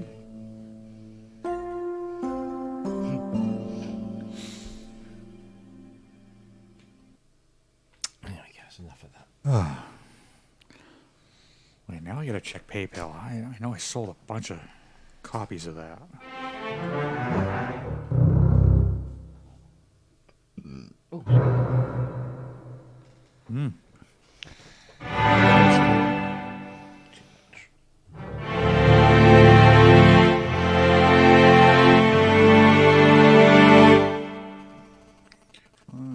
Well, I pulled a mini Kent. I did some rewiring, and now I'm going to go off and play with some shit for a while. So good to see you All right, guys. babe. Catch you later. Look up, sir, babe. Bye. Yeah.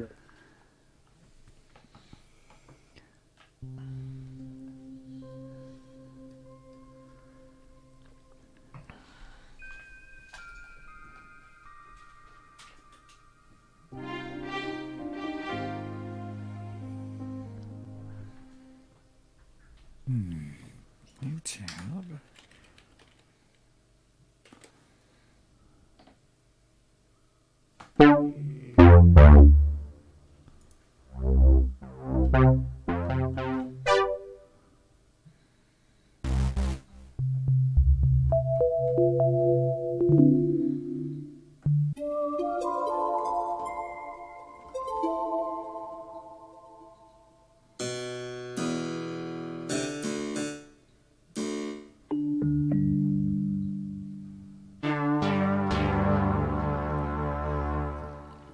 Come on, Rob, give us a bit of Mozart. Yeah, come on. Come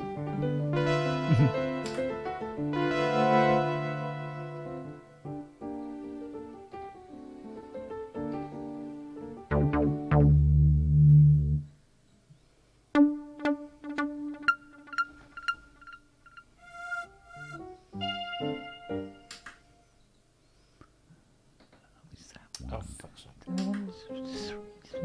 Oh, hang on.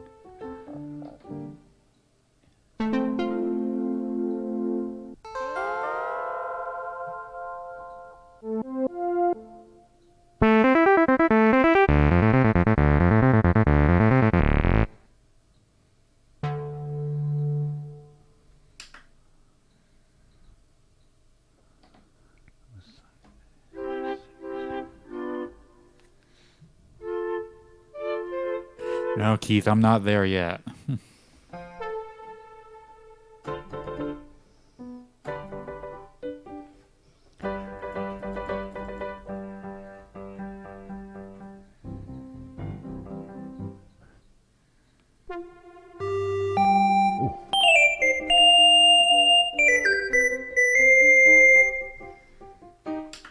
Chopsticks, really? Well, I'll give it to you in a different way. How about a minor key?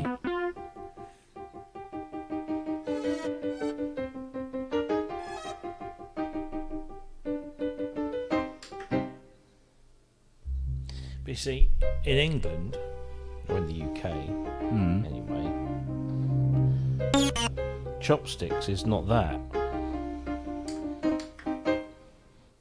Chopsticks.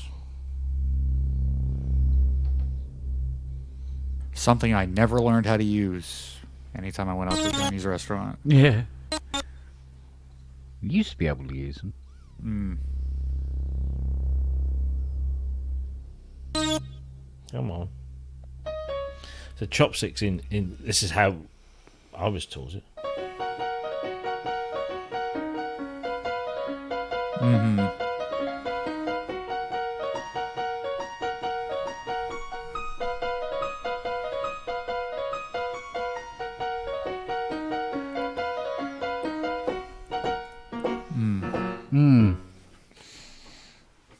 That was chopsticks here anyway. Yeah.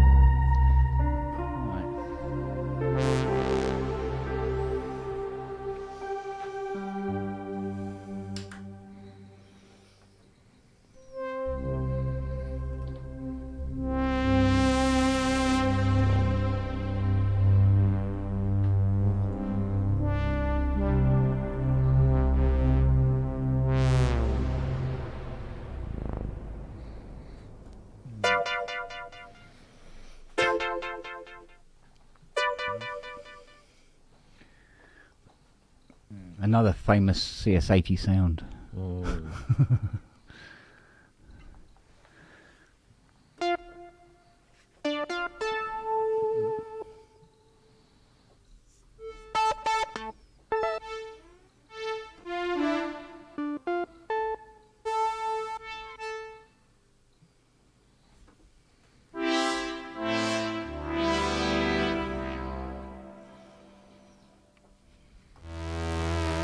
You're getting requests, Justin.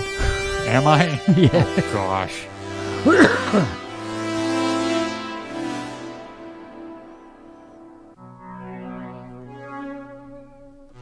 I can, but I hate that song so much, Prometheus. I will never freaking do it. I can't listen to Axl Rose at all. Oof. Gosh.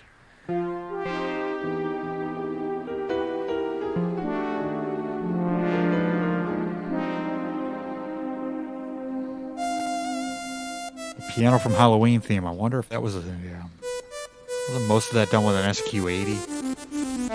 Doesn't surprise me. Yeah. Yeah, Wagyu, I did so Chopsticks is actually in here was originally called the Celebrated Chop Waltz. And it was by a British composer. Under the what is it? Arthur D. I can't read it because the text is so small, but it was written in 1877.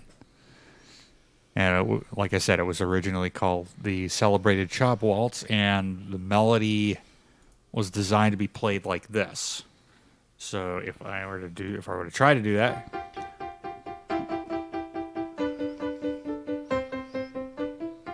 so in a chopping motion, hence the name.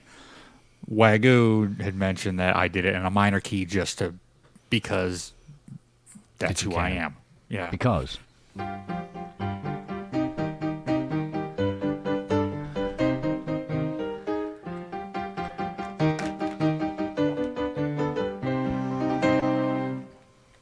I will say Liberace did a much more grandiose, virtuoso version of it. Like, if you look it up on YouTube, he did so many things with it. I'm sorry, the Tom Hanks version is the best one. Yes, I agree. But you need the special trousers. And the special keyboard. Yeah. Yeah, really, really, really big one. But it's got to have poly aftertouch. Yeah, for when you fall over on it. Mm-hmm. So I wonder if anybody noticed the vest. No. Oh, there you go. Look, Oh, hello. DX7. There we go. Found it on TeePublic, same place I found the Fairlight one. Nice. Do have a CS80 one in the back too. But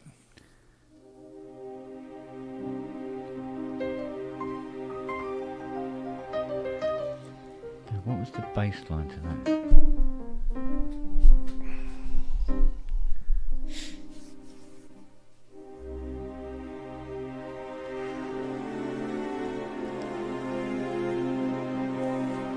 no Wagyu, and no, I can go grab that shirt and prove that it wasn't what you thought it was. I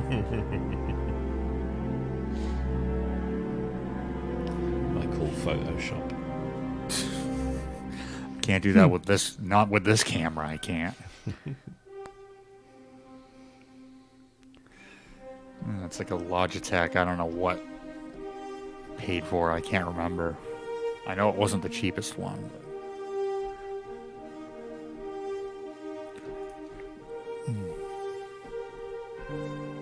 Oh. Bollocks.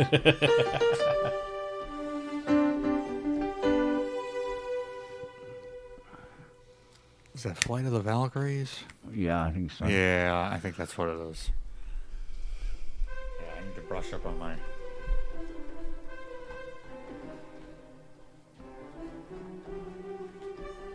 What was it?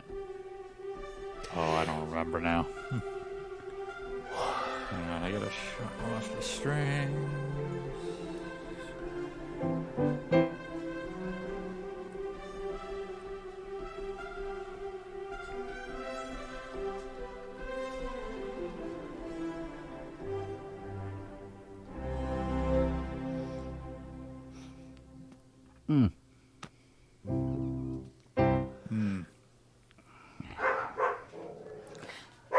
And there go the dogs. This is not time to play. A different kind of play.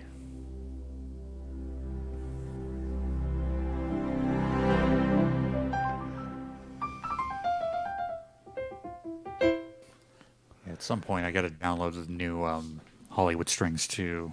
Check that out. A new one? Yeah, Hollywood Strings 2 from East West came out last week. Oh, man. Supposed to be more... Yeah, I know. Well, not for me. It's like got the, what do they call it? The Composer Cloud. Oh, right.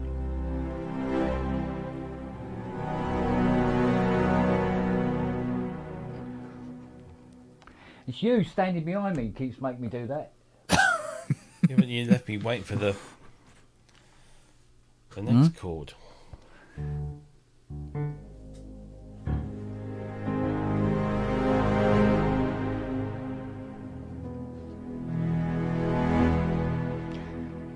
Yeah, ask him if he's got any apprentice jobs going, will you? Yeah, really. My son needs a job.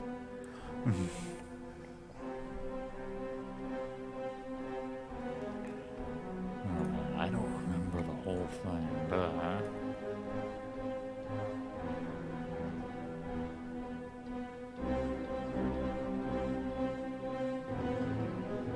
Bollocks.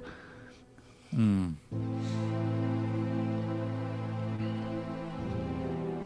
So let me just get the brass right.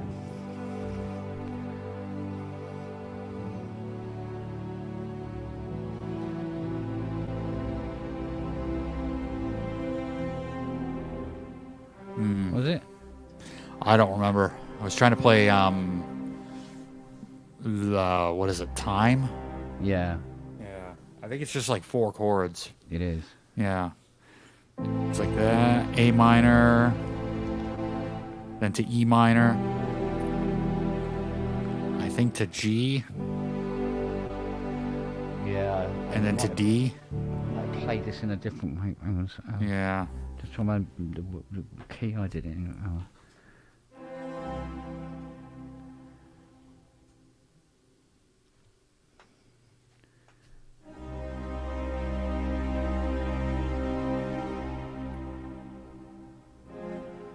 Oh.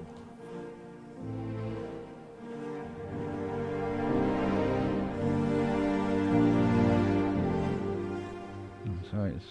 Oh. I think I got it. C minor. Then to G minor. Then to B flat. Then to F. Yeah, you're transposed up. Yeah. Yeah, like 3 half steps, I think.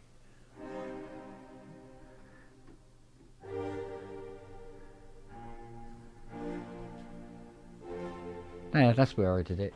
Yeah. Yeah. So it was like.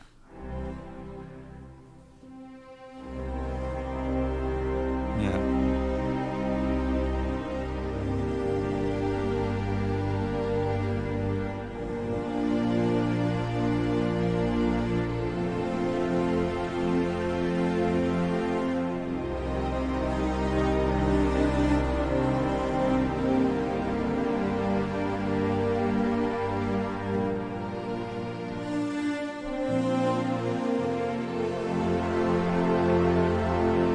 But on the third time, it's.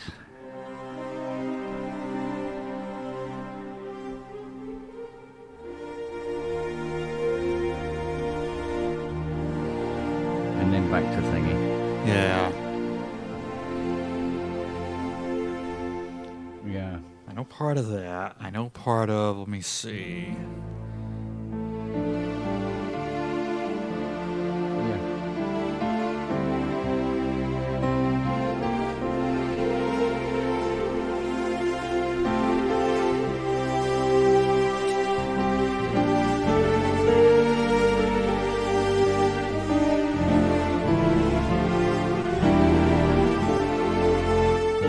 About as far as I've gotten on that. Yeah. Yeah, that's. I think I. Yeah, the thing is, I go.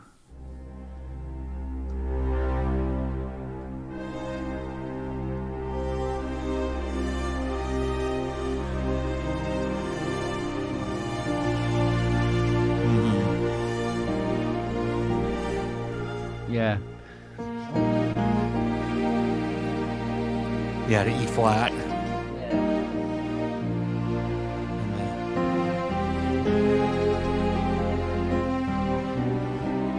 Those like quick little passing chords. Yeah, are so the beautiful. little, the little, yeah, the bass jumps that like make if it you really. yeah, like this right here. Yeah. That one. Yeah, so good. Yeah. The other one of his, which is so easy, and yet, which is.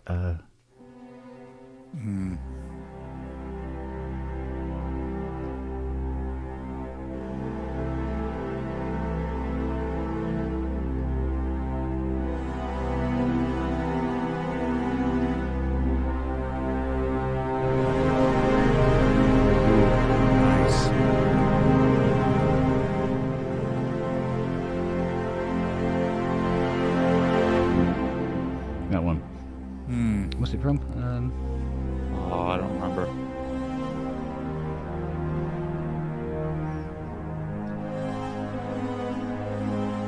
Oh, it's Superman. That's what Yeah. Yes, got it now. Got it.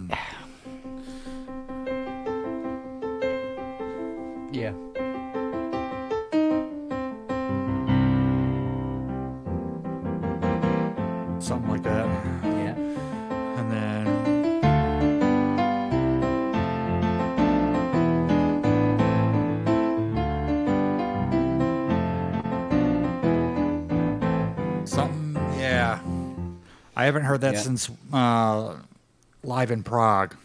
Watching that when it first came out. It's, That was a brilliant concert.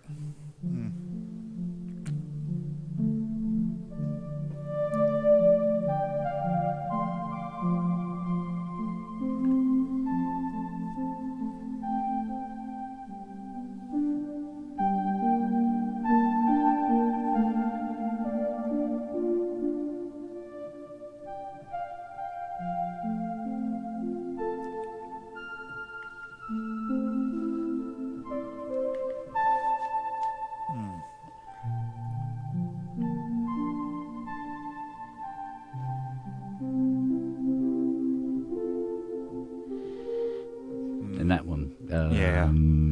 Oh, it's Kung Fu Panda, isn't it? Yeah.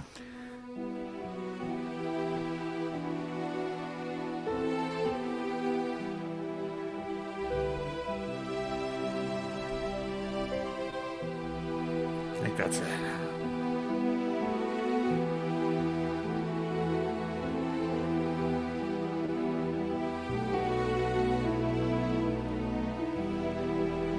Like near the end of the film, I'm in the wrong key too. And then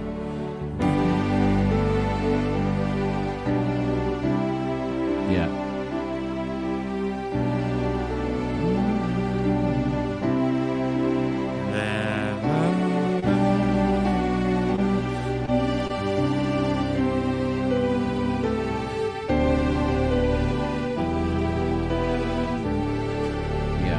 big lion roar and all that stuff. Yes. That's one of my favorite scores. I can never get the span on this one, but the other one I love. It's not one of his though. Oh, how did it go?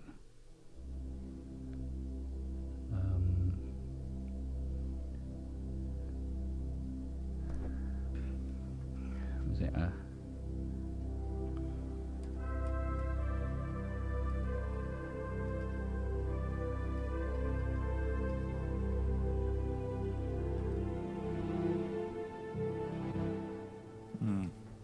Yeah.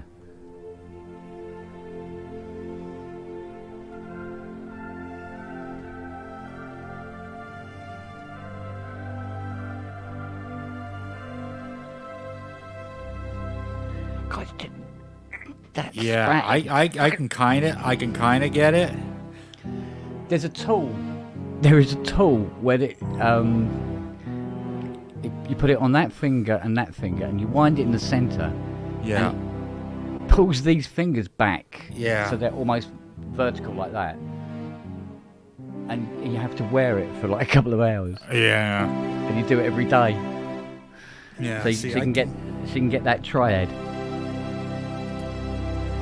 Get it on my right hand easy. It's hard to get it on my left though. Yeah, left is. But then again I had carpal tunnel surgery on this hand and it's never been the same. Yeah. Well, with the left I don't do the wide triad so much. So. Yeah.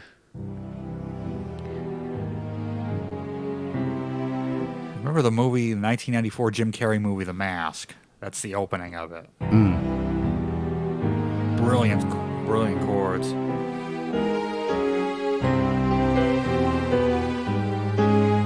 There it is. Smoking. And there it is. And this whole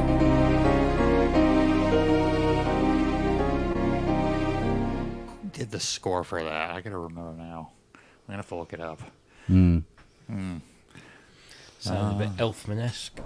Yeah. It does a bit, doesn't it? Sounds a bit Danny. Yeah, let me see.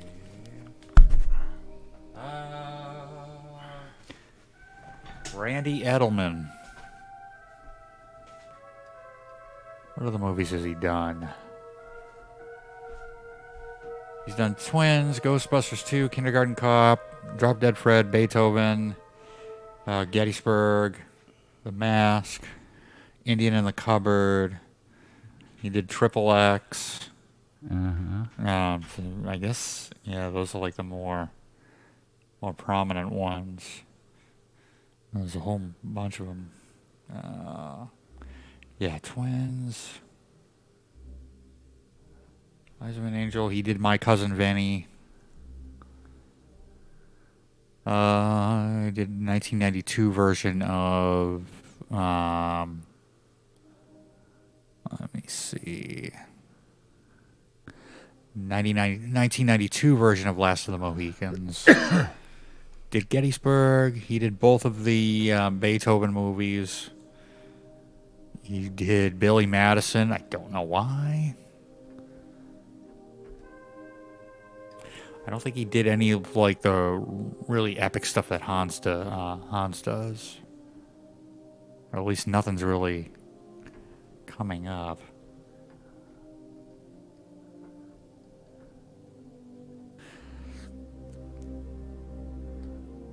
Other than maybe Gettysburg.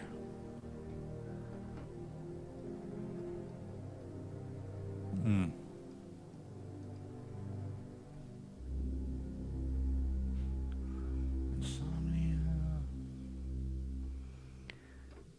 What else? Boy Next Door. I did a couple things for TV, but Not a lot. nothing. Not a lot, but did a lot of like kind of not huge blockbuster movies, but kind of ones that were hits. Yeah, yeah. Like I was saying, he did the two Beethoven movies from the 90s. About a family with a Saint Bernard.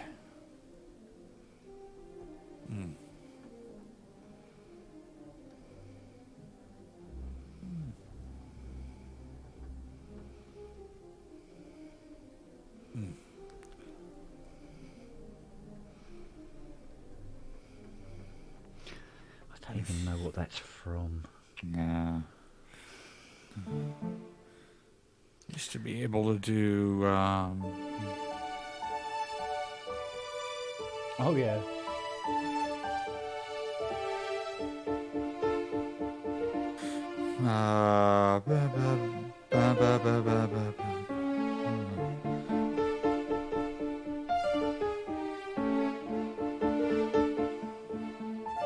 There's a lot of like chromatic stuff, and then Yeah.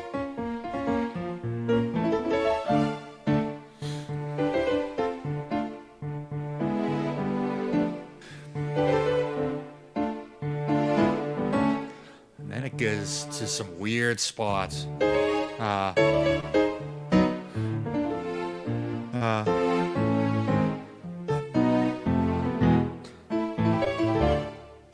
Something like that. Good old John Williams.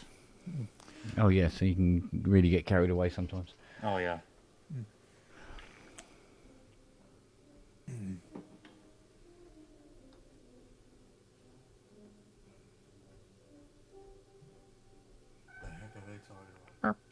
Roll Over Beethoven, yes. That was in that movie, that tune.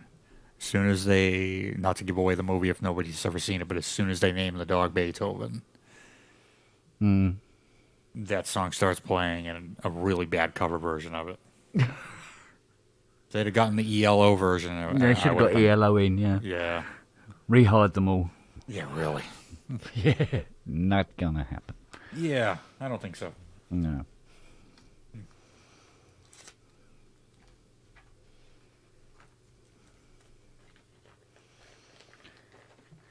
Oh gosh, what else? Oh.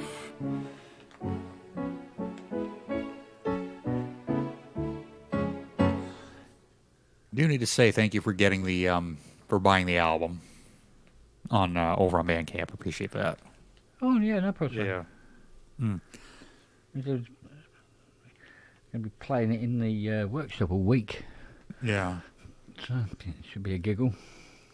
Yeah, it was fun to make, and it was just kind of a last minute thing to to throw together. I'm like, I got all this music, and it's not even out unless you count SoundCloud, which I really don't. I just put demos up there. Yeah. And I'm like, I'm just gonna like finish up this last one that I kind of had bits and pieces to, which ended up being Going the Distance. And then I'm like, I'm just gonna put it out, and just get it out and see what people think, and just a fun thing to really kind of go outside what I normally do. Why not, mate? Why not? Yeah, exactly. Kind of stretch a little bit with like some of the sounds I've been using.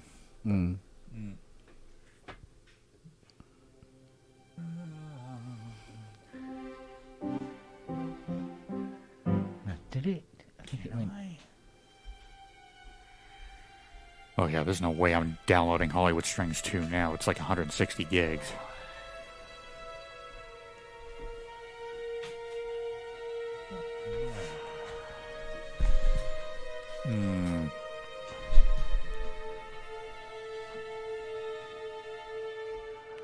Yeah, but after that, I'm lost. I think that's the beginning of Aliens.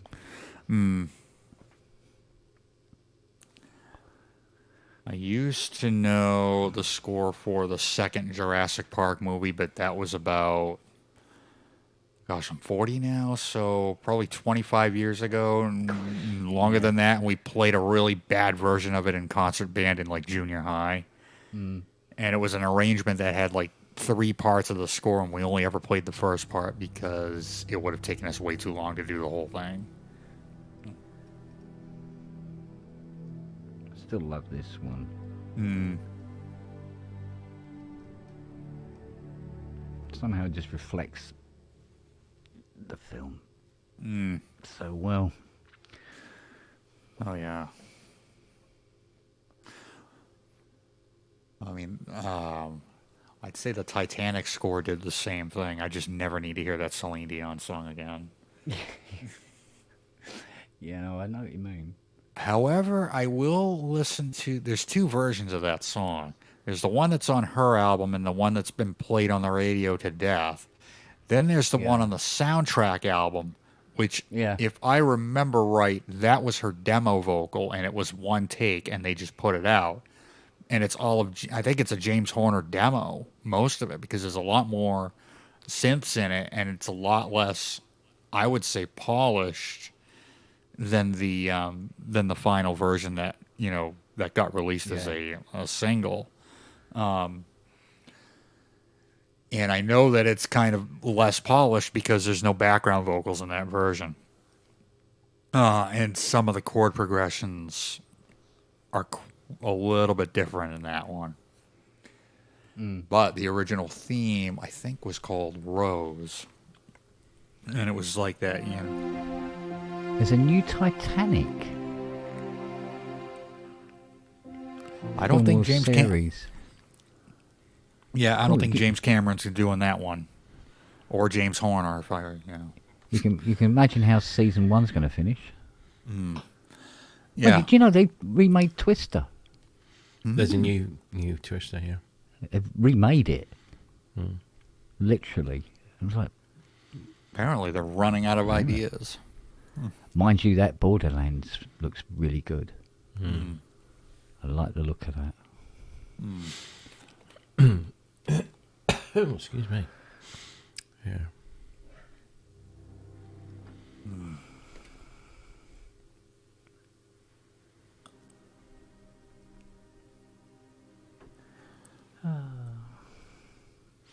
I've got both the Titanic soundtrack albums on mini disc.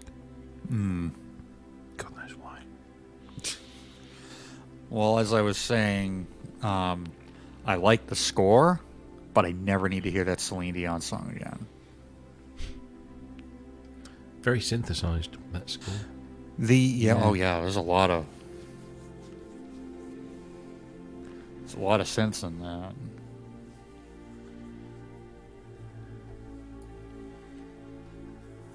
I mean, I will say, if I ever had to hear that song, I'd prefer the soundtrack version versus her album version and the one that was, out as a single. There's like slight differences between the two. Yeah. But there's just something about that soundtrack version, which I think was her demo vocal. One take and then that was it. Really goes to show how good she was. Oh, yeah.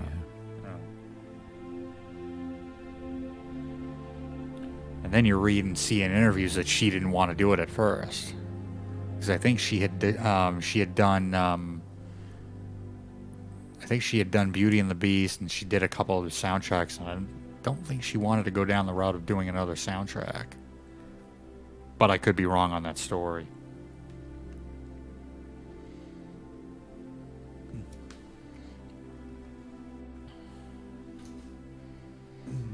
Why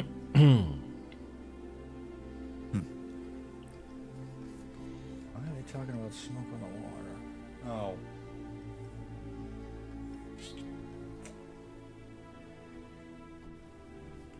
Oh, bollocks. Always the same. Yeah. Sort of got it there, then haven't got it, and then, oh, it's back again. Oh, it's gone again.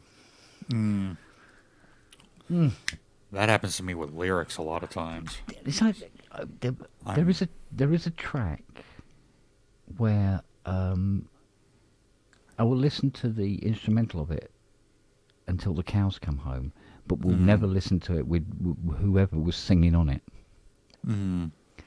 But the instrumental, yeah, all day long. But I cannot for the life of me remember what it was. It was some film track. Yeah. And as always, Well, after you unceremoniously shut the pub down last night, I went into the front room and Yeah. Good, Bad and the Ugly was on. Was it really? And I had to watch it all the way to the end because, I mean, not only is it a great film, You it's can't walk soundtrack. past it. If that's on, you can't walk past it. You have to sit down. But that whole soundtrack as well.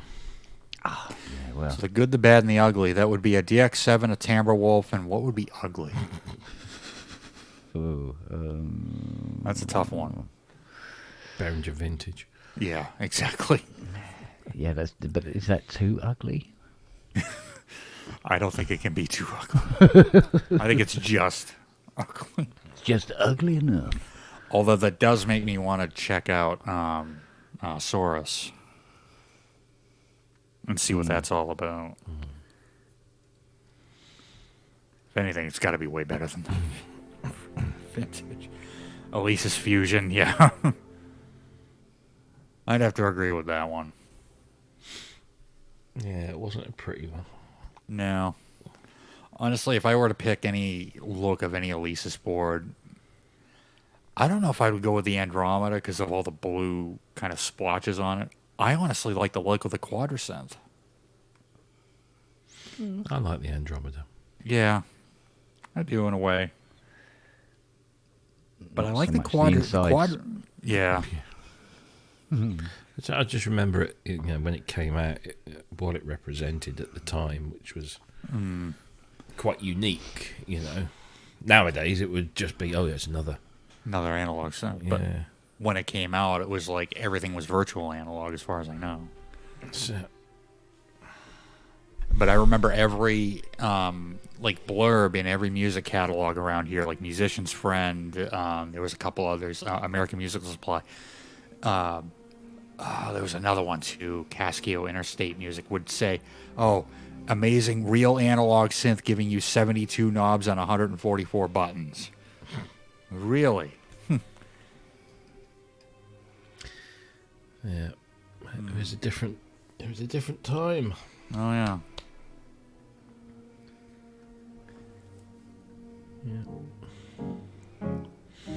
Oh, Leah Thompson. Sorry. That is your name, Calvin Klein?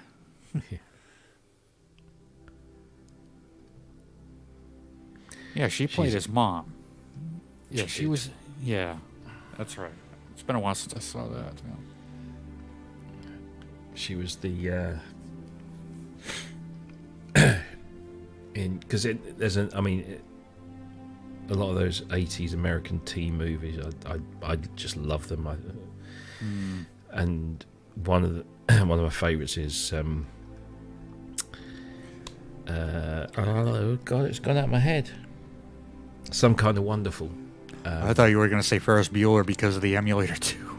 Oh well, that's up there. But no, that's Some Kind of Wonderful, where I was torn between Mary Elizabeth Mastrantonio, who's the tomboyish lead, and then the bitch who is Leah Thompson. And I'm like, poor old Eric Stoltz. I mean, yeah, I'd be like, but it's great that I love that the way that film opens with her playing the drums to Propaganda's. What's the track? It's off the album. It's not a. I can't remember what the bloody thing is now. It's just gone from me head. It has.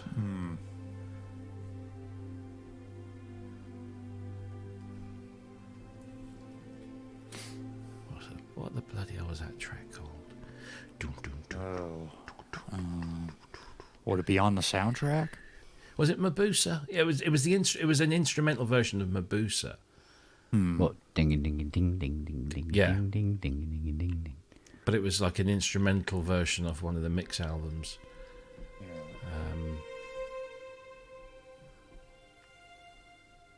God, they were a great band as well. Yes. Much. Yeah, Zio, it is a generation thing. Watching Ferris. So all of those John Hughes films, I mean, if you look at like Pretty in Pink, Some Kind of Wonderful, they're exactly the same film, but with different people, because the story is exactly the same, and yet he manages to make them into two different films that stand up in their own right. Then you got Ferris Bueller, which is just a lot of fun. Yeah. And then you've got Breakfast Club, which I think is just incredible, because it's it's these four distinct characters, and they all represent it was very representative of what we saw as American teen culture back then. Yeah, you had the princess, the jock, the nerd, and the weirdo, kind of thrust together, and then they all come out of it. It was very kind of redeeming. And all of those kind of became very formulaic. 16 Candles, 16 Candles. All of those. It was formulaic, but John Hughes had a way of telling the stories, and also an incredible gift for picking out the music to go in those films. Yeah, because Ferris Bueller had a lot of obscure. Man, I bought. There was a box set that came out about 2 or 3 years ago, and it's the first time they've ever kind of collected together all of the stuff that was in John Hughes films. And let me go and grab it.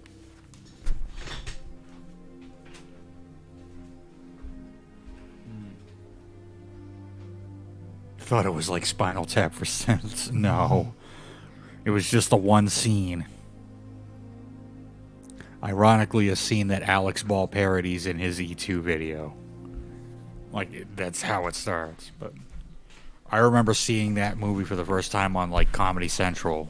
Talking about Ferris Bueller. I remember seeing that, and I was into synths. It was junior high, and I was messing around with the Poly 6. And I saw this keyboard sitting on his desk, and what is that? Yeah, this is the. Oh, that's cool. Yeah, and it's got. I mean, you look at the artists. I mean, a lot of them were very British.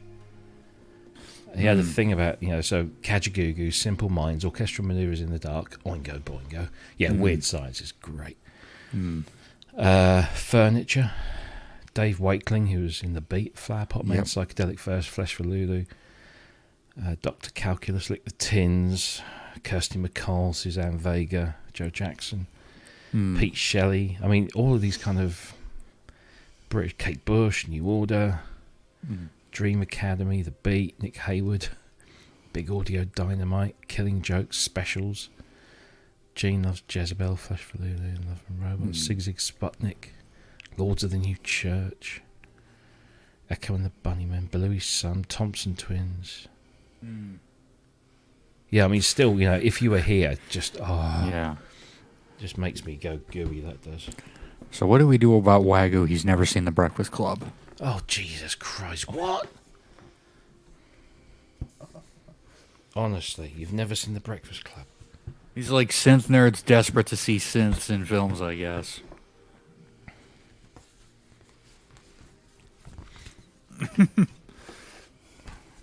Yeah, this was a pretty cool little box because the bulk of it comes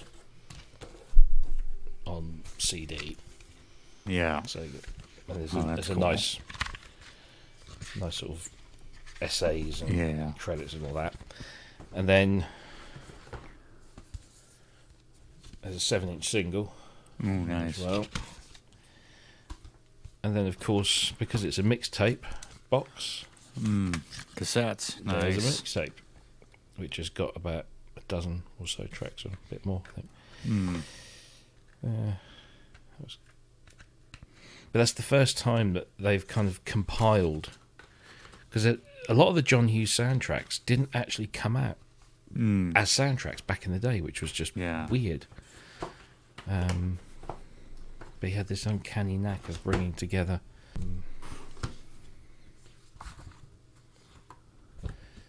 this kind of eclectic mix of new wave and pop. You can keep your bloody Home Alones and all that. I don't know for all that. It's not my. But the teen stuff. Certainly put Simple Minds on the map. Well, yeah, and that wasn't even their song. Don't you forget about me? It wasn't even written by Simple Minds, and they didn't want to do a cover. Yeah. And it's like what their biggest hit. Well, One it of certainly them? set them up over in your neck of the woods. Yeah. Here, it was Waterfalls got them kicked off big time, didn't it? Yeah, things. It was. I think when New Gold Dream hit. Yeah, when you had Glittering Prize, New Gold Dream, and I think the first time I sort of really became aware of them, I'd heard a little bit, but it was Promised You a Miracle, which was just. I just loved the that sort of quirky. Yeah. And Jim Kerr, sort of like squatting down all the time and holding his microphone in a weird way, sort of almost Alvin Stardust style. But it was the sort of the keyboards and the drums, that it was just so good. And then I really got into their early stuff. Their early stuff is incredible. It's really, you listen to it, especially after talking to Mick as well. When you hear. I always talk about the bit that he does in New Gold Dream, which is this which is a technique that he got from, because he was originally an accordion player. Accordion, yeah. And it was an accordion technique that he was playing on the synthesizers, and it was very kind of Scottish, if you Aye, but very Scottish. But it was in this kind of punky new wave thing. It was really great. Loved it. Yeah.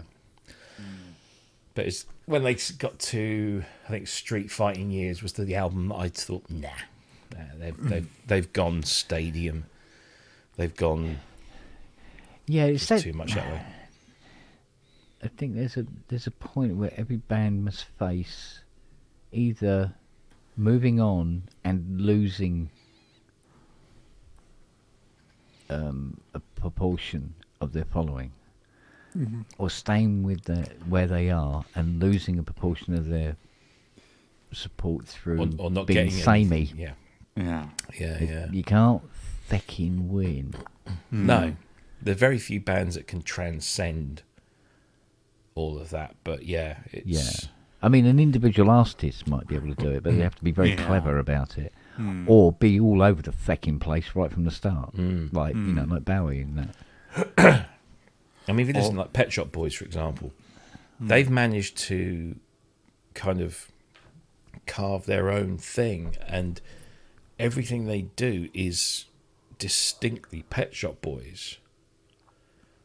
But a lot of it, particularly the last sort of 4 or 5 albums, they've used producers and production teams and stuff that have been more of the moment, and so they're trying to sort of stay a little relevant, but without losing the the Pet Shop Boys edge. You know, the thing that makes them, you know, their essence. Whereas Duran Duran, their last few albums, it's almost like they're desperate to be seen with what the kids listen to these days. Yeah. Collaborate with all of these different, you know, and it doesn't sound very Duran Duran. Yeah. You know? It's difficult. It must be. I mean, I would never be able to imagine. But yeah, Tears for Fears, and now Culture of Ghosts is, you know, forgets Tears for Fears after Sowing the Seeds, and that's true because, you know, after Sowing the Seeds, Kurt left. Yeah. And Roland did 2 or 3 albums which were pretty good, but Tears for Fears, when they got back together, started doing stuff, and it was very Tears for Fears. And even the latest album is, it has everything that a Tears for Fears album ought to have. Yeah. Whilst still sounding kind of up to date and relevant. It's yeah. There are some. It's like I watched Rod Stewart. Somebody posted a clip of the Faces playing "Stay With Me" on Old Grey Whistle Test, and I'm like, that's just fucking incredible. The Faces, when the Faces live, I wish I was old enough to have been able to go and see them live. The Faces with Rod Stewart was brilliant, but Rod Stewart, now I couldn't fucking. Jackie said she went to see Rod Stewart with some mates. Oh, you want to come and see Rod Stewart? I said, do a fuck. Because he's all fucking in, you know, American Songbook now, and it's just boring. It's not the same. No. Yeah, it's quite a dichotomy when you think about it. But he saw his thing, he went for it. Yeah. I suppose what the brave ones do is they just go with whatever, and if people like it, fine. If they don't, tough shit. Well, look at a band like Dream Theater. Even though it's kind of going outside of, you know, what we talk about here with, you know, synth-based stuff, they've always kind of done what they wanted to do, you know, and they started off as kind of an underground band, even though they only had like one major radio hit here in the U.S. with a song called Pull Me Under. And they never got another hit, but they've always done what they wanted to do. There was only like one album where the record label pressured them into making a radio-friendly album, and as far as I know, it bombed, and a lot of fans didn't like it. So they finally told their record company and their new manager, look, the label has to stay away from us. Let us go into the studio and make our record. You'll hear it when it's done. You know, we're not looking for a hit single. Then they come out with an album called Scenes from a Memory in like 99, and that ends up, you know, winning all their fans back, you know, and now, let's see, they've gotten 3 Grammy nominations, they've gotten a Grammy win, but they've just stuck to doing what they want to do, and they have a fan base, you know, because of it. Yeah. You know. I think as an artist, obviously not speaking from experience here, but as an artist, you set out to, you know, to do something. You've got a vision in your head of what you want to do, how you want to sound, how you want to look, who you want to appeal to, all this kind of stuff. Yeah. And you get some success, and so, you know, you get the label pressure to, you know, let's have more of that, please. Let's have another, you know, because if you have a hit album and a hit single, the label is just going to turn around to you and say, another one of those, please, because they're all they're interested in is numbers. Whereas you, as an artist, might say, well, look, I've done that. Yeah. I've done my, you know, I want to maybe push it forward a little bit. And you look at somebody like Kate Bush, and every album is a distinct progression, and a change and a shift in style. It's distinctly Kate Bush, but you know, she's trying different things, and there are many other artists that do this. Oh yeah, Peter Gabriel's another one. Exactly. Yeah. I mean, always pushing it, you know, a little further. And as an artist, you don't want to necessarily. I mean, I'm sure there are some artists that are quite happy, you know. You know, you look at a bunch of, and I don't mean this disrespectfully, but a bunch of country music artists. Yeah. They have their thing. They just do it, and they just churn out album after album after album, and it gets to a point where most of those songs could blend into each other, and you wouldn't know where one stopped and the other one started. But as an artist, you want to grow, you want to develop. You imagine starting out in the 1970s, and you've got predominantly guitars, drums, bass, maybe some organs and stuff. Did synthesizers come in? You want to adopt that. You want to bring those into the mix, and then other things come in. Drum machines. You want to try doing some of that, and but if you're sort of known for what you did in the 1970s, adopting all of that stuff is difficult. I mean, you look at Queen. Queen were very pomp rock. And had this thing, no synthesizers on this album type thing. And then eventually it got to a point where they couldn't ignore using the new technologies because it offered them so much stuff. And so they started using it. And all of a sudden it was just like, oh, well, yeah. The game comes out and it's like the game comes out and it's like their biggest selling album as far as I know. So what do? Do you want to just say, I do this, tunnel vision, and that's what, my audience want, and you'll guarantee yourself an audience because there'll be people that will just buy that up all the time. Oh, it's another album that sounds like the last one, and but different enough for me to, distinguish it. And yet, as an artist, you want to change, you want to progress, you want to grow. You say, I've done that. I'm bored of that now. I don't want to use an orchestra on my next album. I want to use synthesizers, or I want to use Burundi drums, or I want to use an Aboriginal blah blah blah, whatever it might be. And you get people that have clearly shot their careers in the foot by changing. Wait a minute, where's Tainted Love Part 2? Well, yeah.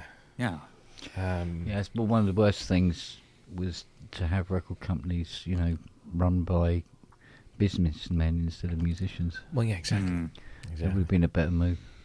But it was the same with old. With Jar, you got the first two albums, and I think on the third one, I think most of his, the two guys that were doing most of the playing and the writing, buggered out.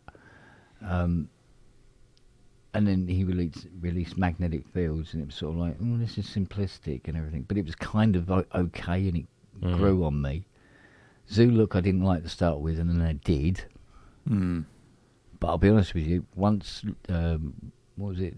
Looking for Cousteau came out. I thought, you and me, mate, apart in company. I'm done. For me, Zuluk was like, as soon as I heard that, it was like, that's the guy that did, because Oxygen and Equinox and all that. We'd listened to that, and it was, it was nice in that, and it was, but then the guy very comes European, out with, the guy comes out with Zuluk, and it was like, because it was a new technology, this wasn't lots of string synths and phasers. This was samples of all sorts of weird shit. And Magnetic Fields was sort of like the bridge between those two, and you could see that he was now doing the albums, and he wasn't relying so heavily on the other guys that were doing everything before. Which why there was a lot of meticulous detail in the recordings, whereas Magnetic Fields was very basic. I tell you how basic it was. I listened to the whole album once and then played it. Zuluk, on the other hand, was a bit more of an experiment. It moved around, and very clever use of samplers. There's no two ways about it. And it was, although not completely, I didn't get it immediately. Liked it, but didn't quite get it. But after a couple of plays, I got it and loved it. But I tried several times with Cousteau, and it was just like, no, something's gone, something's missing. And from what I've heard of him since, which is very, very little, it doesn't appear that he got it back. It's just regurgitating. Yeah, but it seems to be the wrong stuff that he's kicking out. I mean, he did try doing a bit of a loop back to the original two albums, didn't he? And it was sort of like, no, it's not quite there. It seemed to me, it seemed very much when you did, the sequels of the sequels. It was like, the Captain Blood, I must admit. I do like it. I still hear that even when I'm listening to Zulu and that track comes up. I'm still doing the cuts and the samples in my head. Very, but yeah. No, it's funny. I mean, Tangerine Dream is another one.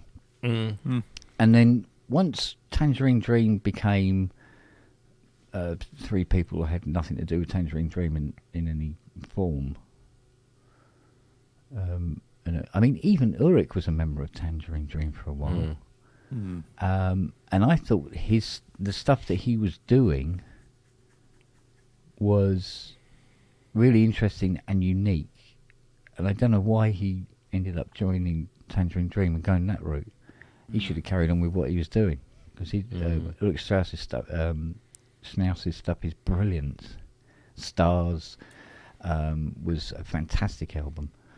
But there you go, And so what we're listening to, it's called Tangerine Dream, but it's not Tangerine Dream, is it?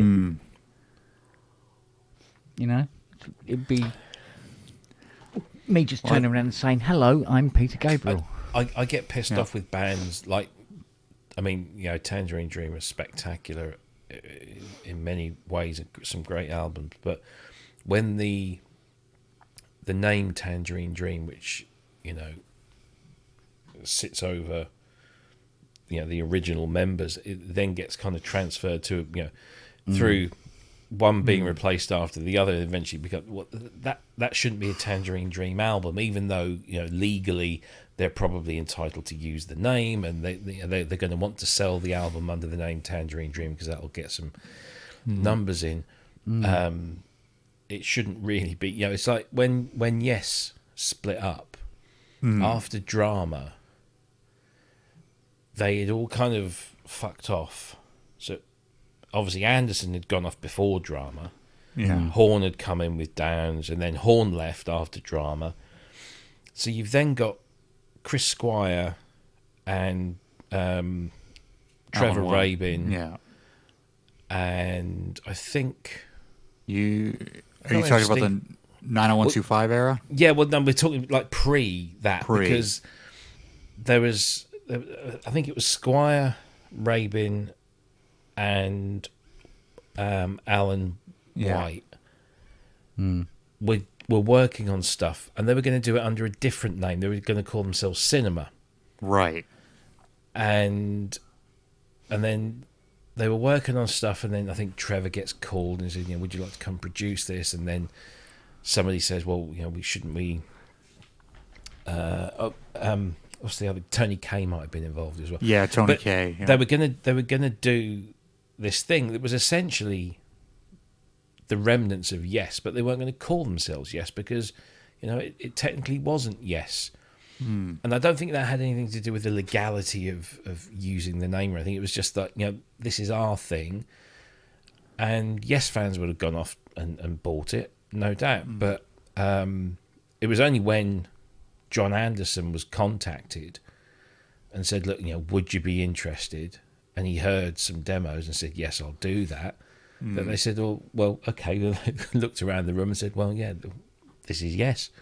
To all intents and purposes, everyone in this, this band is from Yes. So they then changed their name to Yes and had their biggest album ever, certainly the biggest commercial success ever.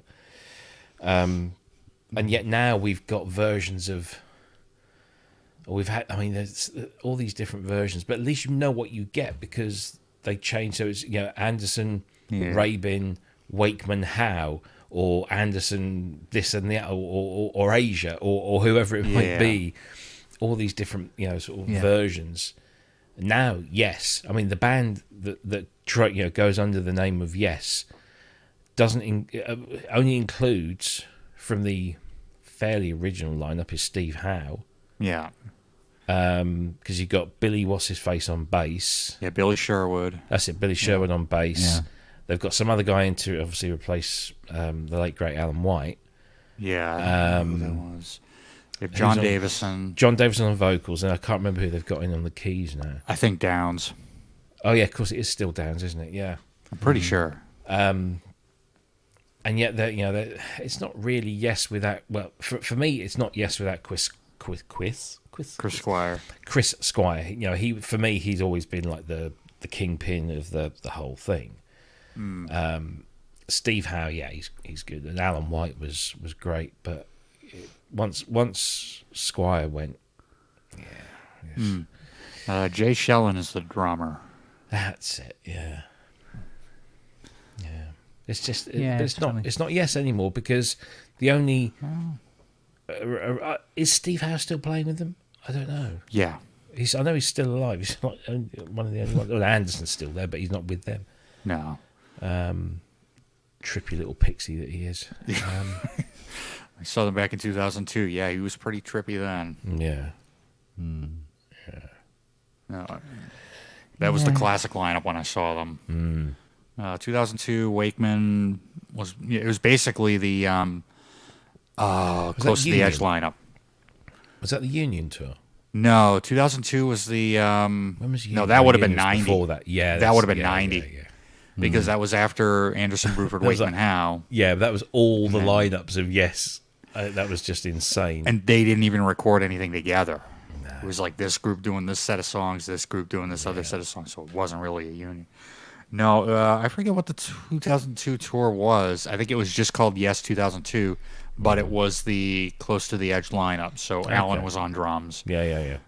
Wakeman had, I remember what he had, too, for his rig, because obviously, I'm a key guy. He had 10 boards. Left, he had Karma, O1W Pro X, and Prophecy. He had a Trinity and a Triton, both 76. Who was he sponsored by again? Korg. Well, the next one over, he had a Pro Mega 3 over top, a Roland XV88. Oh, yes, he did, like his G3. Yeah, the Pro Mega 3, yeah. And then to his immediate right, well, he had a Mini Moog, and then he had a Korg BX3, and then I think on top of that was a Roland, I want to say it was an RD150 or something like that. But I can't remember what he had in his rack. I think he had an MS2000, and then he had a couple of Triton racks, but he had a bunch of other stuff. Yeah, he had a big hard-on for Korg. Well, they had a big hard-on for him. Korg, well, he also had the, I think his other big thing was the Pro Mega 3. But I could never tell which keyboard was sounding when he was playing it because he has it all MIDI together. So he could be playing a Trinity, and you probably hear in the O1W and the BX3 together. Yeah. Yeah. Yeah, MIDI caused a lot of misinformation over the years. I think there was a point in, when he was doing the ARW tour where he did the video with Dave Bryce doing the tour of his rig, where he had a Psychologic set up so that he could just do that. But his one complaint with two of the instruments, one of them was a Montage, the other one was a Hammond SK1 or something like that. His big gripe was they wouldn't communicate with the Psychologic MIDI router. And then he's like, "Oh, now I got to learn how to, do all the programming because I just want to play." Yeah.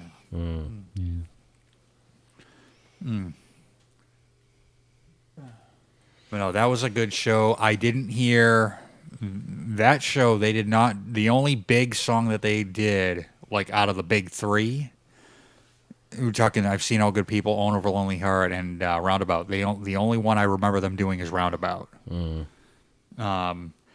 They did. I think they did Yours Is No Disgrace. I think they did Starship Trooper. I think that was their encore, and then they did Long Distance Runaround into the Fish. But they just played everything flawlessly, and the sound was perfect. Like fifth or sixth row from the stage, and it was only a $50 ticket, but the volume was perfect. Like you could hear everything. It wasn't too loud. It just filled the room. Like it really sounded good. And I think it was in a hockey arena too, in New Hampshire.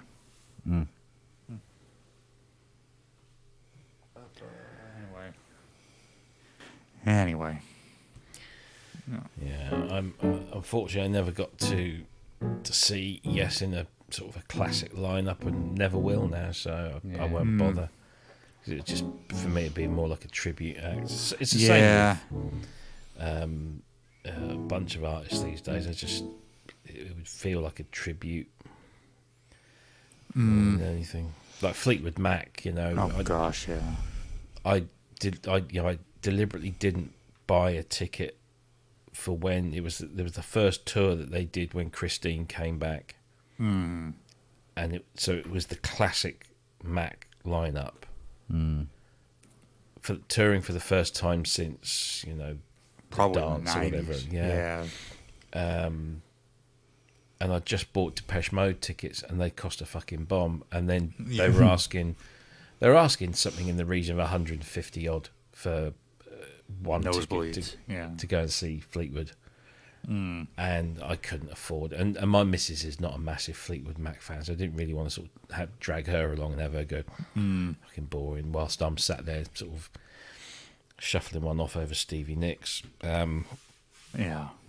Although Stevie Nicks is coming to, you know, she's doing the Hyde Park stuff this summer, and I was like, oh, that would be nice.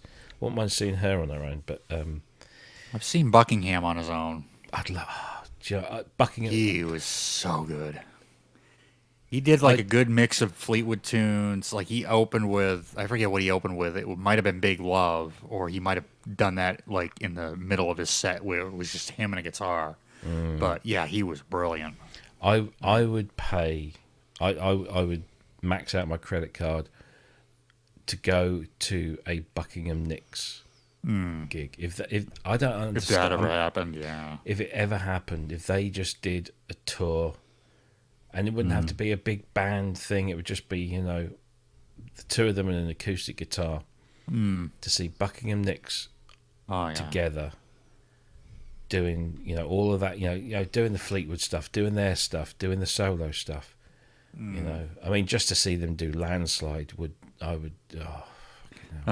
amazing. Yeah, I'd be getting the chills for that. I don't. Somebody must have said to them at some point, "Look, you know, we'll offer you this much money if you two go out on tour together." But I think after the last split, when they kicked Lindsay out of the band, I think that soured things to the point where I don't know. Such an interesting dynamic, those two. Because it made for, you know, obviously some great music, but obviously at the expense of their emotional well-being. Well, it made for one of the biggest selling albums in rock history, in Rumors.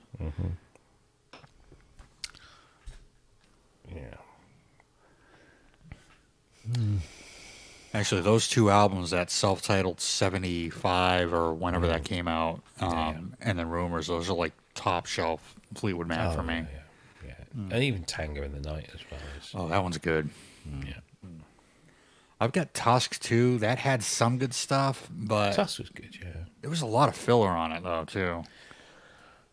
Well, how'd you follow up Rumors? You can't. You put Tusk out, and then you put something out like Mirage, and you know that was pretty decent. What was the hit off of that? I think it was Gypsy. Yeah, Gypsy. Yeah. Which is a nice song. It's that kind of typical Fleetwood Mac, happy sort of Stevie Nicks. And I always found myself gravitating towards Christine's, Christine's stuff on the albums. Yeah, I always found her stuff to be a little bit maybe too English. Yeah. Too pastoral, if that's the right word. Yes, I know what you mean. It's lovely, and she got a great voice. But for me, the pairing of her voice with Stevie's was brilliant, because, you know, they're completely different. Yeah. But I always found that the Christine stuff, whilst very, very good, you know, Songbird is... Songbird, and then you could go to like, what is it, Say You Love Me, off the self-titled. If you go to like Tango in the Night, you have Everywhere and Little Lies. But for me, they're not as strong as, you know, Big Love and Welcome to the Room, Sarah. And, or even Sarah off of Sarah off the Tusk. White Album. Oh, Stars was off of Tusk. Yeah, sorry, yeah. The White Album would have been Rhiannon. Yeah. Yeah, see, Rhiannon's just magical. I love World Turning, too. Great tune. Yeah. I love Fleetwood Mac. Oh, after mentioning Little Earths on the pub the other night, I played it on the TV downstairs to Fiona. Never heard it. She's never heard it before. Wow. And she goes, "Oh, this is absolutely wonderful." I said, "Mate, we need to start digging out the old stuff again." I'm telling you. Dig out the bush. Yeah, nothing wrong with digging the bush out. And maybe some other bits and pieces as well along the way. Yeah. Oh, For Your Eyes Only. What album was that on? When I heard, so as soon as Hands of Love came out, I went out and bought it because I loved Running Up That Hill. I loved the title track. Yeah. I think, they released those two and then they released the album. And I just went straight out and bought it. And like side one is just hit after hit after hit. You know, it's Running Up That Hill, it's Big Sky, it's Cloud Busting, it's Hands of Love. It's just like, it's just like an album full, it's a side full of hit singles. And then I remember putting on the B-side and thinking, oh, this isn't very catchy. And I guess back then, I was 15, 16. All I wanted was, to hit, the earworms. I wanted to hit singles, whereas I wasn't really into something that was deep and concept-y and stuff. Yeah. But over the years, it just grew and grew and grew until the point whereas you grew into it. Yeah, I would listen to that just on its own. Yeah. I wouldn't even bother with the other stuff because, I've heard those God knows how many times. Now I just want to hear that whole Ninth Wave suite and understand, the story and just the brilliant way that she kind of tells this thing, this tale, and all the clever stuff that's going on in there, and it's just. Yeah, I think I said the other night when she did that live, it was actual tears. It was just incredible. I just so wish that she fucking released more than the concert. It was an experience. It was, yeah. It was so visual. And that's the thing, Yeah. I forget how many nights she did. I think she did. It was about 30, around that. It was like the whole month of August, I believe, in 2014, and because I got tickets for opening night, which was just an incredible stroke of luck. And everyone there was like, we were all sort of looking around because there was a very explicit request not to film it, to experience it, and by and large, the entire audience on that night anyway certainly observed that. Although if you go on YouTube, you'll find that there's 2 or 3 little videos knocking around. And then somebody said, there's lots of talk on the internet about it, and after about, I think it was like 7 or 8 shows, somebody said, oh, they had camera crews in because we were in places where they wanted to mount the cameras, and so there was reports of film crews being in there for 2 nights. Now, I can't imagine that she couldn't assemble a package across those 2 nights. So, maybe, there's 1 or 2 songs where somebody missed a beat or somebody, hit a bum note, whatever. You can edit all of that out anyway. But, I mean, she filmed 2 nights of it. And yet, to this day, 10 years later, we still don't have that out. So that the rest of the world can experience what we experienced. Licensing? Yeah. No, it's all her stuff. It's all her stuff. She the owns record it company all. gets to decide. No, she owns it all now. It's all reverted. Yeah.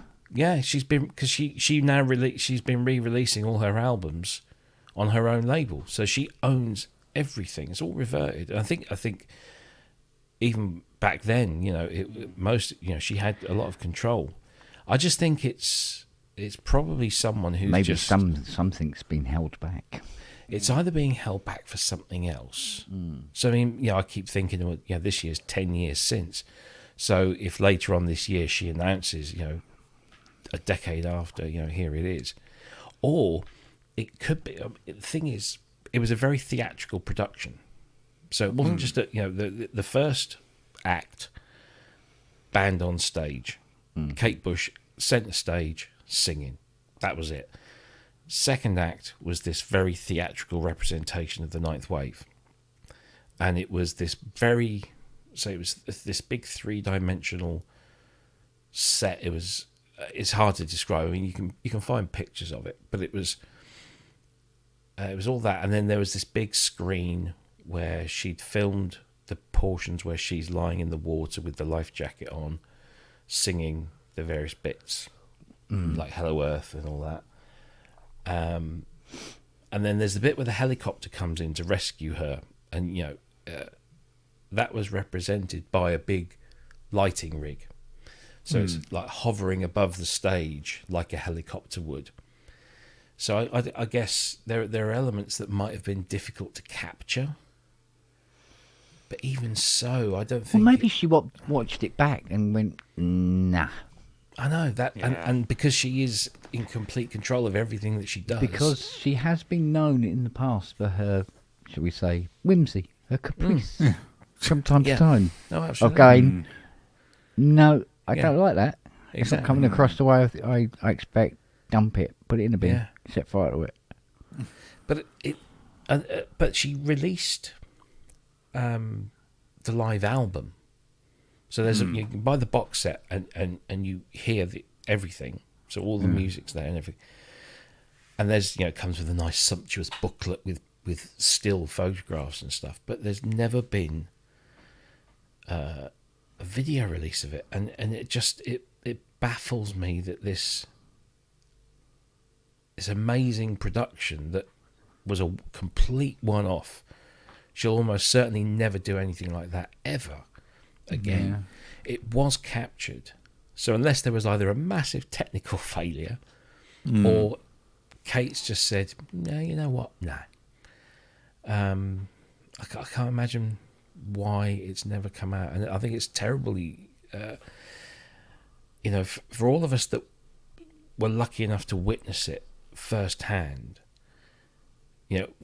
all we've got is what's up in our memories. And, I just remember, I guess I remember bits of it, because the third act was all based on the second half of the Aerial album. And Bertie, her son, was there and doing, that wasn't quite as good as I think, the middle bit. But all I've got is what's, in my head. And there's all these other millions and millions of people that couldn't get there, that would love to see it. And I think that it's I feel for them more than anything. It's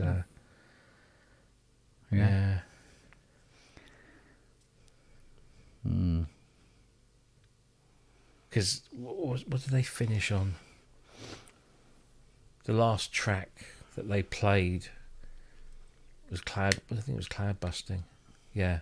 And it was almost religious, especially that last, the last bits, at the end, where the choir comes in, or let's say the choir, that group of voices. Everyone in the audience was singing along, and Kate was there, and it was just big, and she was beaming, and it was just, I don't know why. It's frustrating, but I consider myself incredibly fortunate to have been able to witness it, firsthand. Yeah.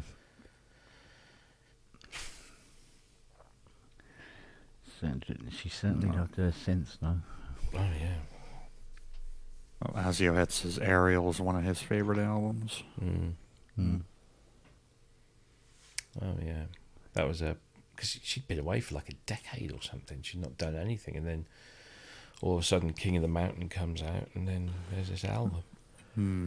But she does that. I mean, that's what she does, 50 Words for Snow came out of nowhere pretty much. And Yeah. that's a great album. Really good album. And then she did Deeper Understanding, which was this weird kind of I'd love to know what rehash. happened to new music.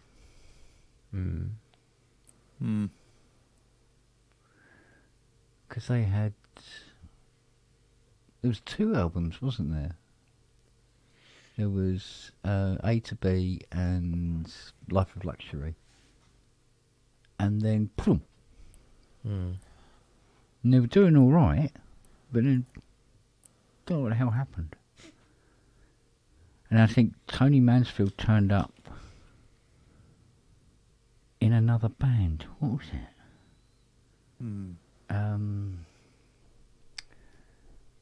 Oh shit. Gone. Oh shit, what was it?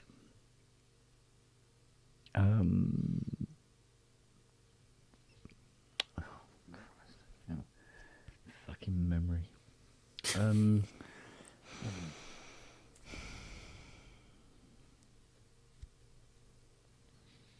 Bollocks, it's gone. I think I have to do my research again. Damn it.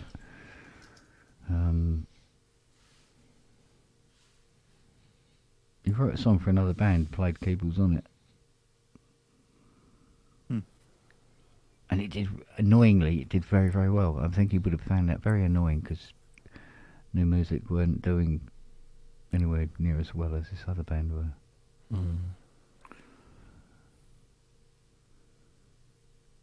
can't remember for the life of me.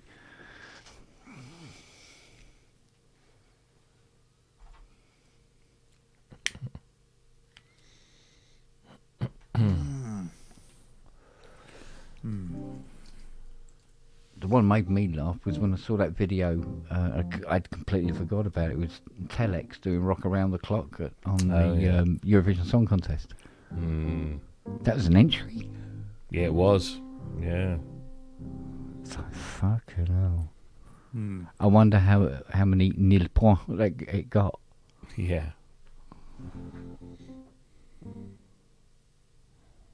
Because it did really well in the charts in the end, didn't it? Or did it? Yeah. Or was it one of those got to 38 and then fucked off again the following week? No, I think it had a bit of an impact. I really liked it, and I couldn't put my finger on why.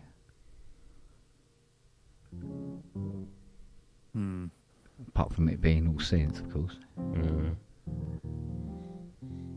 Christ, I'd buy an album if it had a noise generator on it going once. Shit. Yeah, it's sort of like, oh, that's electronic, I must have it.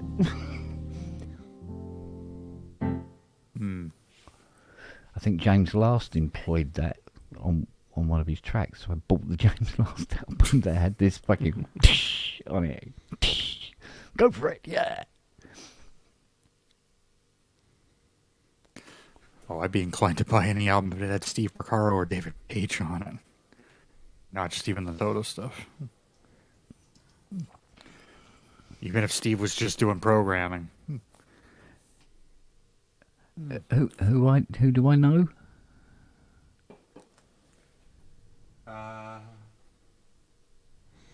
Kate. No, Matt. Matt, yeah. Yeah, Matt had a good conversation with her in a pub, and then I think I did see her once more. But she wanted, she was being harassed by people asking for autographs and stuff like that. Yeah. And I asked her about how she was getting on with the CS80. And she wanted to talk about the CS80. I sat down with her and had a beer with her in this little pub in Wimbledon. I think there was this studio around there. What was it called? Or it's probably not even there anymore. There was a studio nearby. She was doing something or other. So, no, my claim to fame is nearly marrying Toya's cousin. and having tore at my engagement party. And why didn't it happen? It's a mystery. That's right. Yeah, we talked about JP8 and all sorts of stuff. Did you buy that? And she, yeah, I bought that. I actually bought it. My own JP8. She didn't hang on to it, so she probably sold it for about 400 quid or something later on. Before it went up in price. There again, she made a few bob, didn't she?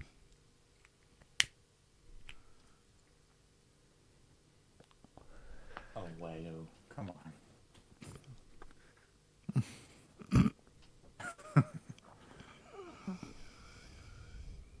When was this? This was fucking years ago. Yeah. It's me in Wimbledon, right? It's a long, long time ago. I think she'd at least done the kick inside anyway. We're talking really, really long time ago.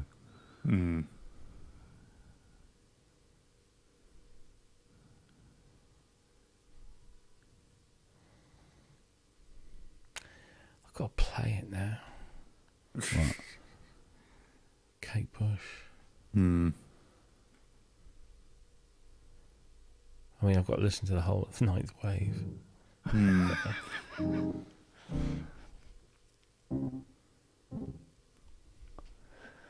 Yeah, well, there's a lot of things that need the dust blown off them and run up again.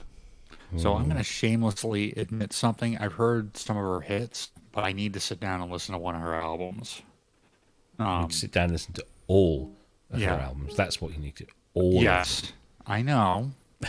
Just which I'll probably start with Hound of Love there. No, start at the beginning. Just start at the beginning and work your way through. It'll be a joyous experience. I remember getting the Elton John tribute album, Two Rooms, and she's on that one doing Rocket Man. Yeah.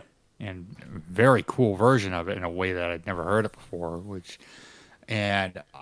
But this is like 25 years ago, and I'd never even thought to pursue, anything else that she's done solo. But I was in a band just out of high school, and our bass player was a huge fan. And I think he let me borrow a compilation called The Whole Story, just to check that out. But again, I think I was, I don't know. I just her music is just so, as far as I know, just so out there and eclectic to the point where I really just need to sit down and absorb it. I feel like she's one of those. Starts at the beginning. Yeah. Starts at the beginning, and you'll. Yeah. I've always. EMI got her to sign a contract when she was still 15. Yeah.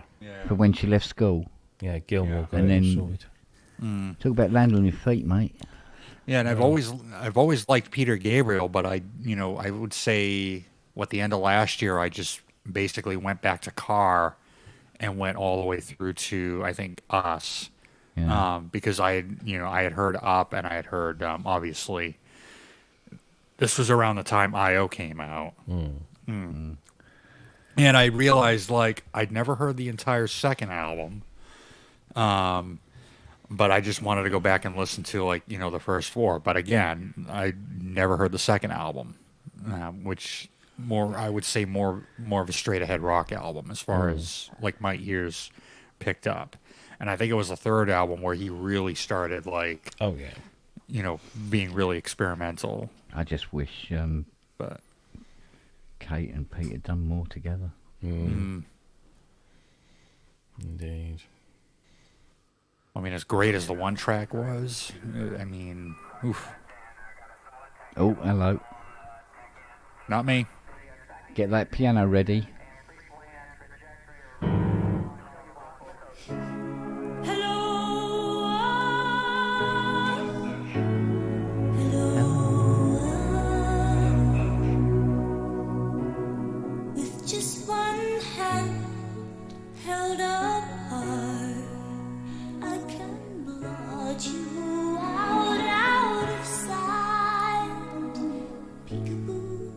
Peekaboo, little love.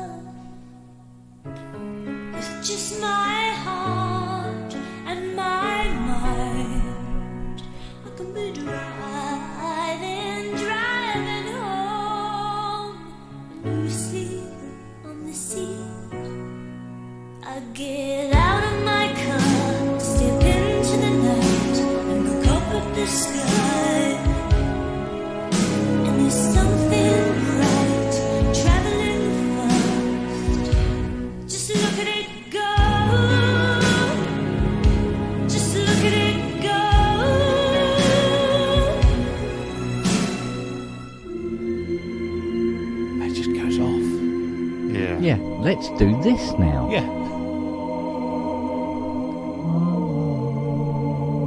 This is the Hungarian. Yeah. Bulgarka. So I can't remember. Yeah, something like that, wasn't it?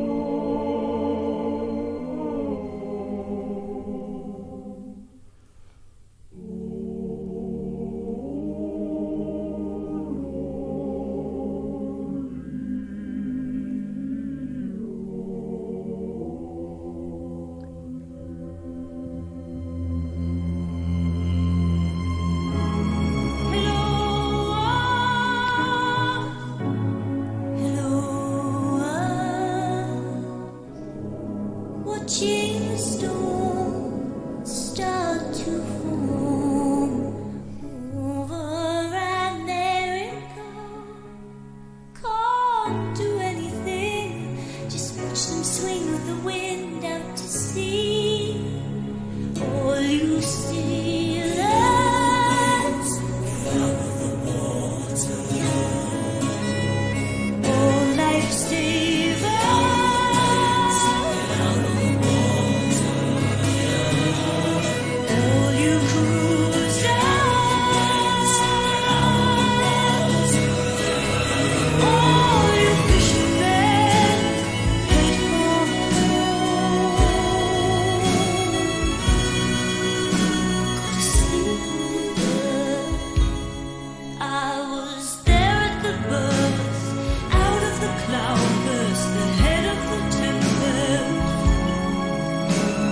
Murderer, murderer of time. Why did I go?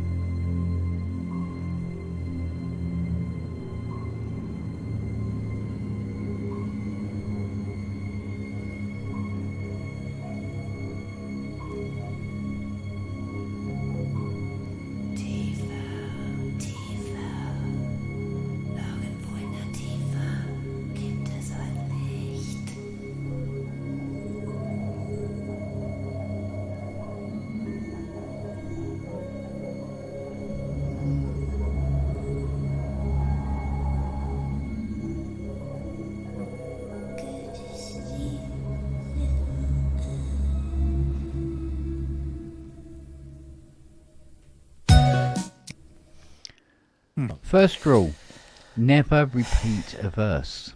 Make it different every Every time. fucking time round. That's writing, my friend. Mm. Oh.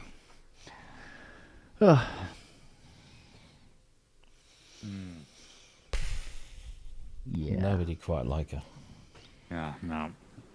Yeah, Yeah, they said when Bowie died. Now.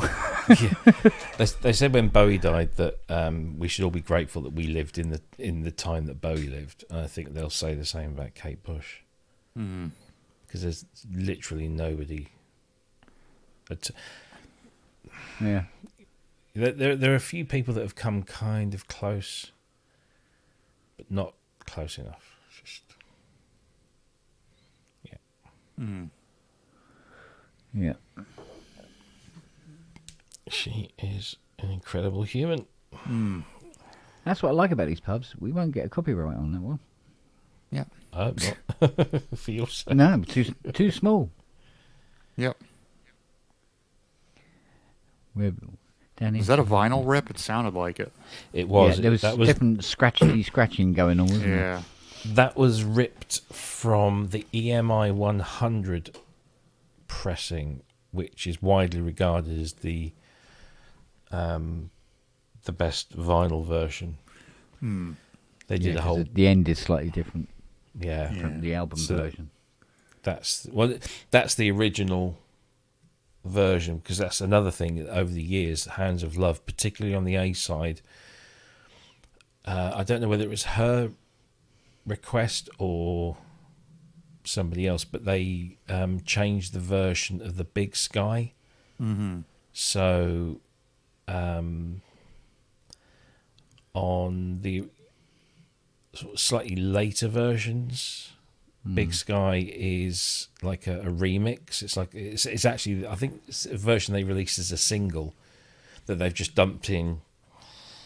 So to find the original version, so that was EMI did a whole bunch of pressings on their 100th anniversary of classic EMI albums, and that was a 24-bit rip of that. So you're going to get the little bit of static in there and stuff, but it does sound incredible. I've got God knows how many versions of this bloody album. There's a label in the US. What are they called again?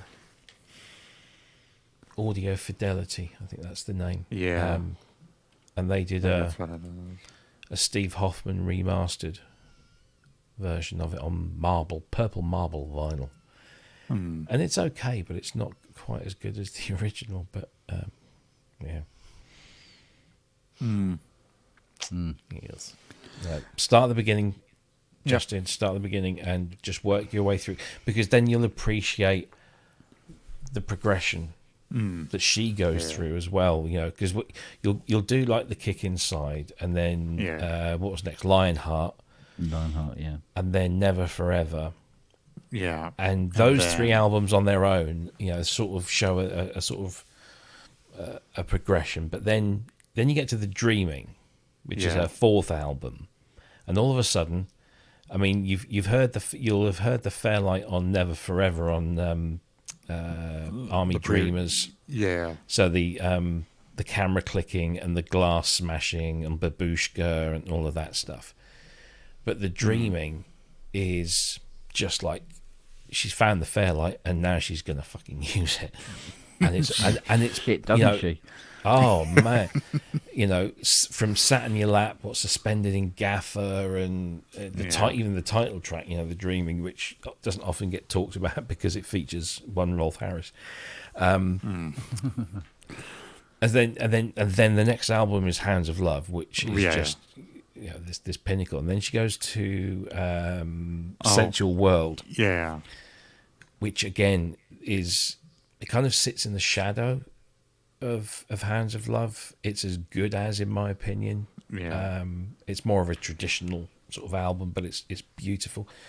Red Shoes is very good. Features Prince on there as well, and then she went quiet, and then it was Ariel, and then 50 Words for Snow. Well, there's Director's Cut. Yeah, so director's cut is an oddity in that she took a whole bunch of tracks from Central World and the Red Shoes and just redid them. Yeah. And I think the version of because she released the Deeper Understanding as a single, and I think I kind of prefer the newer version of that, but some of the other stuff, not so much. It's all good, but it's just like it's just like Kate doing a bit of a George Lucas. But it's good. It's good stuff. Yeah. So yeah, do them in order. Do them from beginning to end. And you'll appreciate the progression that she made as an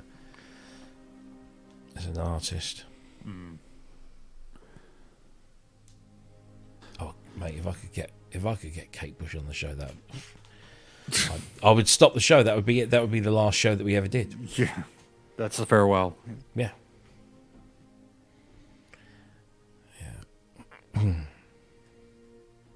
What's the dreaming?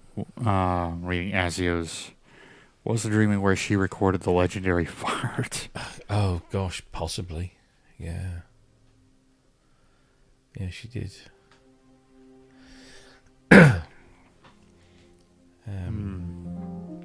Was that?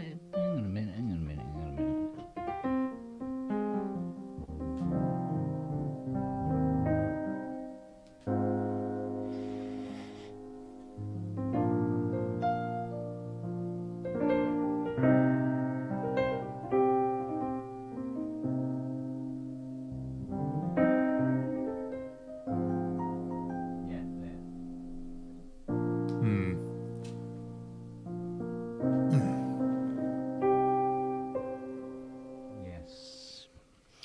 I think that chord change, those first two chords where it goes from C minor, F minor over A flat. From hearing it from that album all those many moons ago has stuck with me, because I swear blind I've written fucking tons of tunes that have that that bass note with that chord progression. Yeah. More often than I'd care. And I'm thinking, but I don't remember Vangelis doing that, so it couldn't have come from him, and so obviously it's come from Kate. I'll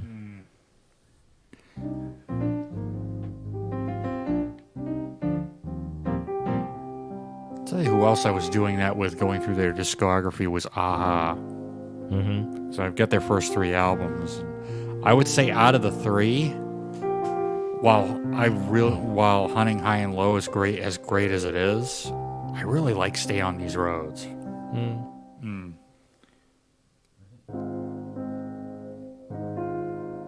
don't know what it is, but like opening with kind of a pseudo ballad that song is. Yeah, it's definitely from that. Yeah. Well, spank my chickens. There you go. Bizarre. Oh.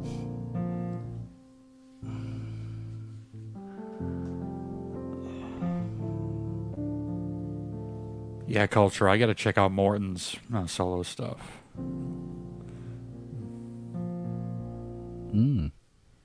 I did hear a version of Ready to Go Home that he did, originally done by 10cc.